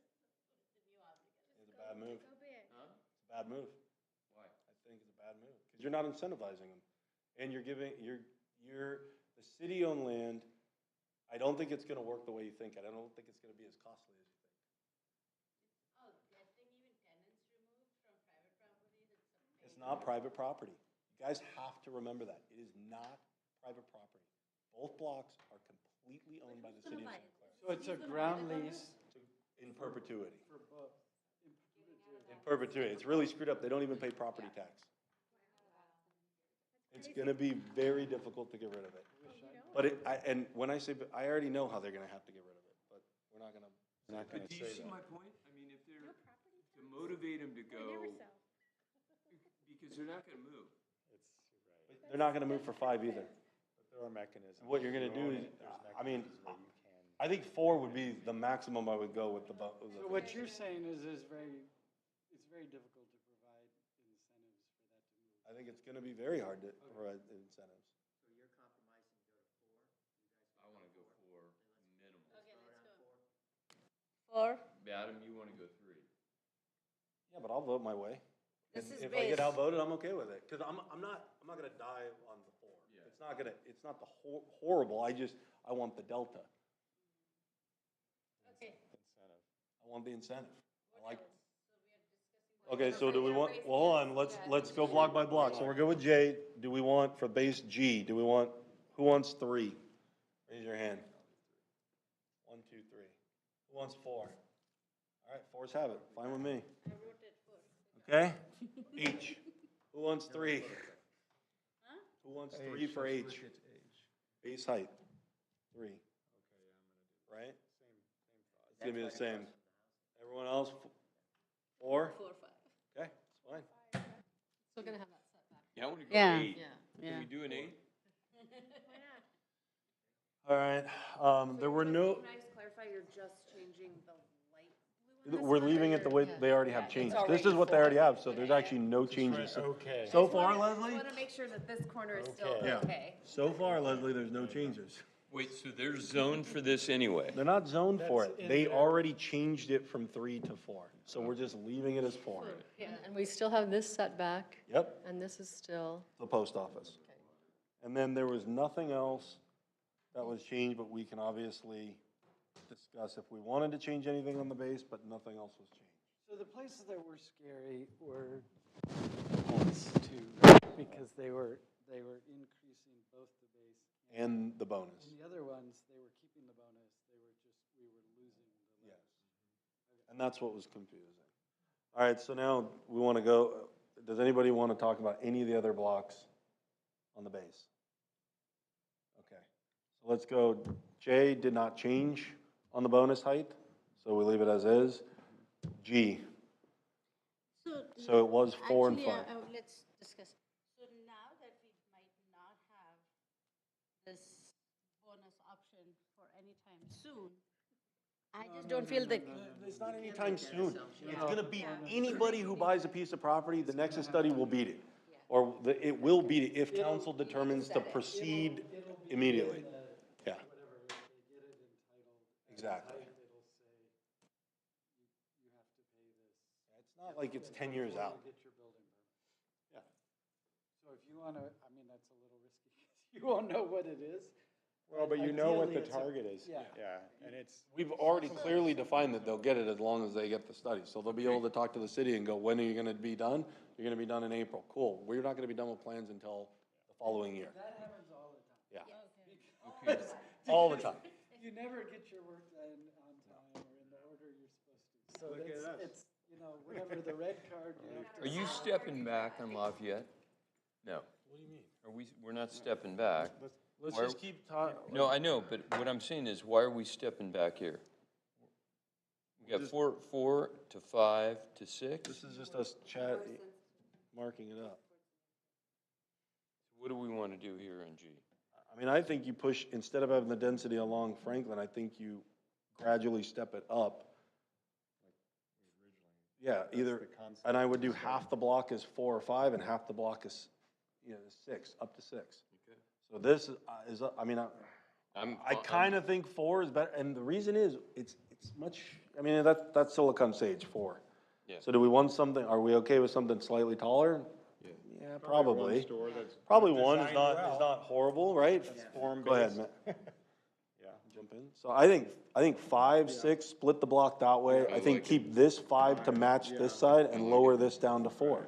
So then they kind of feel the same. This is You hit it, 6. Although, but then it, we have 4 here, so there's no bonus on this part. So the Yeah. only, which is fine, but the only bonus part is 5 and then 6 and 1 floor there. I think it's fine, to be honest with you. Huh? Yeah, you get the pot, like, no, I mean, that's where I think it makes the most sense. So are we in agreement on that? Yep. Are we good there? Yep. On both of them, do we want to vote, or everybody is okay with that? I'm good. Okay, so, Anyone opposed? anyone opposed? Right direction, right? Okay, so then, 5 here, it's gonna step up to 6 yeah, here. 5, 6, and this is 4. Even though it's right in front of the post. I know. Okay, and that's 6. Somebody write 6?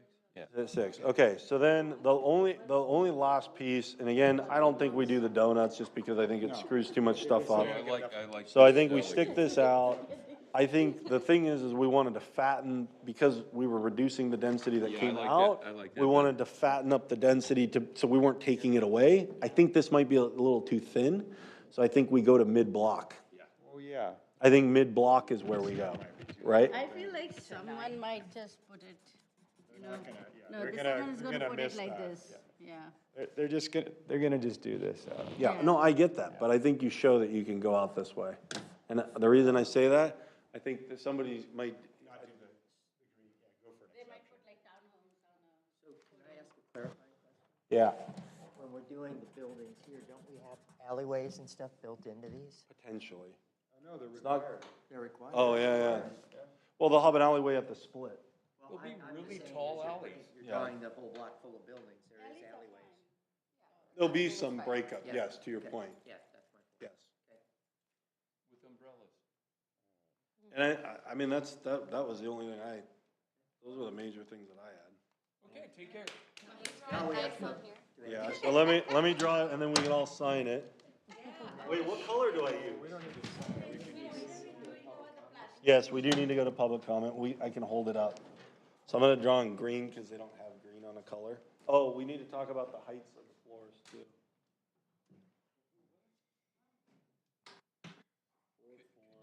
Whether you wanted them If we wanted to change them or not. I feel that these are fine. Well, they were the ones who showed us a whole nother set, 3 sets, and I can bring them up, I saved them, but I think these are fine. Yeah, thanks, I mean. They were concerned that you wanted them that you maybe were going in a direction that you wanted to tighten up more. Yeah, no, I mean, the people who follow the existing, maybe I should do them.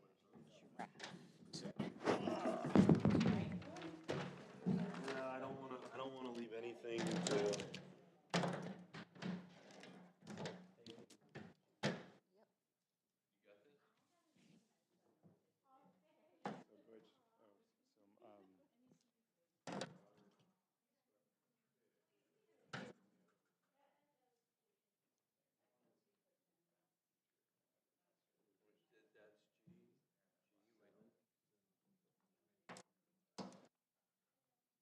Wait, you're doing, G's wrong. Oh, I thought you were on G. Okay. And you're staying with E and C up here, right? Yeah, oh, you already did that.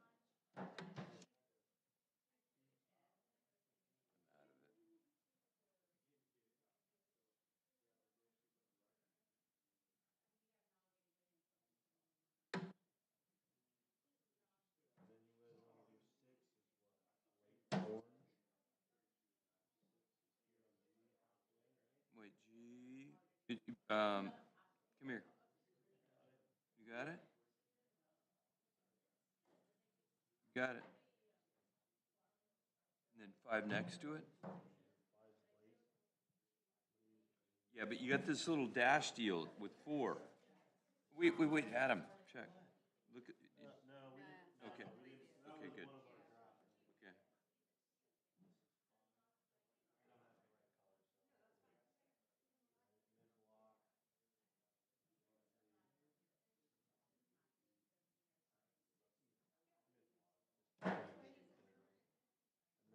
This guy, we said 4. 4.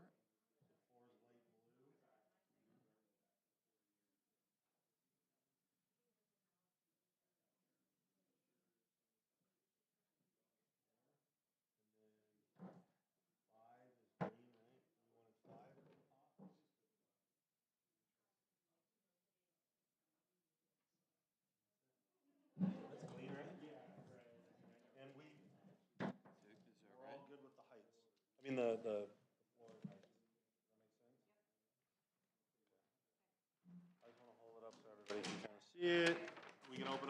comment. Is there anything else we need to do, guys?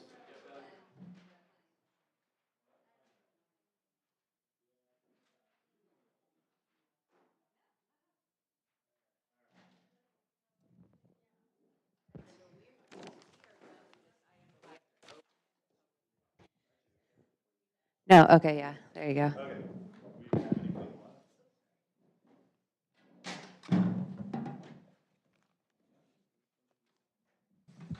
So Chair, do you have all the notes? Chair, do you have all the notes for that? Okay, just want to make sure. Up for public comment. All right, so we'll open it. The DCTF went through the map plan and made some light revisions. I know it's probably pretty tough to see. I know, I'm like, kind of, oh, he's going to zoom in. Look at him. He's zooming. My close-up, Mr. DeVille. Wait, right, there we go. Bottom right. I'm going. Hopefully that's it. So, made some minor, okay. Or you just point. Why don't you get on the other side? Just point. Get on the other side. There you go, perfect. All right. So I made some slight changes, went from 5 stories down to 4 stories on the corner and the neighboring edge. We lowered the pop-up to match the existing across, or the adjacent across the street, and to create kind of a hallmark as you're walking down or driving down Monroe. And then since there's Silicon Sage's project that is already across the street at 4 stories and 59-foot 10, we decided to go with a 5-foot story across the way since it's already shielded from the neighboring edge. And then 6 stories buffering up so that it starts to scale up on the bonus. On the base, and then we made slight modification and we removed some of the height going down Main Street and we relocated it to the mid-block line, pushing it towards Franklin Street to ease off again the neighborhood edge along Benton. And then we've accepted the planner's revisions to blocks J, H, and G, which the base heights increased from 3 stories up to 4 stories due to feasibility. So I wanted to make sure that we presented that to the public and to see, we'll now open up all of the different items that we've discussed tonight, as well as this plan for public comment. So I appreciate everybody who's stuck with us through the evening. If there are any additional questions, please raise your hand and for public comment on this item. Do not see any hands. I see no hands. All right. Oh, we have one hand. Amy, welcome. Go ahead, Amy, you should be able to unmute and speak. Hi there. It was hard for me to hear when you were presenting the thank you. Yeah, it was hard for me to hear because you're standing up. But I was wondering, did you address like the parking concerns when you were speaking of the new layout changes? We haven't talked about the parking tonight. It's not an item on the agenda, but we can bring it up under public presentations if you had specific questions about the parking. But we are limited in what we can implement due to state laws AB 2097. Okay, thank you. Yeah, so all of the parking, we have the standard, the city's older parking requirements included in the precise plan and form-based code, but they are now just recommendations. Unfortunately, they cannot be requirements. Do you have a specific question about parking? I'm just worried about we're building up, but for residents that live on Monroe and the main streets, it'd be challenging to find parking. I agree. I would write your state legislator to say that AB 2097, you're concerned with it. That's what I would write, because unfortunately the state law was passed in July of this year, so it's a very new law, and it removed the ability for local municipalities to enforce parking requirements on any development within a half mile of a major transit station, which is the train station, or a transit corridor, which is defined as a single bus that runs every 15 minutes during peak hours. Thank you. And we do comply, unfortunately. And additionally, within the precise plan, there are targeted areas for parking garages that can still be, if we get community benefits or funding, we can build those parking garages. So it is in the plan. It's you know. The desire to put a parking garage in, kind of like downtown Campbell, is there. We just have to figure out the funding, and that's why so much effort and energy has been put forth in requiring a bonus program with a development fee so that we can actually implement those measures to address the concerns. So hopefully that helped, Amy. Apologies, we can't provide more or better information. Well, she can go to the website. Yeah.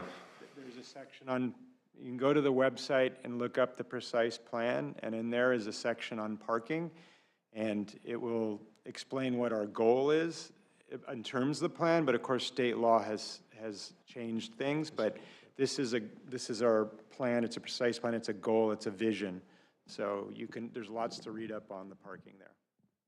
Thank you. Any additional hands? All right, seeing none, I'll go back to the task force members. Is there any additional comments? We have a vote to close the item and move on. So moved. Second? Second. All in favor? Aye. Aye. All opposed? Leslie, why'd you say no? I'm just kidding. Didn't say anything. All right, we'll go to our last item on tonight's agenda, which is item number 3, Downtown Community Task Force participation in the Planning Commission hearing on the adoption recommendation of the precise plan and form-based code. So I don't know what everyone is thinking, if they're gonna attend, if they want to attend, if we wanna do a presentation. I think I'm gonna go speak myself. I haven't decided if I wanna do a presentation or not. I definitely wanna do something for council, so I think it's really imperative to get the decision makers to understand why we put in some of the implementations and the request for the study for the impact fee, so I wanna make sure I'm available for the explanation of that. But for Planning Commission, I don't, they're just a recommendation body, and again, I'll be honest, I know they haven't read it, so I don't know how much effort I want to put in to explaining it to them.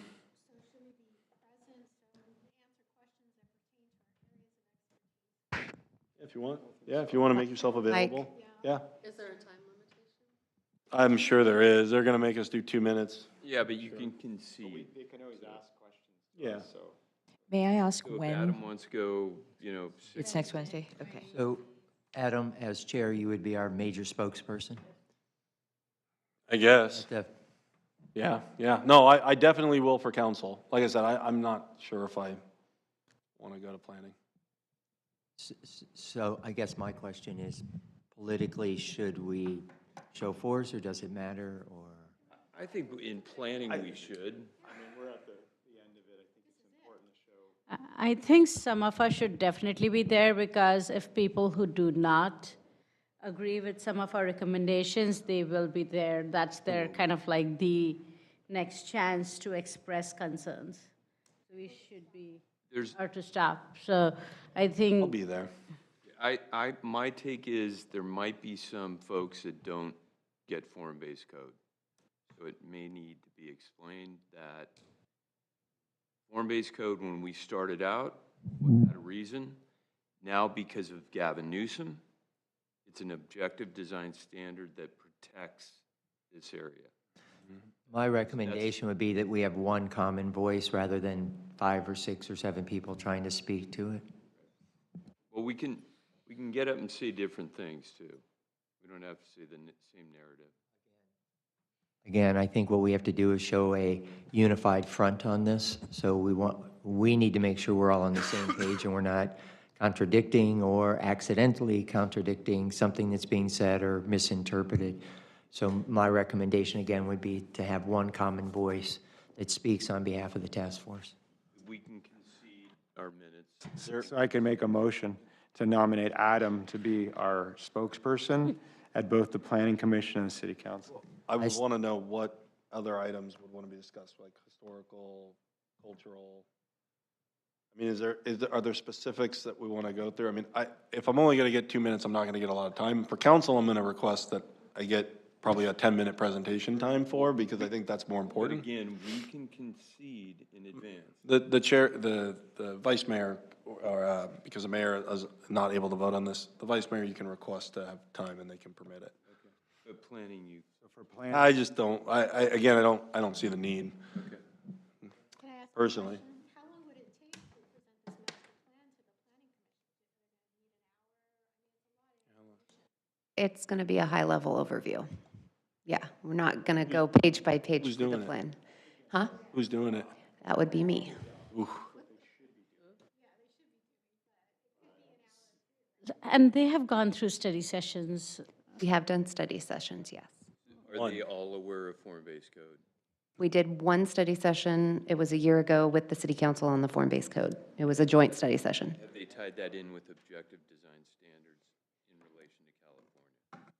I don't know what you mean by that question. In other words, California cannot come in and mandate a 20-story, affordable housing unit if you have objective design. Right, they absolutely understand objective design standards. That's why they're looking forward to the new zoning code that will have more objective design standards. Yes, they get that. Remember, the study session also was with a different planning commission. Many of the faces and people have changed, so that's another one of the potential issues.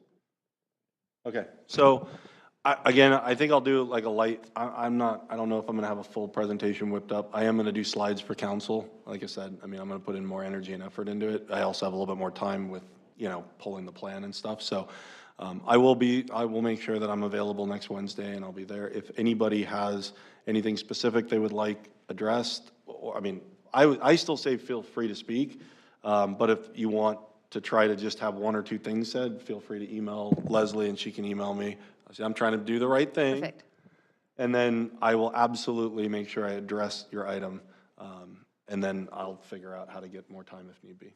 But if you can have any of your requests in by the weekend, please, I would appreciate it, just because I'll be scrambling like, I was today when we got the comments, so. So Leslie, you'll be presenting, right? Correct.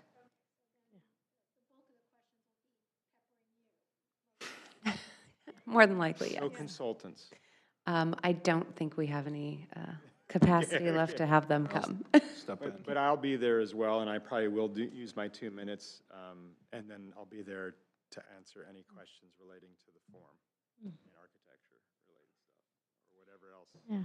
I think one thing, Adam, you could mention, and if I'm there, I'll kind of reiterate, is to, how much economic background has been gone into proposing some of these higher densities, and specifically with the need for retail that the community has expressed, some of these densities become extremely necessary. So kind of like putting a context to the density, which came mostly because of communities' need to see more retail and vibrancy, and that's how it will come. Yeah. What do we need to do to get what we want? I think that was like the starting point. Where do we have to go to get what that's we why want? we really don't have anything for planning commission. It's just a study session. They're not decision makers. Do they make a recommendation? They're a recommending body. They will make a recommendation on this? Yes. Okay. So Yeah, they'll make a recommendation, but again, I think it really comes down to ultimately council, so I'll put my energy and effort there. I would just add or ask you to make sure that the context is there, that we put a lot of thought into this so that it's not just housing.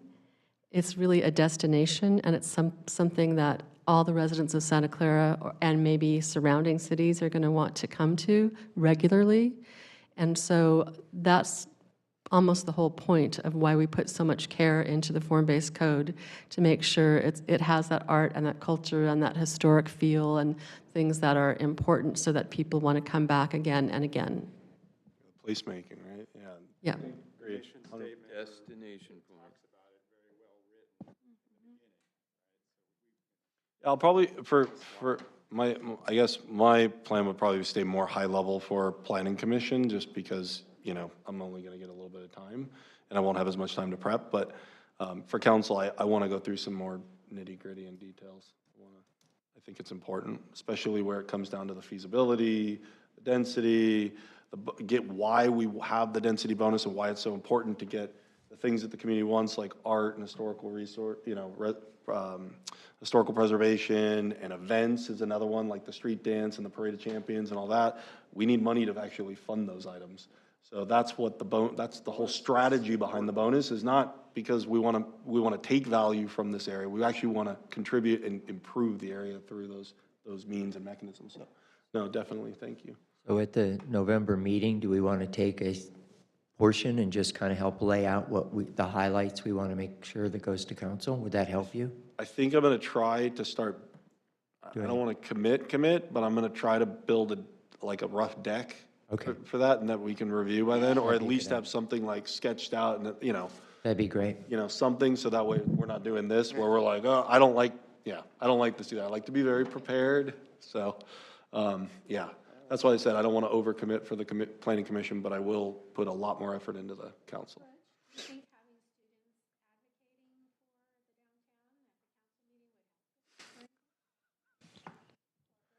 If we want to be there till 3 in the morning. Yeah. No, I think we've got the basis for this already. This is why we started. I think the other part that was mentioned earlier is this is the, 6th time this process has gone through. Why is this one different? And I think the big reason is, and this is what the university brought to the table and pushed, we have the economic feasibility to it. It's just not pie in the sky, I want to do this. We've really done our due diligence on this, and we've got to convince council due diligence was done on this. Well, and the other thing too is the other plans, I've only read a couple of them, but the earlier plans were really more of the precise plan, which is really more of a feel, and it gives you kind of an idea, but there's no real guidance and there's nothing really to tie it. And then to your point, the feasibility, that's where, got to give Dan a lot of credit for researching form-based code and Reclaim, bringing it up early on in the process to where we were actually able to go ask for the money, because ultimately it's the form-based code that will get our vision of what we want and what our expectations are in the massing and everything else. So, thank you, Dan, for screaming and yelling until we finally started listening. And thank you, Donna. Thank you, Donna. Kansas City. She's 1 in the morning. She's the one who found it. Okay. So if there's anything else that you guys think of over the weekend, send it to Leslie and she'll get it out to me Monday and we'll go. But like I said, I don't think I'm gonna plan on doing a big presentation. I'll just kind of give a spiel and then be available for questions, and then I'll do a little bit more prep for council. All right, thank you. We should open to the public. Is there anyone from the public have any comments on this? Donna. Hi. Quick question about the council meeting. Will WRT be presenting this to the council? I don't Thank think you. so. I don't think they And will be, no. thank you all for all this, and thank you for staying to get this done. Thank you, thank you, thank you. Thank you, Donna. All right, any additional comments, questions from the public before we close public comment on this item? All right, seeing none. Is there a motion to close the item and move on to public presentations? So moved. Second. All in favor? Aye. Aye. All opposed? All right, public presentations. Is anyone in the audience that would like to address the task force on items that are not on tonight's agenda? Please raise your hand. Okay. I see none. Seeing none, we will move on. I think we have a schedule update. Should be pretty, I think we've kind of beaten it into submission tonight. I think we know. Planning But- Commission is next Wednesday, council December 5th. Yeah. When so you have the revision now that has all the comments, but Correct. Yes. So we'll go through that, but I assume, and then we'll get any comments or questions in by Monday as well. And then what is the turnaround for them? I mean, probably pretty quick. For the consultant? Yeah, I mean, There's they've not- done most of the work. They're working on the city attorney's comments right now. Then we'll post that revised document. I can post this one too. Just know there'll be another revised document coming. Okay. I'll post this on the website. Okay. All right. Well, thank you. I don't know if I have any additional questions On schedule? So we're officially on city council for the 5th? Yep. Yes. Okay. 25th and 5th, we got the notice. No, I just wanted to make sure it was Frame it. official. It's official. 25th again is? So on the 5th, remember, everybody take the day off, we'll buy beers down at Taplands. Matt will hold open. No, I don't know if he will. We'll convince him. We all deserve to get a beer after this one. There you go. I'm going to buy a round. I mean. Yeah, no, I think we should, we'll schedule something for all of us. 5 years is a long run, and we've all put in a lot of tremendous effort and energy, so. And the first meeting was in December of what, 19, 18. 18. Well, Perfect. it was 18 to form the task force so that you could review the RFP, and there was a large break till we actually had our first, like, real get down to business meeting. Still, But you were yes, thinking about you it. were thinking about it. You were getting, No, it came out, That was the second meeting. it came out in March, and we reviewed it in June because my daughter was born 3 days before. I ended up having to go sit down and listen to And everybody. she's thriving now. Yeah. Chair. No, that's your daughter. All right, hold on, we're not done. Chair. Okay, so, Chair. oh, sorry, Butch. Just one other thing. We had talked about possibly extending this committee or part of this committee to continue on this project. Is that something we have to address at city council? Is that something that happens later? think And is there interest on anybody on this body that would like to continue to make sure this thing Let's moves forward? discuss that in November. yeah, I think you definitely should. As And that way we can ask council whatever our Yeah. request is, but let's start thinking about it. It's a good point. Let's start thinking about it, engage, and let's put that on the agenda for, Yeah. we'll review what the presentation to council would be, as well as what the request is for this body to stay on. So I guess everybody needs to kind of think of what their commitment level is. So hopefully there'll be a pretty big gap. So, all right. Is there a motion to adjourn the meeting of October 19th, 2023? So moved. Second. All right, all in favor, say aye. Aye. All opposed? Motion carries. The meeting is adjourned to the next regular scheduled Downtown Community Task Force meeting on November 16th, 2023. Thank you, everybody. Thank you, Madam. Have a great day.